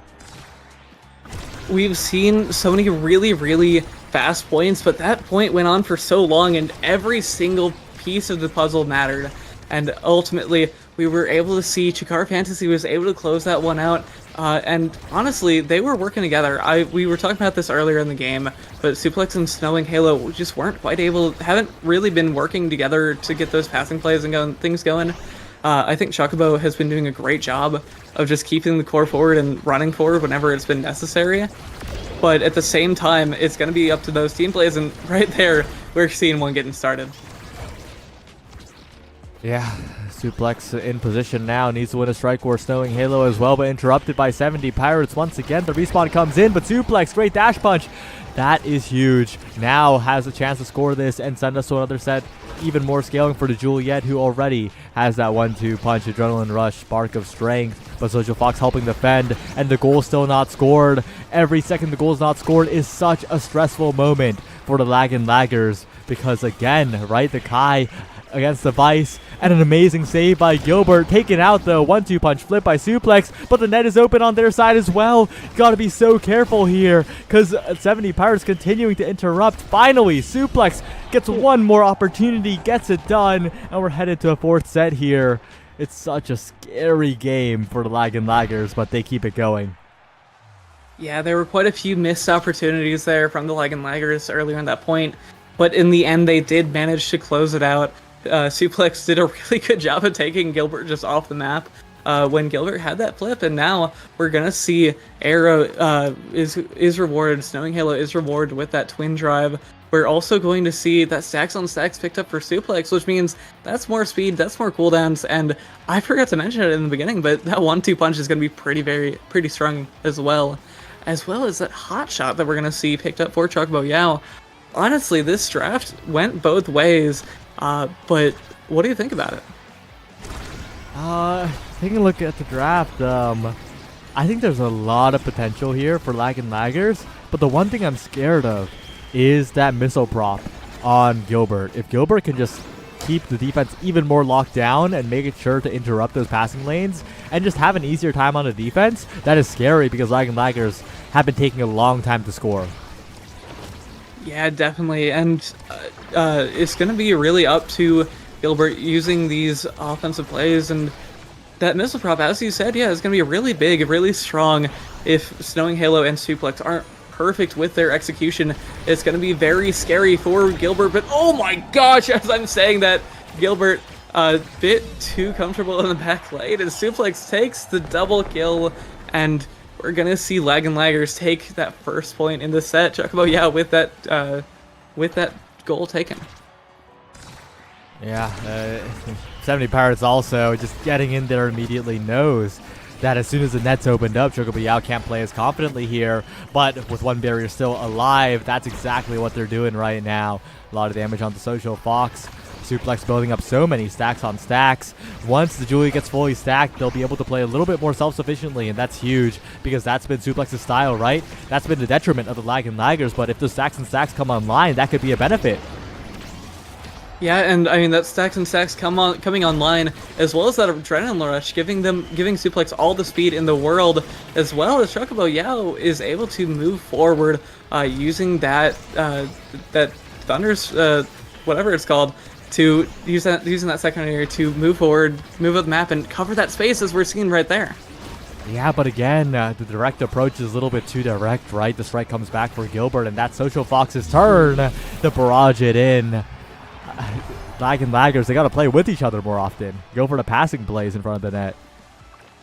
Yeah, and Chocobo Yao living up to their team's name. I think I saw a little bit of a lag deck there. Might have had a little bit of packet loss going into that point. But hey, that packet loss doesn't really matter if you're going to use that secondary to just move forward, get that first barrier down, and now we're looking at a pretty comfortable offensive play from the Lag and Laggers. Chocobo Yao had that Thunderstruck moving up, and now this is what they really want to be able to do. They want to just move forward and get these offensive going on Gilbert with that missile prop, with all of those awakenings. Suplex now with speed though, covering the top side. The shot doesn't make it in time and interrupted immediately by Social Fox. The nado's perfect though, and Gilbert's in a lot of trouble, but the follow-up strike's not quite there.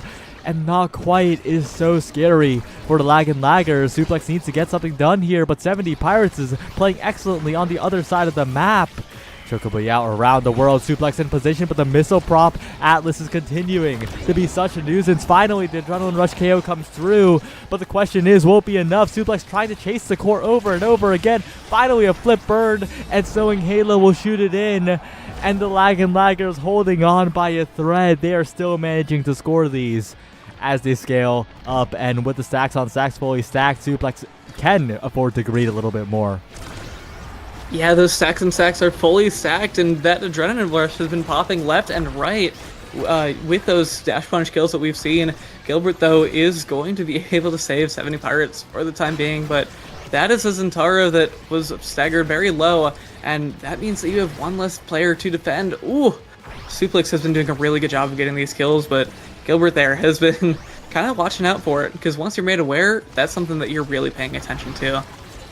Yeah, Suplex now incredibly fast, almost taken out by Giga Blast, but still continuing to get the follow-up strikes. They're expecting the Juliet to not be as fast, it feels like, and that flip is forced out of Gilbert by Suplex. Incredibly well played. Flip available now, baited out, and there's the passing play. There we go. Lag and Laggers, they're fully online, and we're headed to a set 5 where they're in control.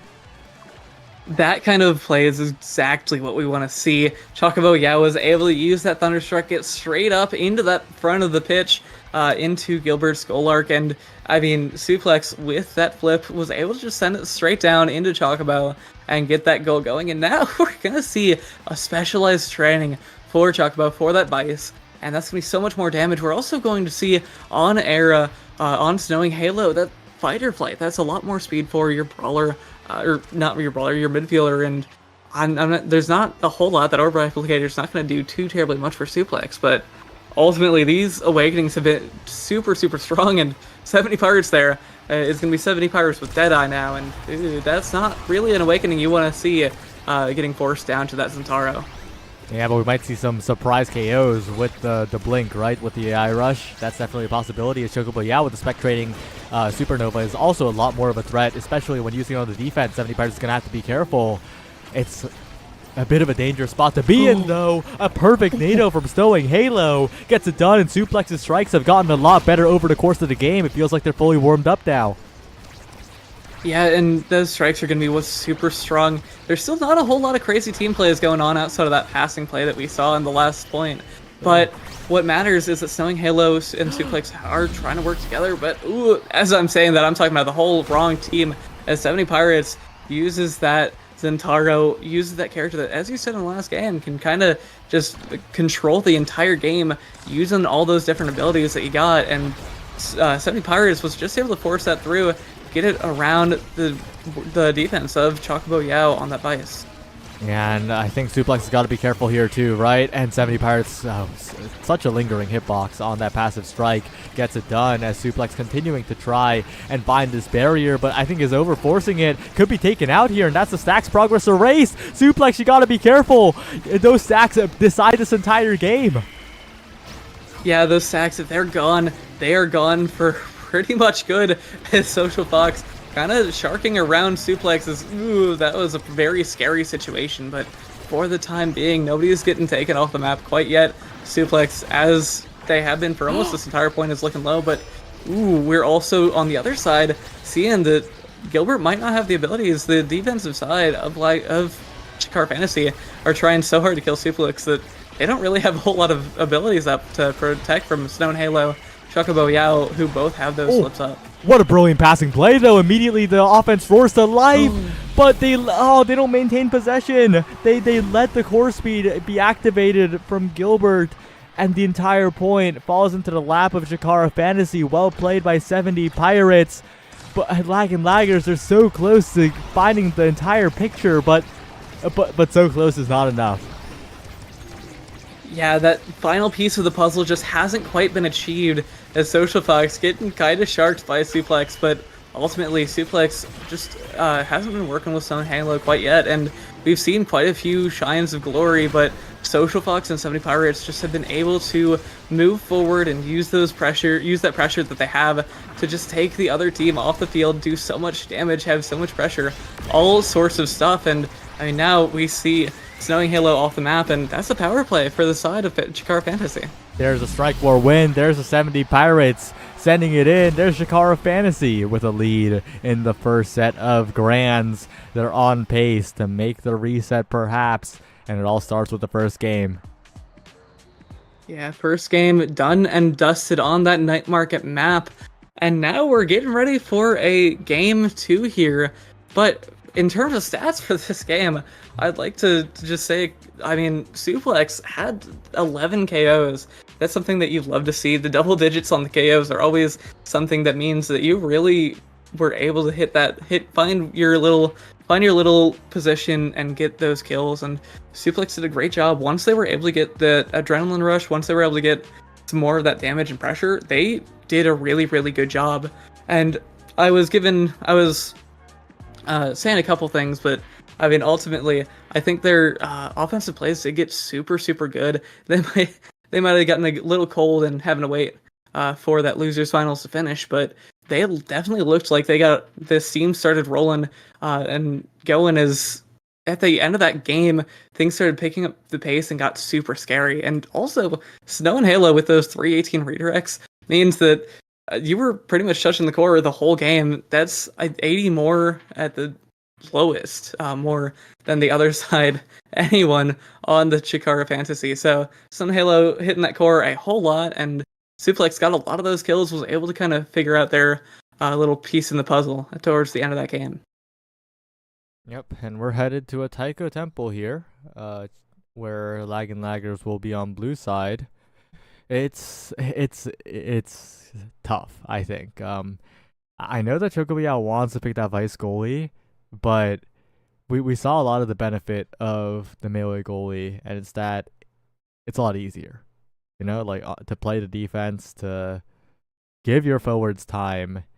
And although there were a lot of highlight moments, a lot of great plays coming out, the defense was always a problem. The fact that Social Fox could just run up barrage and get a barrier, get a goal, was a problem because it's difficult. Yeah, you can technically strike it if you're good enough, but it's not consistent in the sense that it requires you to be super on point.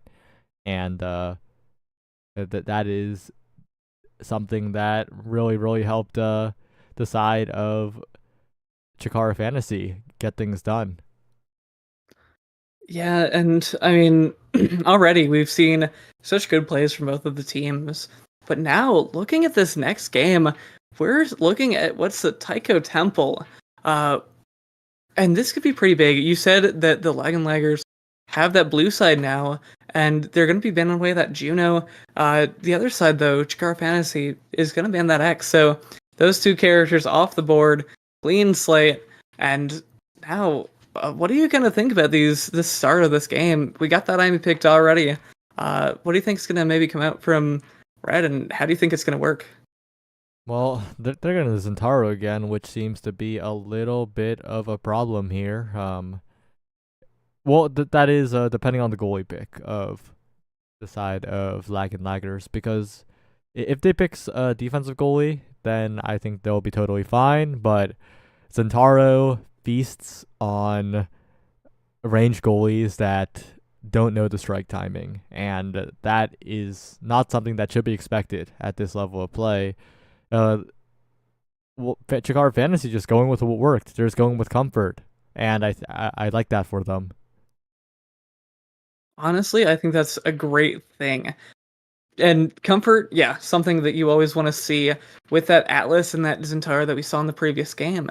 On the other side, though, for Lag and Laggers, we see all their picks have been locked in that Aimi, Asher, and Mako, which, looking at the chat here, Suplex is most likely going to be on that Asher. I'd be surprised if they were on any of the other picks there.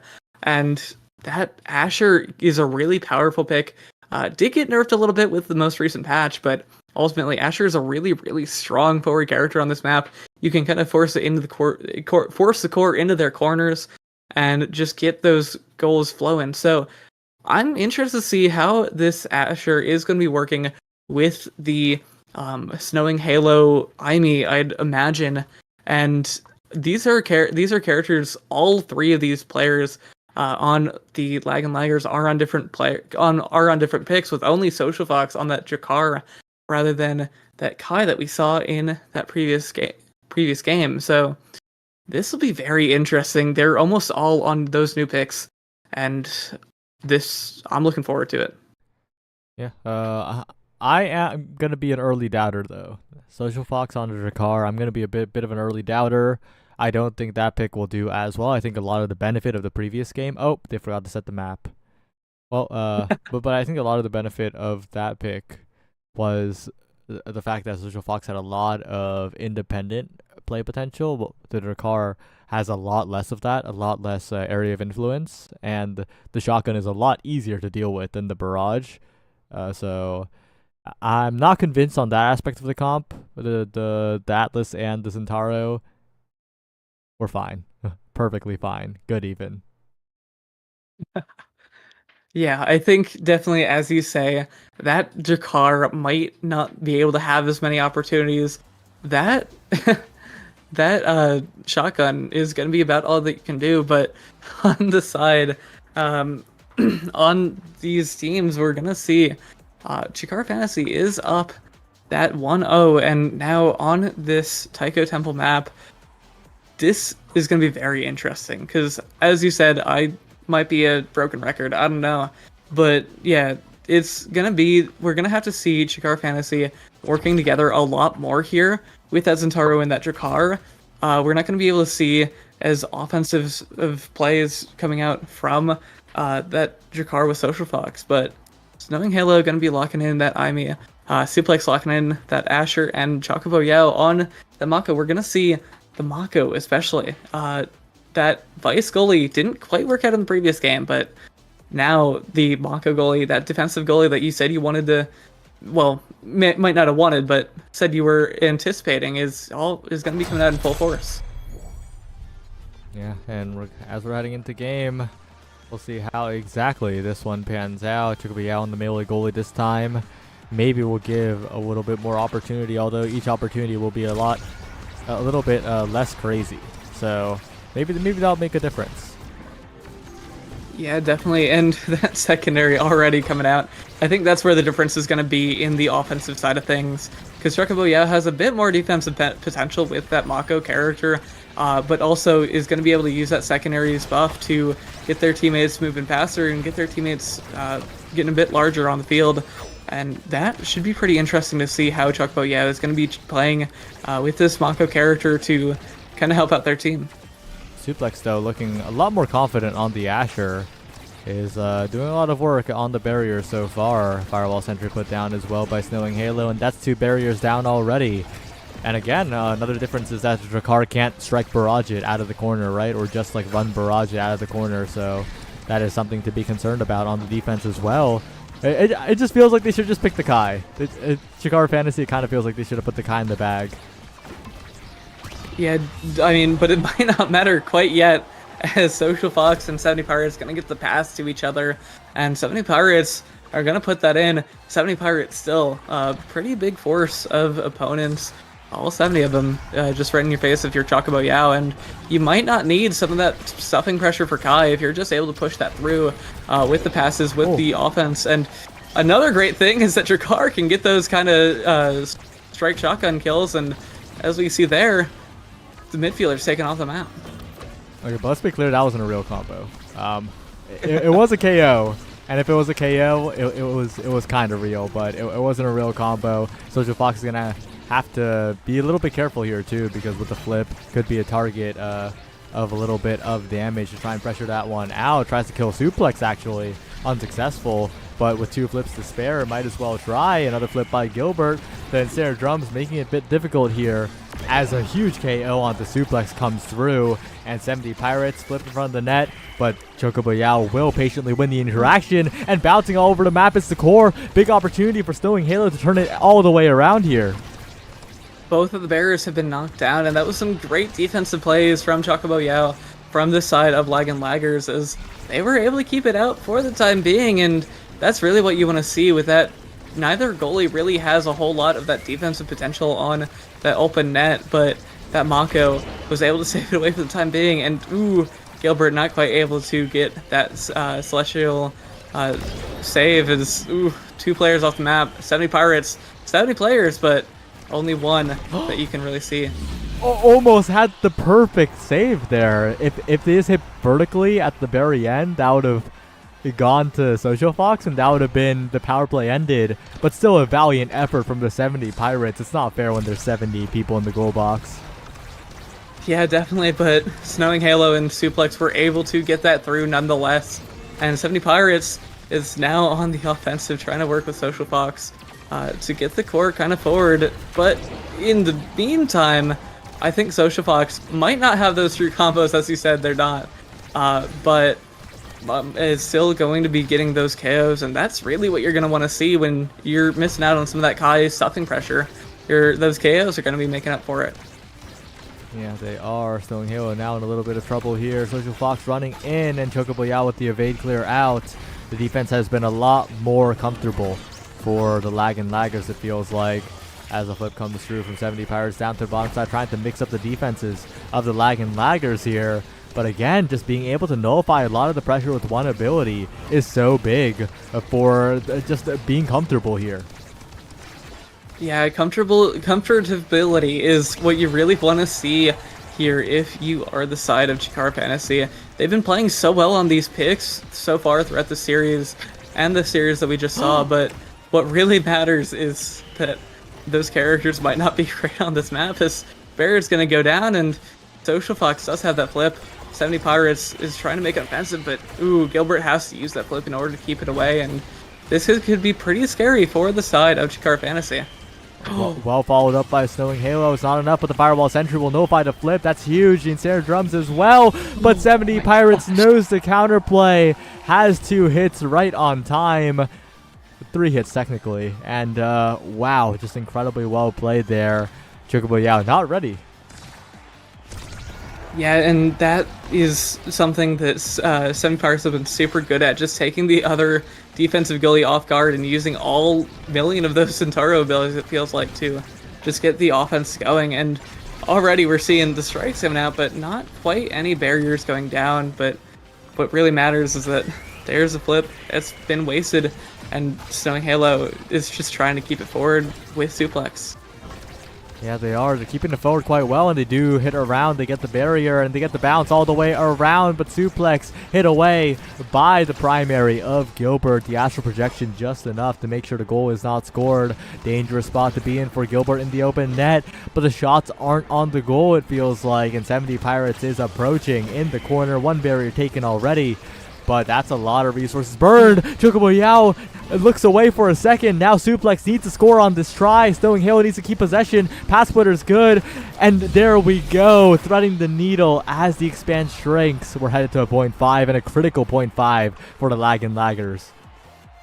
Yeah, this is such a close set in this game, and it's been so back and forth, but I mean, there was a really good offensive play coming out from Suplex from Snowing Halo, and they were able to close out that 4th goal of the set, and now it's really up to Gilbert. It's got to keep it away. Social Fox and 70 Pirates are working together to get it out, though, and it's going to be really close, but Suplex, if they keep just pressuring like they have been so far throughout this game, is going to be pretty scary for Gilbert up in that goal box. Definitely not going to be a safe place to be, it feels like. Trying to walk up to help on the offense, and 1 barrier goes down. Rotating around is Suplex. But that's one benefit of taking the momentum boost, right? Gilbert is pretty fast and can rotate around very comfortably. But Suplex with the pass player in the midfield trying to desperately find this barrier first. It is not going to be easy, though, with how the passing plays are coming through from Chikara Fantasy. Yeah, but for the time being, Chikara Fantasy has been able to keep the core away until Social Fox, a bit of a, I guess, going for a kill there. But, I mean, now the barrier is open. Gold box is open for Chikara Fantasy. Social Fox is looking really low, and use energy burst coming out there is the core is going to go right past Gilbert, and we're going to see Lag and Laggers take that first set in this game, and ooh, that's a really scary situation. That was the fakest goal that has ever been streamed on the Bestie and Slot channel. Well played to Suplex for going for it, but Gilbert, you can't be losing to that with Flip up. You can't be losing to that even without Flip. Honestly, you don't need Flip to not lose to that. Come on. But yeah, that's huge. Lag and Laggers are in very, very good spot now with that Reptile Remedy as well. That makes sure that Suplex can stay in the play and not be taken down too low, and especially that extra special. The Firewall Sentries have been doing so much work for them against flips in the midfield, on the offense, on the defense. Stone Halo's been everywhere with those, and it is huge. Yeah, that extra special, as you're saying, is going to be super, super strong. Also, though, Suplex picking up that Reptile Remedy, which not only is going to help you out with some of those staggers, some of that healing kind of situation, but also you got the bulk up, you're going to be able to get some more damage going from the other side, and ooh, this is a really scary situation as Suplex just is looking very comfortable and very strong, even with just some of those more scary situations. Gilbert pushed all the way up, but that's one barrier going down. Good clear to the top side, but there's Chocobo Yao from the top ropes hitting it all the way across. Suplex very KO hungry, but I'm not sure if you want to go for a KO in the enemy goal box when the core is in your hands, and that could be the downfall. Yes, they don't end up getting a barrier, and 70 Pirates capitalizes on the other side. Bit of misplaced priorities, but I think that the Lag and Laggers have the tools they need. Yeah, Lag and Laggers definitely have what they want. They almost got full flips up. However, the side of Chikara Fantasy also has a lot of energy to their name as well. But for the time being, we're not going to see too much crazy stuff happening. And Social Fox is going to get saved by Gilbert, or at least morally saved, we can say. And we're seeing, like, Gilbert has been very good on this defense. And Social Fox and Pirates have been working very well, just getting the core forward and kind of providing these offensive plays, but with not very much energy to their name, and flip up for both Snowing Halo and Suplex, because this could be really scary. Definitely could be here. Trying to get forward. Dangerous spot near the wall. Trying to make the most of this power play, and they do. Double barrier angle by Suplex. Knowing Halo, flip available as well, but they got to watch out. The 70 Pirates are in your half, and a flip burn at the midfield. Gilbert there to save it.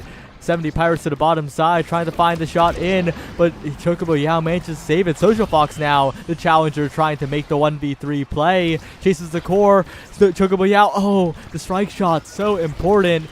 But watch out, the core speed. It's overtime, and Gilbert scores cross map. The 1-2 punch going to good use, as that red core is going to get shot over past Chocobo Yao, who's holding that primary, and now we're seeing Chikara Fantasy, who lost that previous set, looking very comfortable up with that 2-0 score going into the second set, and this is really what you want to see if you are Chikara Fantasy. You don't want to see, though, those kills, as Social Fox gets taken off the map, and now it's a power play for the side of Lag and Laggers. This is what they really want to have, and as we can see, both those barriers going down for the side of Chikara Fantasy. Yeah, they got to keep going. They can't let the goal slip away from them like what happened in the previous set. You got to be careful, especially in the midfield here, as 70 Pirates and Social Fox are relentless. They don't care that the barriers are down. It's not their problem as long as they score, and 2 barriers down. Immediately the confidence really showing, and Gilbert, so much room to play. Great expanse to get out of there in time. And a flip available for Snowing Halo, but the question is, will there be any flip angles that open up? Yeah, not quite yet though, as Snowing Halo uses that flip just to get it out, but 70 Pirates has the power, the pressure of 70 people. 70 Pirates is able to get that flip, return it with one of their own, but oh my gosh, that overtime core gonna go flying straight past Gilbert's primary and going into the net. That's a really scary spot for both teams there, and ultimately we're gonna see Lag and Laggers come out on top with that bulk up. Imi, just I guess it was secondary, closing out that point. And now we'll see if this set can be closed out by Chikara Fantasy. Definitely not out of the realm of possibility. But Suplex is in there. Suplex is waiting. But Chocobo Yao's out of position, pushed away by 70 Pirates, and Chocobo Yao has lagged out. Oh no! Oh my! Ooh, that's a really rough spot to be in, and 70 Pirates with the Imi head pats showing that. Ugh, that's a really unfortunate situation. The Chocobo Yao getting taken off the play basically. New fresh power play for the side of Chikara Fantasy. They're gonna win that set, and they're gonna be rewarded with what looks like, if they pick, a fighter flight for that Jakar, which could be pretty useful here. You're gonna have so many more opportunities to run around and strike the core. Also, that we're gonna see that team player falling down. Team player, love to see it. Yeah, that team player is going to be huge once again. Same with the fighter flight. And this is a dangerous spot to be in for the Lag and Laggers. Chikara Fantasy are a lot stronger than they were last set. And they still won that set. So you got to watch out. And Social Fox shows exactly why. Yeah, Snowing Halo got taken off the map immediately, and Social Fox has so much more pressure, has so much more speed as well. You're gonna see that Jakar flying across the map, but on as well, I'd also like to mention 70 Pirates got that explosive entrance, so much more range. But I'm yapping a bit too much, and Snowing Halo and Suplex worked together, just got it straight past 70 Pirates, Gilbert, and Social Fox, and ended up taking that point, even with that really early KO from Social Fox. Yeah, and they gotta watch out though. The majority of the pains for Lag and Laggers has been on defense, right? It has been 70 Pirates and Social Fox, or both of them, really just finding one breakaway and making the most of it when they really shouldn't in situations like a 3v1. They gotta lock that down. They gotta confidently push onto the other side of the field, but it's not gonna be easy. Yeah, it's going to be really difficult for them to be able to close out some of these goals and barriers, and as we see there, the secondary coming out from Chocobo Yao was able to save that one, and that's really what you want to see. If they're able to just keep the core away, even if they don't have flips, that Mako is a super strong character for just keeping that defense going, and if Social Fox is able to maybe keep it away with Gilbert for the time being, it's going to be pretty big, and they might be able to get some kind of offense going. But Chocobo Yao is dying right now. 70 Pirates already took out the recovery drone, looking for the full KO now, and Suplex forced back to play a bit of goalie here. Doesn't get the strike in time, and the bounce barely misses the barrier as well. Tragedy for the Lag and Laggers. It's a game of pixels here, as they don't get anything. Yeah, Chocobo Yao, in a very bad spot there, because 70 Pirates realized, hey, I got enough damage here. I got bulk up, I got that explosive entrance, and I got the spark and focus. I have all the cooldowns, and I got all the damage going for me. So that Oki playstyle kind of becomes available for you. And Mako Chocobo Yao got taken off the map, or didn't get taken off the map, but got taken out of the goal box just like that. And that's something that, I mean, has been made available to the side of Chikara Fantasy. They're able to use those slips, use that ability to deal so much more damage to more than just the midfield with a Drakar combo, even if it isn't true. But now they're also able to threaten that Chocobo Yao on the defensive side. Yeah, maybe they'll be able to get it done here, but with Snowing Halo so low and with no meter available, they're not long for this world here if any focus is given to the KO. Regenning a little bit here, but instead they're focusing on the barrier take, and that's what they're doing. Dangerous spot as the core drifts. Gilbert walking up. Good expanse to keep the possession in their hands. And the Suplex of Snowing Halo, they just don't have the mobility to rotate around. Yeah, the mobility is going to be a bit scary of a situation. Social Fox using that fighter flight, using all of those abilities to get the core up, get some of that pressure going. But for the time being, there's been some really good saves from Chocobo Yao. And also from Gilbert, the goals aren't going in, the barriers aren't going down. And as I say that, a bit of caster's curse, but ultimately the defense has been super strong from both these sides, and it's really just up to the teams to see if they can get a good little offensive maneuver and get something going. This flip here might do that. Oh, barely missed from Social Fox. That's a big opportunity for Suplex, but 70 Pirates is in there, forcing hard clears from Chocobo Yao, and it feels like this point is on a timer. Suplex needs to get something done now, and it is so difficult when Social Fox is controlling the entire bottom side of the map. Chocobo Yao can't find it around. Stowing Halo is not open for a pass. 70 Pirates covering the top side, and Chikara Fantasy looking like the better team right now. Yeah, you can feel free to be this better team when you get all the speed in the world, and Stowing Halo and Suplex really haven't done anything to get that speed going, get that speed flowing or anything. You got that twin drive on Ivy, but that's really all that you have. And we're seeing it right now as 70 Pirates and Social Fox are circles around the other team, both literally and figuratively. And we're already seeing that first barrier going down. Snowing Halo almost off the map, has almost no stagger to their name, and is now taken out. So we're seeing just all this damage coming out, all this pressure, all the speed, and Chikara Fantasy is looking super comfortable in their shoes right now. Yeah, Suplex trying to make a last-ditch effort in the midfield, but it is so difficult when 70 Pirates is just maneuvering a little bit better, right? Just standing in front, winning the strike wars without even taking the strike war in the first place. And that kind of thing is why Chikara Fantasy is ahead right now. Yeah, and that's really what you want to be seeing here, as also Social Fox gets taken off the map. It's a 3v2 here, and the flip up for Social Fox means that you don't even need to use it, and 70 Pirates is going to be able to close that out. The crazy stuff coming out from the side of Chikara Fantasy. They figured out what lets them win and lets them get going, and now they've won that set.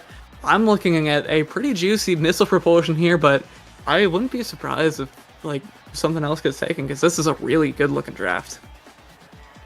Yeah, that missile prop's going to be very, very scary on that Drakkar. Even more area of influence now, and that spark of leadership. Just going to be for that spark of focus, really, the 2 sparks. That's going to be a slight benefit here. But the important thing is, maybe this is just enough. Maybe this is the tipping point for Lag and Laggers, where they have scaled just enough for what they need to do. They got a little bit of speed on Suplex. They got the timeless extra special Firewall Sentry on Stowing Halo. Maybe they have just enough tools to push forward and score, but they got to show it first.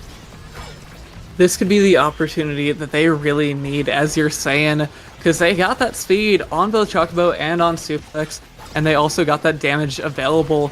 But for the time being, they gotta be able to show it, and 70 Pirates and Social Fox have just been taking their win condition that they found in the previous set and using it to their fullest advantage. And with that missile propulsion, we're gonna see Social Fox win that interaction from out of nowhere, and it went straight up to 70 Pirates, who just got it straight in. So 2 more points until Chikara Fantasy are able to get that reset. So they're looking to close it out right now, get something going, and that immediate kill is going to be pretty big for them to get that going. Yeah, it is looking so difficult for the Lag and Laggers to get anything going, really. Again, it really comes down to self-sufficiency, like in the previous series. Looks like a repeat of the same exact one, right? Where Suplex and beating Kappa, they both have individual plays, but they need so much setup, and it's just not there. Yeah, the setup is where people really shine. This is a team game after all. If it was a 1v1, it would be Omega single players or something like that. But for the time being, we're seeing 70 Pirates and Social Fox and Gilbert even able to step forward and just working so well together to just get the core into the other team's net, into the other team's barriers. And there we're seeing, just as we're saying, that core's going to go in. Social Fox, 70 Pirates, and Gilbert are looking so strong and winning this 72 to 3 right now. But they need one more to close it out. Will they be able to do it? Yeah, one more to bracket reset, one more to get it done from loser side. They still have a best of 3 to play, but it is looking very good for them if this continues. They just look like they have a handle on what type of game they want to play, and that is what wins you OSAS. If you play confidently, if you don't hesitate, and if you know how you want to win. Yeah, and something interesting that might be of note is that both these teams have been going for quite a while today. So both these teams, their stamina might be slowly draining. We could see a completely different game if this goes to the reset. But for the time being, Social Fox, Gilbert, and 70 Pirates are kind of on the back foot here, as they have that barrier open, have the goal open. They're just trying to keep it out for the time being. Here they are, and the barrier's still standing. Finally, none of them go down just yet. Stone Halo gets it away, but it's bouncing around in front of their barrier. Suplex now with a shot attempt, with the dribble to the top side, but sends it right into Gilbert's face. Finally gets a good shot on goal. But that's what we're talking about, right? When Laggers have so few opportunities, they got to make the most of them. We can't be seeing stuff like that. Yeah, and Suplex was able to close that out, but yeah, as you say, there was a very good opportunity.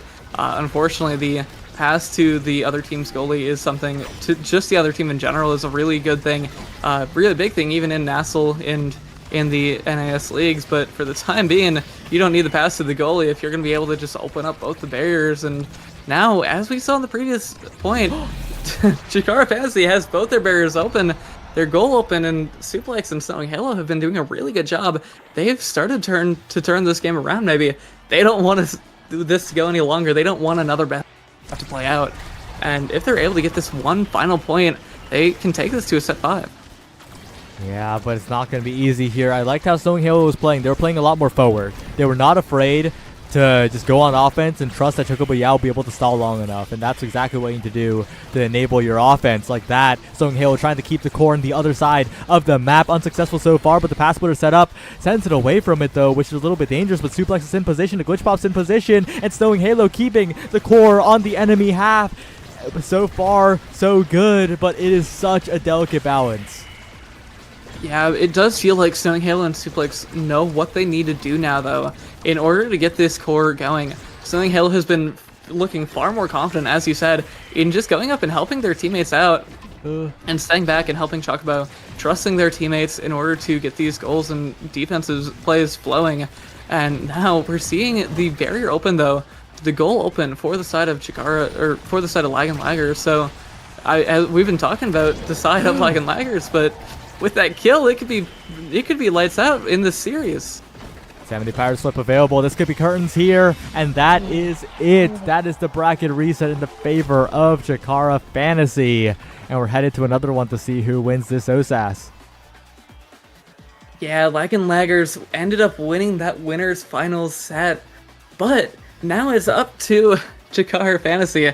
They managed to make themselves known. They only took 2 in the previous series against the Lag and Laggers, but now in this series, they've already taken 6 sets against the side of Lag and Laggers, and so they're looking so much more comfortable. They have been playing for a long time, though, so I kind of briefly mentioned it earlier, but going into this grand finals, it could be pretty rough. The side of Chikara Fantasy's been playing all day.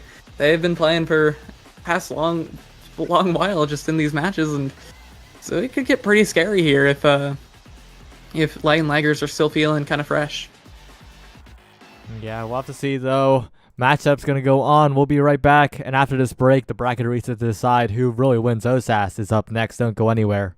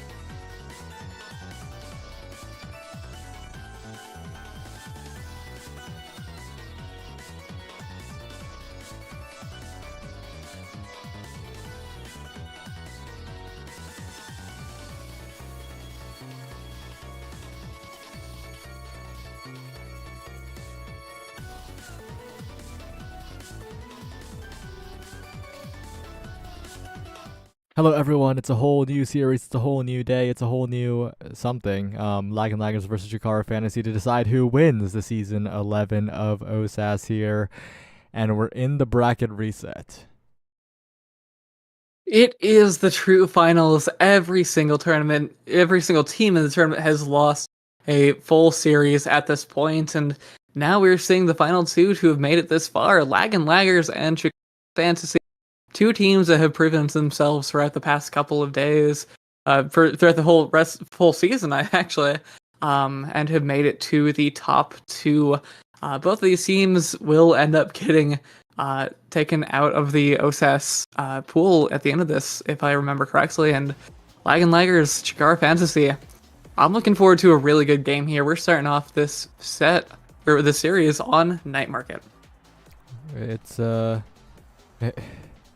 It's a bit of a flashback to the before, right? Chocobo Yao on the vice goalie once again, it looks like, and that is concerning because that is something with very high highs and very low lows in terms of the lack of defense and the great benefit to offense, right? So that is something to be concerned about because it is it's going to require very on-point gameplay from the Lag and Laggers, and I'm not sure if they'll be able to do it at the end of this long day. Yeah, definitely. Both these teams have been going all day, but we're going to see the two offensive players of the side of Lag and Laggers, Snowing Halo and Suplex, on those picks that we saw in the last game, I guess a full series ago at this point, and Suplex with that Asher, Snowing Halo on the IME. I think they're looking pretty confident here. However, on the other side, we got Social Fox and 70 Pirates, both on characters that they've proven themselves to be strong with. And then, of course, Gilbert on that Atlas goalie. I think we've only seen Atlas goalie, and I think it was an Asher goalie for one game in Losers Finals. But other than that, this Atlas goalie has been a super strong pick, and I mean, it's been out of the public view for Lag and Laggers, if all things considered. Yeah, but last time we were here, it was Era Juliet, right? Now it's Asher Aimee. And I do like this combination, especially on Night Market for this Lag and Laggers team. I think Suplex will excel a lot more on here than on Taiko Temple, and will also excel on the Asher a lot more than on the Juliet in this environment. And we're seeing it here where Suplex can control the entire corner, so Snowing Halo just needs to follow up. Yeah, if Snowing Halo is able to keep it in the corner, help Suplex with those offensive plays, that's really all they need. And what they also need is those kills from Suplex are going to be super strong here. Juliet also has those kind of just jump at you kills, but Suplex has been very good, very effective with that Asher, just getting those kills in the same kinds of situations as well. And Social Fox and 70 Pirates are going to definitely be needing to watch more of those corner edge gameplays, because if they get taken off the map, Suplex has been very effective at just kind of taking care of that. Yeah, but Chocobo Yao in an open net needs to be so careful here. Good interruption by Snowing Halo to not let the hook do everything, but 70 Pirates continues approaching, and again the theme continues for Jakara Fantasy. Self-sufficient forwards. But if you have setups like that, if you get it done like that, if the flip isn't used by Chikara Fantasy like that, then the Lag and Laggers are chilling. Yeah, it was looking pretty scary because Lag and Laggers were fulfilling their name with Chocobo Yao in the goal line, looking like they were lagging back a little bit. However, for the time being, they were very comfortable and they were able to get the save, the crucial save that helped them win that point. So now they are still looking comfortable. That Vice is looking to be a much better asset to the team with characters like this rather than in that night market game that we saw earlier, as you said. So I'm interested in seeing how this is going to continue to play out. But it also, as I said, is going to look like the Lag and Laggers might be living up to their team name. Yeah, I would have liked to see the hotshot on device instead. Not quite sure if they went why they went the reptile remedy. Maybe very concerned of getting KO'd, but you're the goalie. Realistically, you shouldn't be getting KO'd until things are going very, very wrong. And look at that passing play. Social Fox and 70 Pirates, so much speed to play with there, and the game's evened up. Yeah, great passing plays. I've said it all night. You've said it all night. 70 Pirates and Social Fox have had such a good awareness of each other throughout the whole night. We've seen far more of Social Fox kind of passing to like 70 Pirates, but at the same time, if 70 Pirates gets to the core, that's really all you need, and the core's been going in. However, on the other side, Social Fox has been taken out now, so that's one half of the hole that you're missing out on, and we're gonna see it as the barrier gets taken out, and great defensive plays preventing that second barrier from getting taken out is really what you're gonna want to see from if you're Chikara Fantasy. Yeah, and the 70 Pirates and Social Fox, once again, they're so good at converging on the open, on the less defended barrier here. Suplex, though, very impressed. A lot better at dash punching on the Asher compared to the Juliet, which is not something that can usually be said about brawlers. Yeah, definitely. That Juliet has that tried and true, the iconic dash punch. However, that Asher has kind of come out in recent years, recent months, I guess, with as more of a character that can also do that same kind of thing.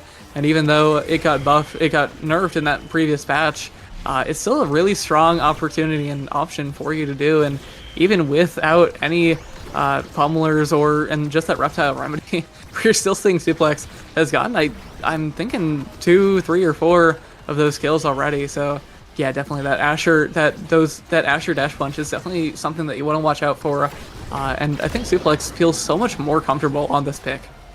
But that doesn't matter if your midfielder is gone. Chocobo Yao trying to get something done here, but it was a valiant attempt, but it did not end up happening here. And Chikara Fantasy, they are continuing to excel at just punishing small openings where the Lag and Laggers are just not as mobile. Yeah, we've seen this in previous games as well. The Lag and Laggers have been playing characters that are far more oriented towards that burst movement. And speaking of that burst movement, is going to take Social Fox off the map. And when you're just sitting in the other team's net, able to get more of those offensive plays going, that's where you're really going to be able to see the Lag and Laggers shine. They've gotten so many great kills just off of just slight mispositions from the side of Chikara Fantasy, and that's really what we've been seeing, really, and how things are going to end up going well for them.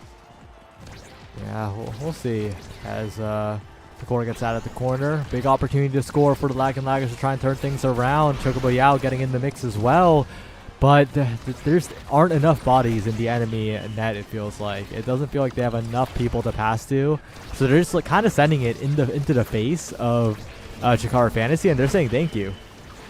Ooh, great save, though, coming out from the side of Lag and Laggers, and Chikara Fantasy is really trying to get things going, and right now 70 Pirates is going to be able to win those 70 strike wars there, and we're going to see Chikara Fantasy winning this first point.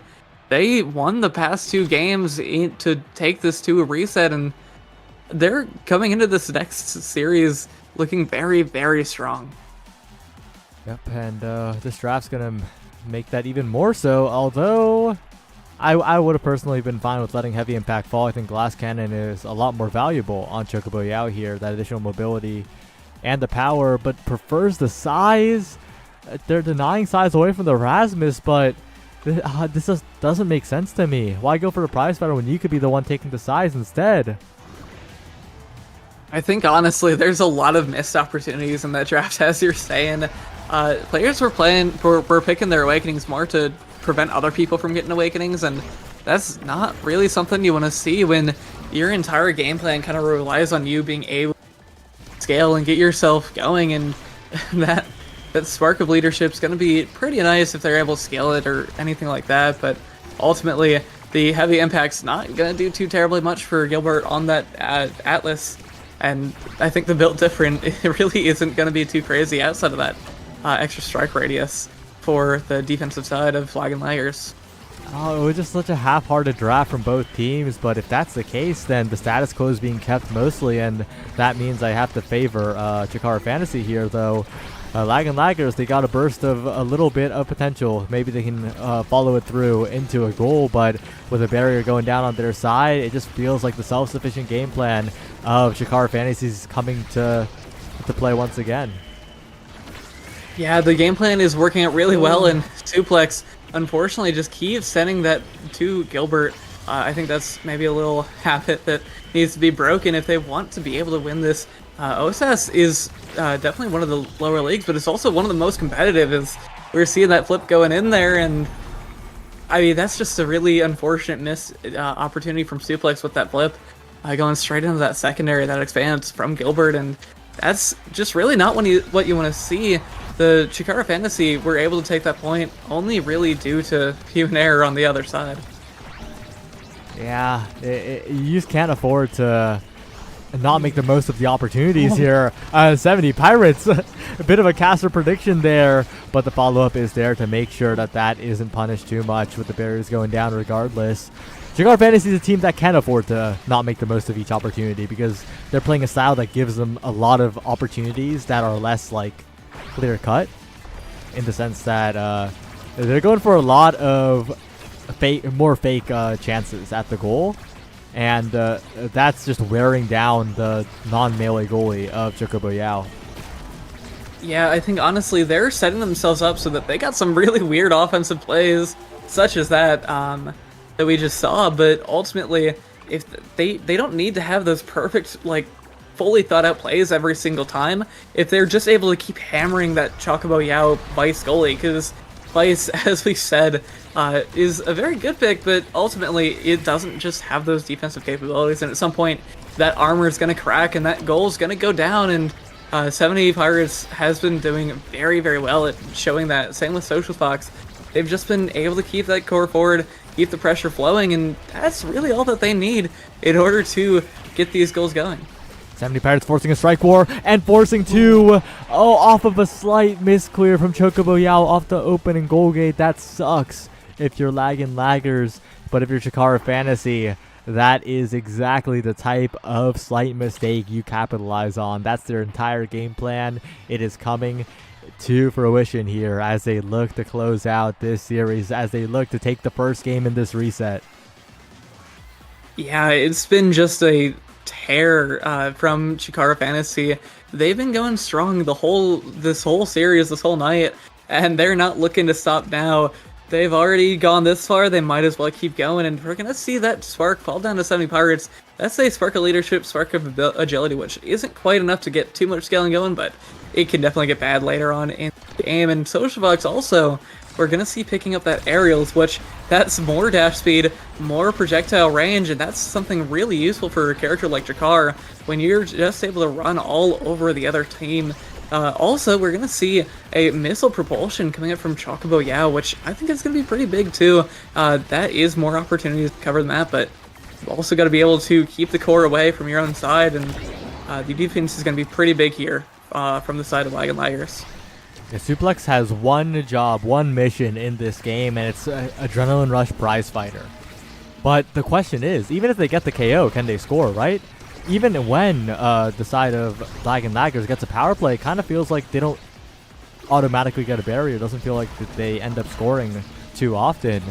So I'm not sure if speccing fully into that was the play here, because it's a lot more efficient to just run up the goal over and over like Chikara Fantasy are doing. Yeah, it seems like Suplex is able to get those kills, but at the same time, two of Asher's best stuffing abilities were used to get those kills, and if you don't have those abilities up anymore, then That means that Gilbert's going to have a really nice time just keeping that core away from your net. And as we're seeing there, though, the goal is going to be open for Chikara Fantasy, but just so many offensive opportunities are coming out from the side of Chikara Fantasy, and eventually you're going to see that shield crack, that chink in the armor get pried open by 70 Pirates, and you know Pirates are pretty good at that, and 70 of them. It's pretty big, so yeah, Social Fox and 70 Pirates have been doing such a great job, and that those kills really haven't been getting too much potential going. Yeah, well played once again by Social Fox and Pirates. And again, right, the damage to KOs are too inconsistent from the lag and laggers to really make the most of them. While Social Fox and 70 Pirates, they're continuing to play these corners. Although, Social Fox is pretty low here. Suplex has abilities if they can target, but no, the Atlas is picked for a reason. Yeah, and this is really, really big, because if Social Fox and 70 Pirates are able to just keep the core forward, we're going to see what we've been seeing the whole time. And honestly, Gilbert's been doing a really good job as well of just controlling that mid line. That speed gate in the middle has been getting picked up by Gilbert a lot on those offensive opportunities, and with Social Fox and 70 Pirates having control for almost this entire point so far, it's been pretty crazy. Yeah, with the momentum boost, just walking up to the midline, and what a pendulum swing from the midfield for the 70 Pirates here. That's all it takes. And although it's past 1 a.m., if the Chikara Fantasy can close this one out quickly, maybe there's time for a winner's interview. Winner's interview would be nice, but that requires Chikara Fantasy, or if Lag and Laggers are able to win within a pretty quick time frame, they might all go to bed pretty soon here. But ultimately, we're seeing Chikara Fantasy just want to close this out. They are currently up 2-0, and if they can get this final goal, they're going to be looking nice and pretty going into this next game, because they're looking hot, even though it is 1 a.m. for or 10 if you're even on the West Coast. It's pretty rough here. Yeah, they're still pushing towards the corner, though. Even though Pirates is low, they're still getting in there, and Social Fox with a follow-up strike, looking to close out this first game of the bracket reset. So close now. All it takes is a single strike war, and there it is. They want that winner's interview, Chikara Fantasy. They're looking for another sweep.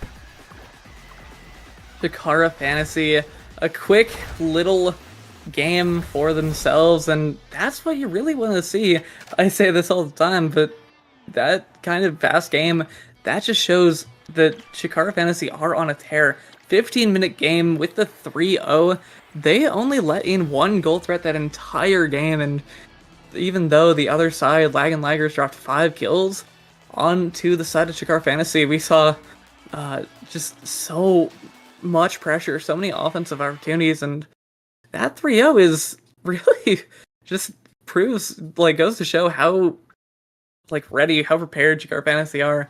They've come this far, as I said earlier, and they're looking to go even further. Yeah, next we head to the Taiko Temple, where Chikara Fantasy are blue side. This is not going to be easy for Lag and Laggers.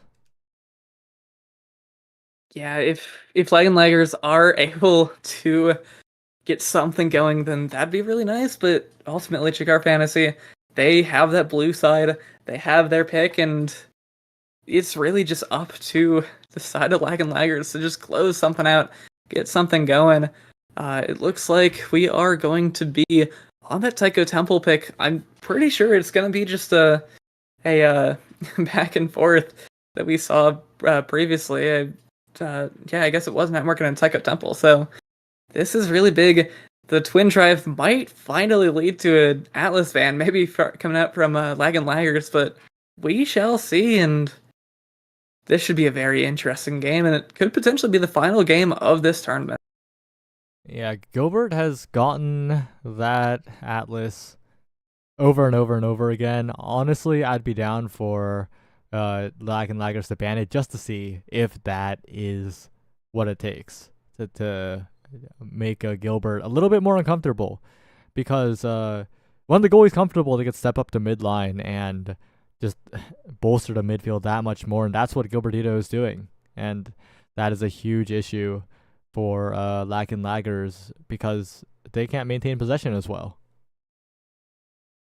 Yeah, so right here we're seeing that X band away. I'm interested in how this is gonna be. The IME band away as well. It's not worth I banning think the IME. it's yeah. Honestly, from Lag and Laggers, I think the ban has got to be that Atlas, which ends up being the first pick for Chikara Fantasy. The Atlas has been like, it's not one of those characters. It's not one of those players from Gilbert that you really see and you're like, hey, that's making a big difference. But we're seeing it right now and it's making a really big difference. And with that twin drive as well on the board, that's going to be really big. Although I think we're going to see, the Juliet is going to come out from Suplex. We're going to see that era coming out from Snowing Halo. And I think we might see shades of the past of the night market game we saw in the last series and grand finals, where you have the Juliet, you got the era, but ultimately they don't mesh well enough together, and it's really going to be up to the forward group of the side of Lag and Laggers to get something going, because right now it's looking pretty scary. They lost the last time when they were on this era Juliet comp, and now they gotta figure out something, because 70 Pirates and Social and Gilbert have been looking super comfortable on all these picks throughout the entire night. Yep, we will see. Heading right into game here. And it could come down to this. Chikara Fantasy could close it out right here. And that could be it for this OSAS. We'll see if they can get it done. Because Lag and Laggers, they've won before. But not recently. It's been 3 straight for Chikara Fantasy. Yeah, and even before that, the Lag and Laggers had to wait for the losers finals match to go, so they didn't have much warming up that they could do with while waiting for the game. So they really are on the down low. But you know, the only way that you can go once you're at rock bottom is up. And so I'm down for Lag and Laggers to maybe pull something out of their hat and get some kind of reversal going. And I mean, the comps don't look too comfortable for that, but hey, I would be happy to be proved wrong and for Lag and Laggers maybe take this game and bring it to a true finals set their game 3. We'll see if this grand finals reset can be closed out or if it can be extended here, heading right into game now. Taiko Temple, where again we're seeing a relatively familiar comp from the Lag and Laggers, but even more familiar from the side of Chikara Fantasy. They look comfortable. Yeah, comfortability is what is really something that we've seen Chikara Fantasy on the entire time. Ultimately, the ban went south, and not really anything was crazy going into this draft, but what we are seeing is the entire set of Chikara Fantasy on super comfortable picks for them. 70 Pirates has been playing that Centauro all night, and we've seen Social Fox on that Chikara all night, and they are looking super comfortable here. Still continuing to find those bounces. Suplex now going for the demon angle, but Gilbert's right there. And that's just a common theme, right? The shots on goal just not precise enough, but the Snado forces out the flip, and Gilbert panics. Suplex capitalizes. Lag and Laggers, that's the type of gameplay we need. Yeah, definitely. Just being able to call out those missed strikes, those plays from Gilbert. Suplex was able to close that first point out, and yeah, as you said, that's really what we want to be seeing. That's the kind of plays that we want to see from this era and that Juliet. Making the Juliet big, using that Mako in that era, and then making the opponent small and giving yourself speed, and then you got a recipe for success. But for the time being, that recipe for success is going to keep going as Suplex has managed to get themselves a kill onto Social Fox. Ooh, that's a flip away by Chocobo, yeah, but it's a power play. You can't be flipping into the enemy goalie like that, you know? That's the type of flip you make when the opponents have a power play. And now Suplex needs to do a lot of work, but a lot of work he ends up doing here. Big opportunity once again for the Lag and Laggers, but again, they need to make the most of it. Yeah, and if the Lag and Laggers are able to finally get this barrier down, then that could be very big for them But for the time being, that Atlas goalie just doesn't have very many opportunities in the back of the net, and with that momentum boost, you don't have anything like strike shot to keep you afloat. So if Gilbert if Gilbert gets like an offsides pass or something like that, then we might be seeing something crazy. But I'm yapping too much about the other goalie, and 70 Pirates and Social Fox have managed to open up the barrier. Suplex gets it down with a demon angle this time. The Lag and Laggers, big turnaround. They look revitalized. They're doing the step again. Maybe this is what they need to look different. Maybe they didn't need to ban the Atlas. Yeah, but this all up to Suplex and Snowing Halo, just keeping it forward.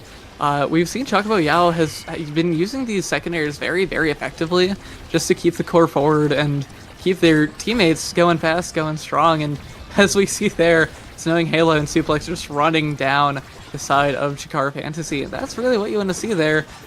You do see Suplex pretty low, though, on that defensive side. So if the player gets taken out, that could be pretty big here.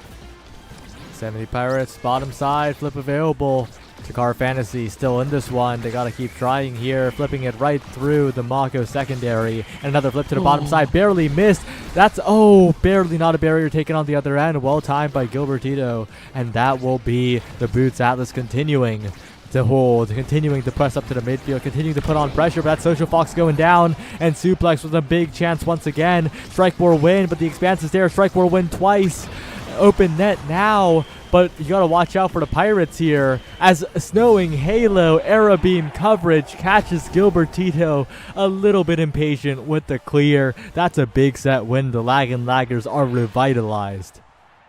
Snowing Halo taking out Social Fox on that 0 health, and Snowing Halo and Suplex did a really good job of just going forward and just forcing Gilbert into a bad situation, to a bad scenario, and we're gonna see a Firefly flight get rewarded onto that error on Snowing Halo, and that's what we really want to see. Is along with that big fish on Juliet, on Suplex's Juliet, you're gonna see a lot more speed, a lot more size, and with the Mako era scaling, it's gonna be pretty big. That's gonna be a big Juliet going straight in your face, and this is gonna be pretty big. Yeah, Brickbat just mentioned it. Chikara has never won OSAS before. So Chikara Fantasy could be the very first ones, but not if the Lag and Laggers have something to say about it, because they look back. They look in backs against the wall in Grand Finals reset after being swept in the first set of Grand Finals. They somehow look back. Yeah, if Chikara Fantasy, if the Lag and Laggers, I think they might have just seen what Brickbat had to say. They want to keep the stream, keep the method flowing, and the Chikara Fantasy is currently down in that first set. So if we're able to maybe see Lag and Laggers just keep this going, they really want to win this. They have made it this far just like Chikara Fantasy, and they made it through winners, and that's really what you want to see. But for the time being, that is a player, that is Social Fox off of the map, and now it's a power play that we've seen so many times before, even in just this game. Yeah, that's a barrier take. Good follow-up strike by Suplex and trying to find a passing plays. Good strike shot by Chocobo Yao. And Suplex now sowing Halo, but they send it right into the enemy goalie once again. They'll have another chance, though. They have 2 barriers to work with. Oh, but the midfield is being patrolled by Social Fox, who is keeping it away right now. NATO coming in. Dangerous spot. 70 Pirates continuing to put on the pressure as Snowing Halo and Suplex approach, trying to find a big opportunity, but Suplex once again just shoots it right into Gilbert's face. And how many times Suplex just hit it away from the enemy goalie? They don't have strike shot. Suplex falling into the same channel, going straight to that Gilbert Atlas goalie, but 70 Pirates is finding that flaw in Suplex's gameplay and using it to their own advantages. They do the exact opposite. They send it away from Chocobo Yao, get a really, really clean angle to go straight in the net, and that's really what you want to see. Chikara Fantasy definitely down in this first set, but they're not out. They won that previous game. They've won 5 games in a row before this, so they're still looking hot. They have so many more opportunities, and even though Social Fox is off the map, now it's the other side's time in the light, and that's both barriers down. Big opportunity for suplex flip available. Got to make the shot this time, it feels like, and has the flip. Got to cash out as well. Just use the flip, really. Goes for the dash punch here. Good drive. Try and create even more power plays. But we've been in this situation before, right? 2 barriers up, no barriers on the other side, and they don't get it done. And suplex! Why are you punching into an Atlas? Oh, it is so... Oh, I can't vote that. You take over. I think Sai has gone to the side of passes to the other team, and I mean, we really don't want to see that. If you're suplex, just hit it away, please. But it doesn't matter now, as Chocobo Yao still has that 1 barrier up, and the side of Chikara Fantasy really wants to close us out. They want to capitalize on this present that Suplex has gifted to them, and that, ooh, they're looking scared. That okay. All good. Suplex gets it done. Flame Flurry is good. KO found. Energy reset. Energy built up. Suplex working on another flip, and this is a really good spot for the laggers here. Stone Halo also with almost a full flip available, and 70 Pirates and Gilbert Tito basically no energy left. There's a KO as well on the only member with energy on the side of Chikara Fantasy, and this is the perfect opportunity to cash out for the laggers. They need to build up the flips, they need to use them, they get the barriers, and Suplex, good follow-up strikes. NATO coming in, but the barrier's not taken. Finally, it is, and a flip from the midfield to keep possession up. Good chance still, but the Twin Drive Atlas is making it so difficult. Yeah, the laggers coming out in full force as Suplex having some difficulty on the defensive line, scooting around the map just as they always wish they would. And now the flip going straight into the Gilbert once more. As always, Suplex gotta break that habit if they want to maybe take this title, but for the time being, that's what I'm seeing is a staggered Jakar, and eventually Suplex, even if you are forcing it straight into the other team's goalie, you might finally be able to get some of these kills, get some of these offensive plays, and you really want to see all of what the side of Chikara, what of Laggers is trying to do. Oh, but 70 Pirates, you give the side of Chikara Fantasy a little bit too much time, and that will be the result. Give them too much time, and eventually the Drakkar and the Zentara will find the mistakes in the goalie play, and that are inevitable if it goes into overtime, if that much gameplay is being forced here. Another NATO coming in, barrier still not taken, a flip out. Gilbert Tito wasted energy, but that's fine for now because Chocobo Yao's dying on the other end of the map. Yeah, we saw it in previous games. 70 Pirates is a lot of Pirates to be punching you in the face, and Chocobo Yao on very low health. I think just 70 Pirates is just trying to get that flip out, get some pressure going onto the defensive side, because that's one flip that you might not have to worry about. But on the other side, Suplex has a flip up, and unfortunately hasn't been able to take it so far, but we're seeing a lot of damage, a lot of pressure coming out, and 70 Pirates for the time being doing a lot of damage, and is going to be able to open up that barrier. Gilbert walking up as well, right? That is such a big benefit as Suplex sends it above, but Social Fox is there, and a great flip by 70 Pirates. It's a 50-50 bottom top, and right out of the reach of Chocobo Yao, importantly, sends the goal in. 1-1 in terms of sets, but it feels like Chikara Fantasy have the control back. Yeah, we saw 70 Pirates send the coin, send that core into the coin slot and get that 777, and now we're seeing the Atlas Gilbert Tito with that hot shot gonna have a whole lot of extra core speed, whole lot of extra abilities up, and we're also gonna see heavy impact falling down to Suplex's Juliet. That's gonna be more damage, more KOs, more cooldowns, but ultimately there are a lot of really good awakenings, a lot of heavy hitters, and we're gonna see among Titans that missile prop that all these awakenings could be really, really big going into this next point. Yeah, and we'll see if that makes a big difference here.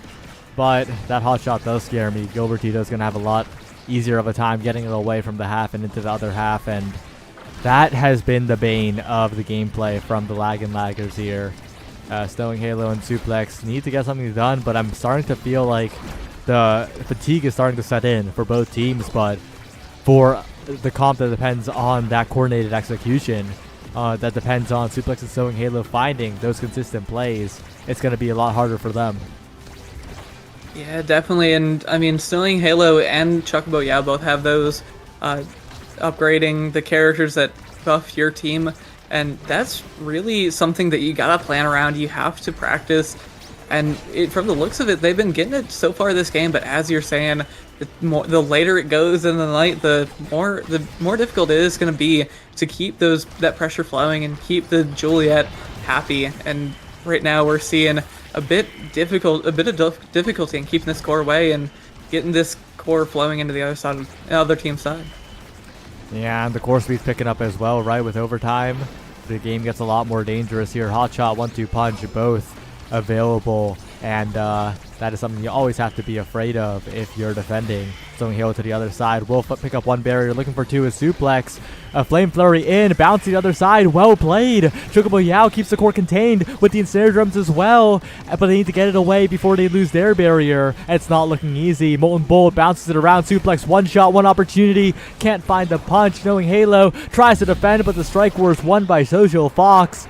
And it's about those small chances. It's about getting one extra chance, and the Chikara Fantasy are just getting it done.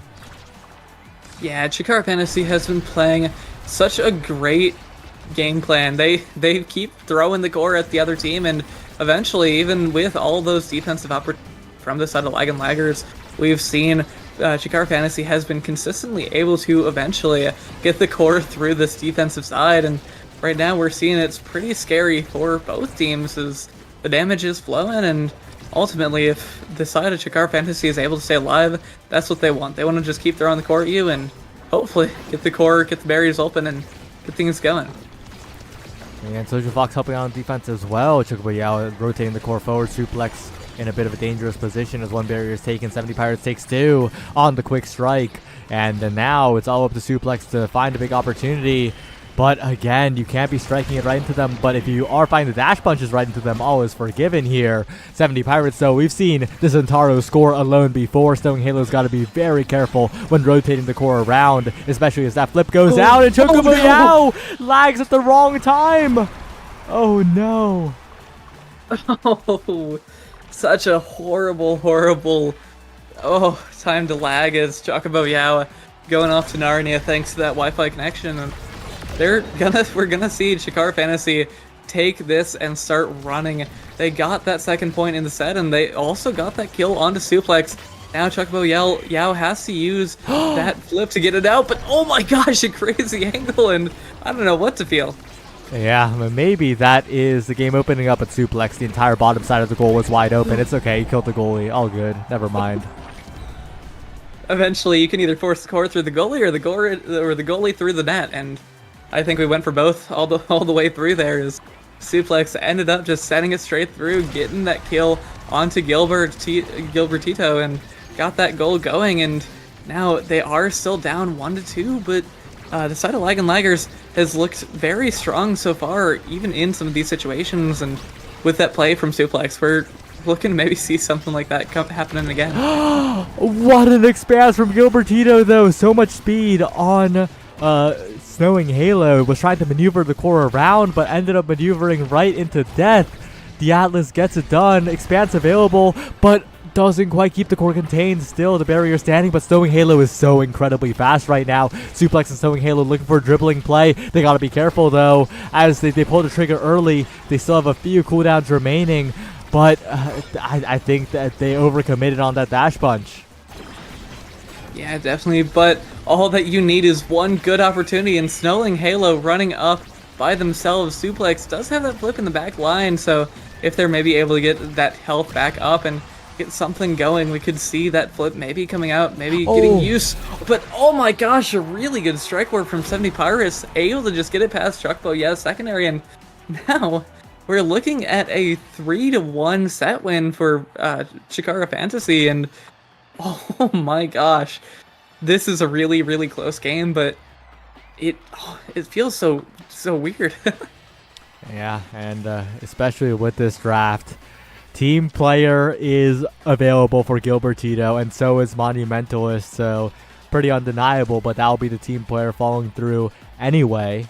the Arenados might make the difference, the Adrenaline Rush might make the difference, but I think that Jakar Fantasy has everything they need to break the drought, to be the first Jakar team, 11 seasons of OSAS, the most representation out of any org, and this could be their first win. This could be all that they need to close this out.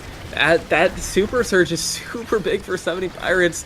That stacks on stacks for Social Fox is going to be really big, and that team player is going to be super strong for Gilbertito as well. And I mean, it's all going to be up to Suplex and Snowing Halo and Chocobo Yao to maybe get something going, but the Awakenings, everything looks to be in the favor of Jakar Fantasy right now.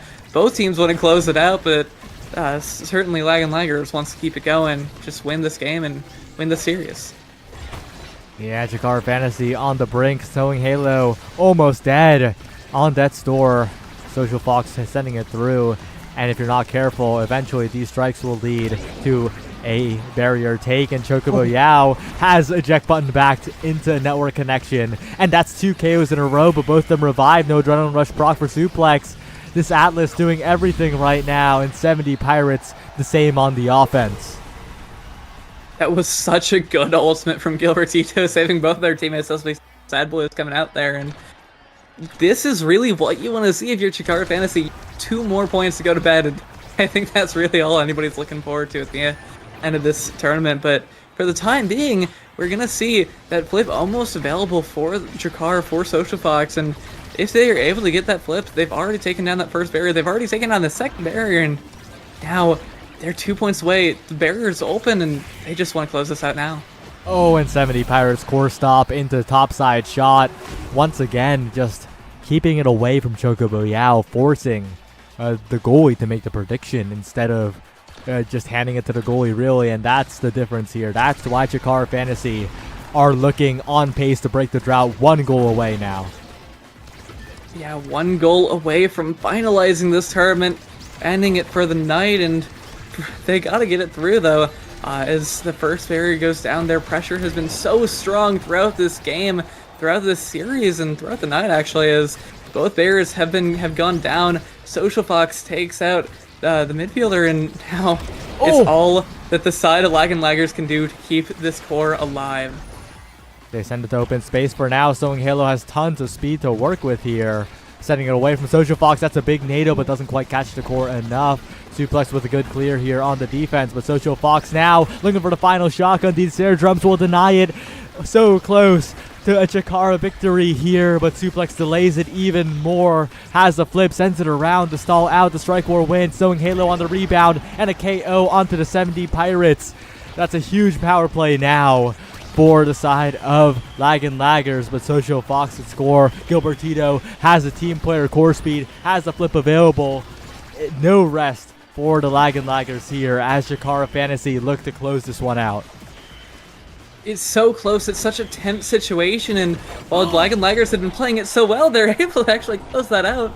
They get that goal in what looked like such a lost cause, as Snowing Halo and Chocobo Yao got knocked off the map, and Suplex was able to keep it alive, and the entire team came back up.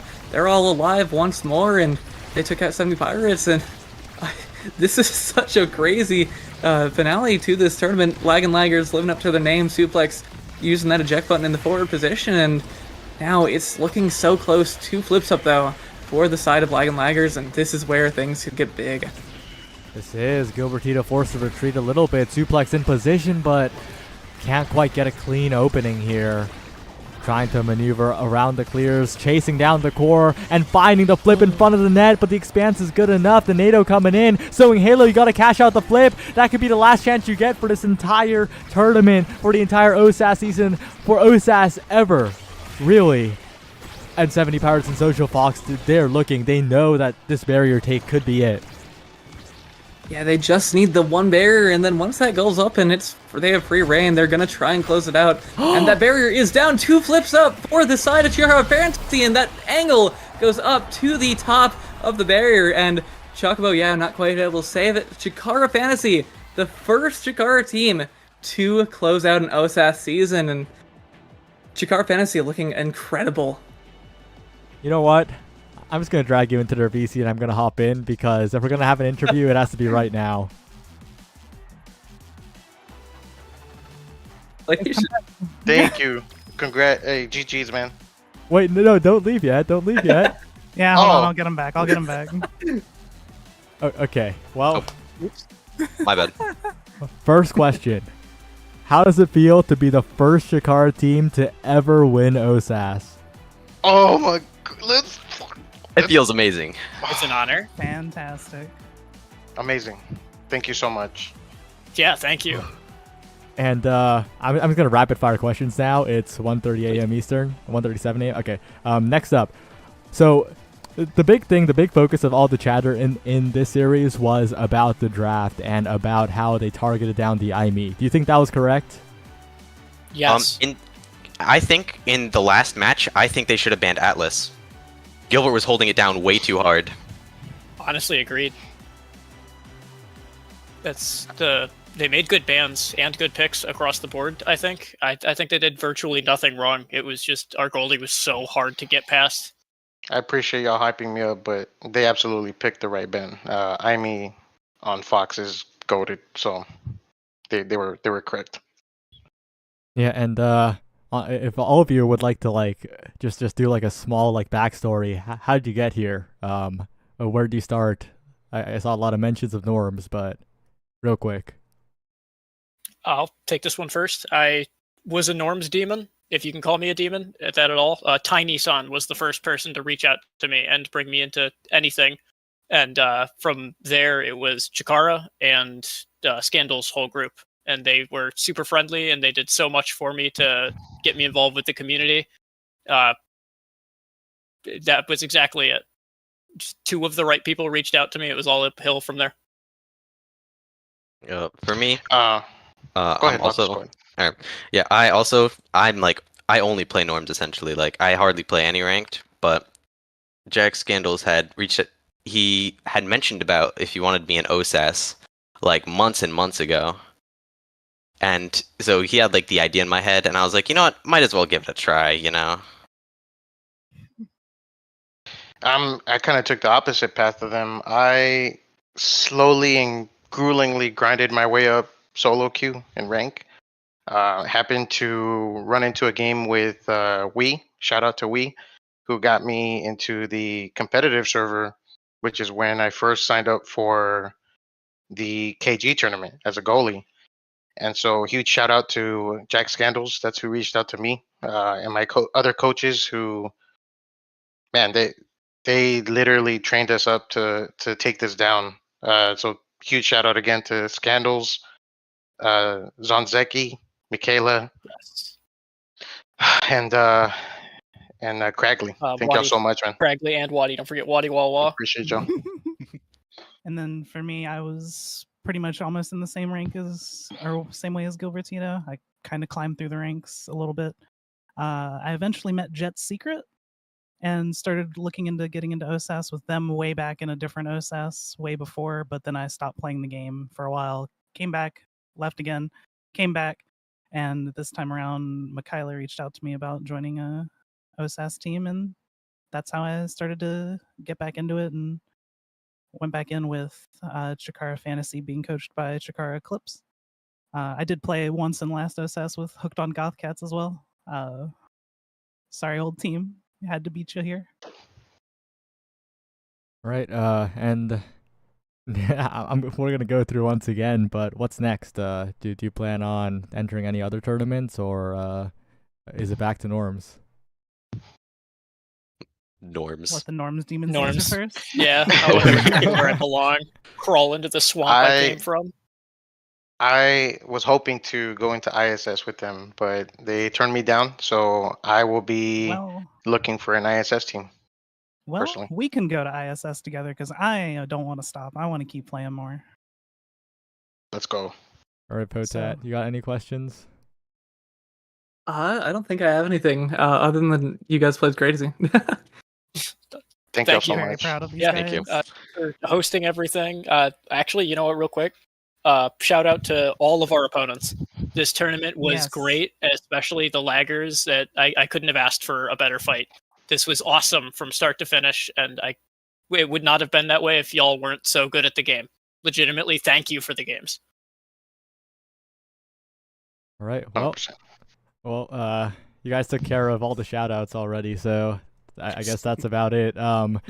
Thanks everyone for watching and competing in another season of OSAS. We're through 11 seasons. Shikara got the win. All of the storylines have been tied up, and so we might see you in season 12. Goodbye, everyone. Bye, everyone. Bye, Let's go, chat. Chikara. Or Go Chikara.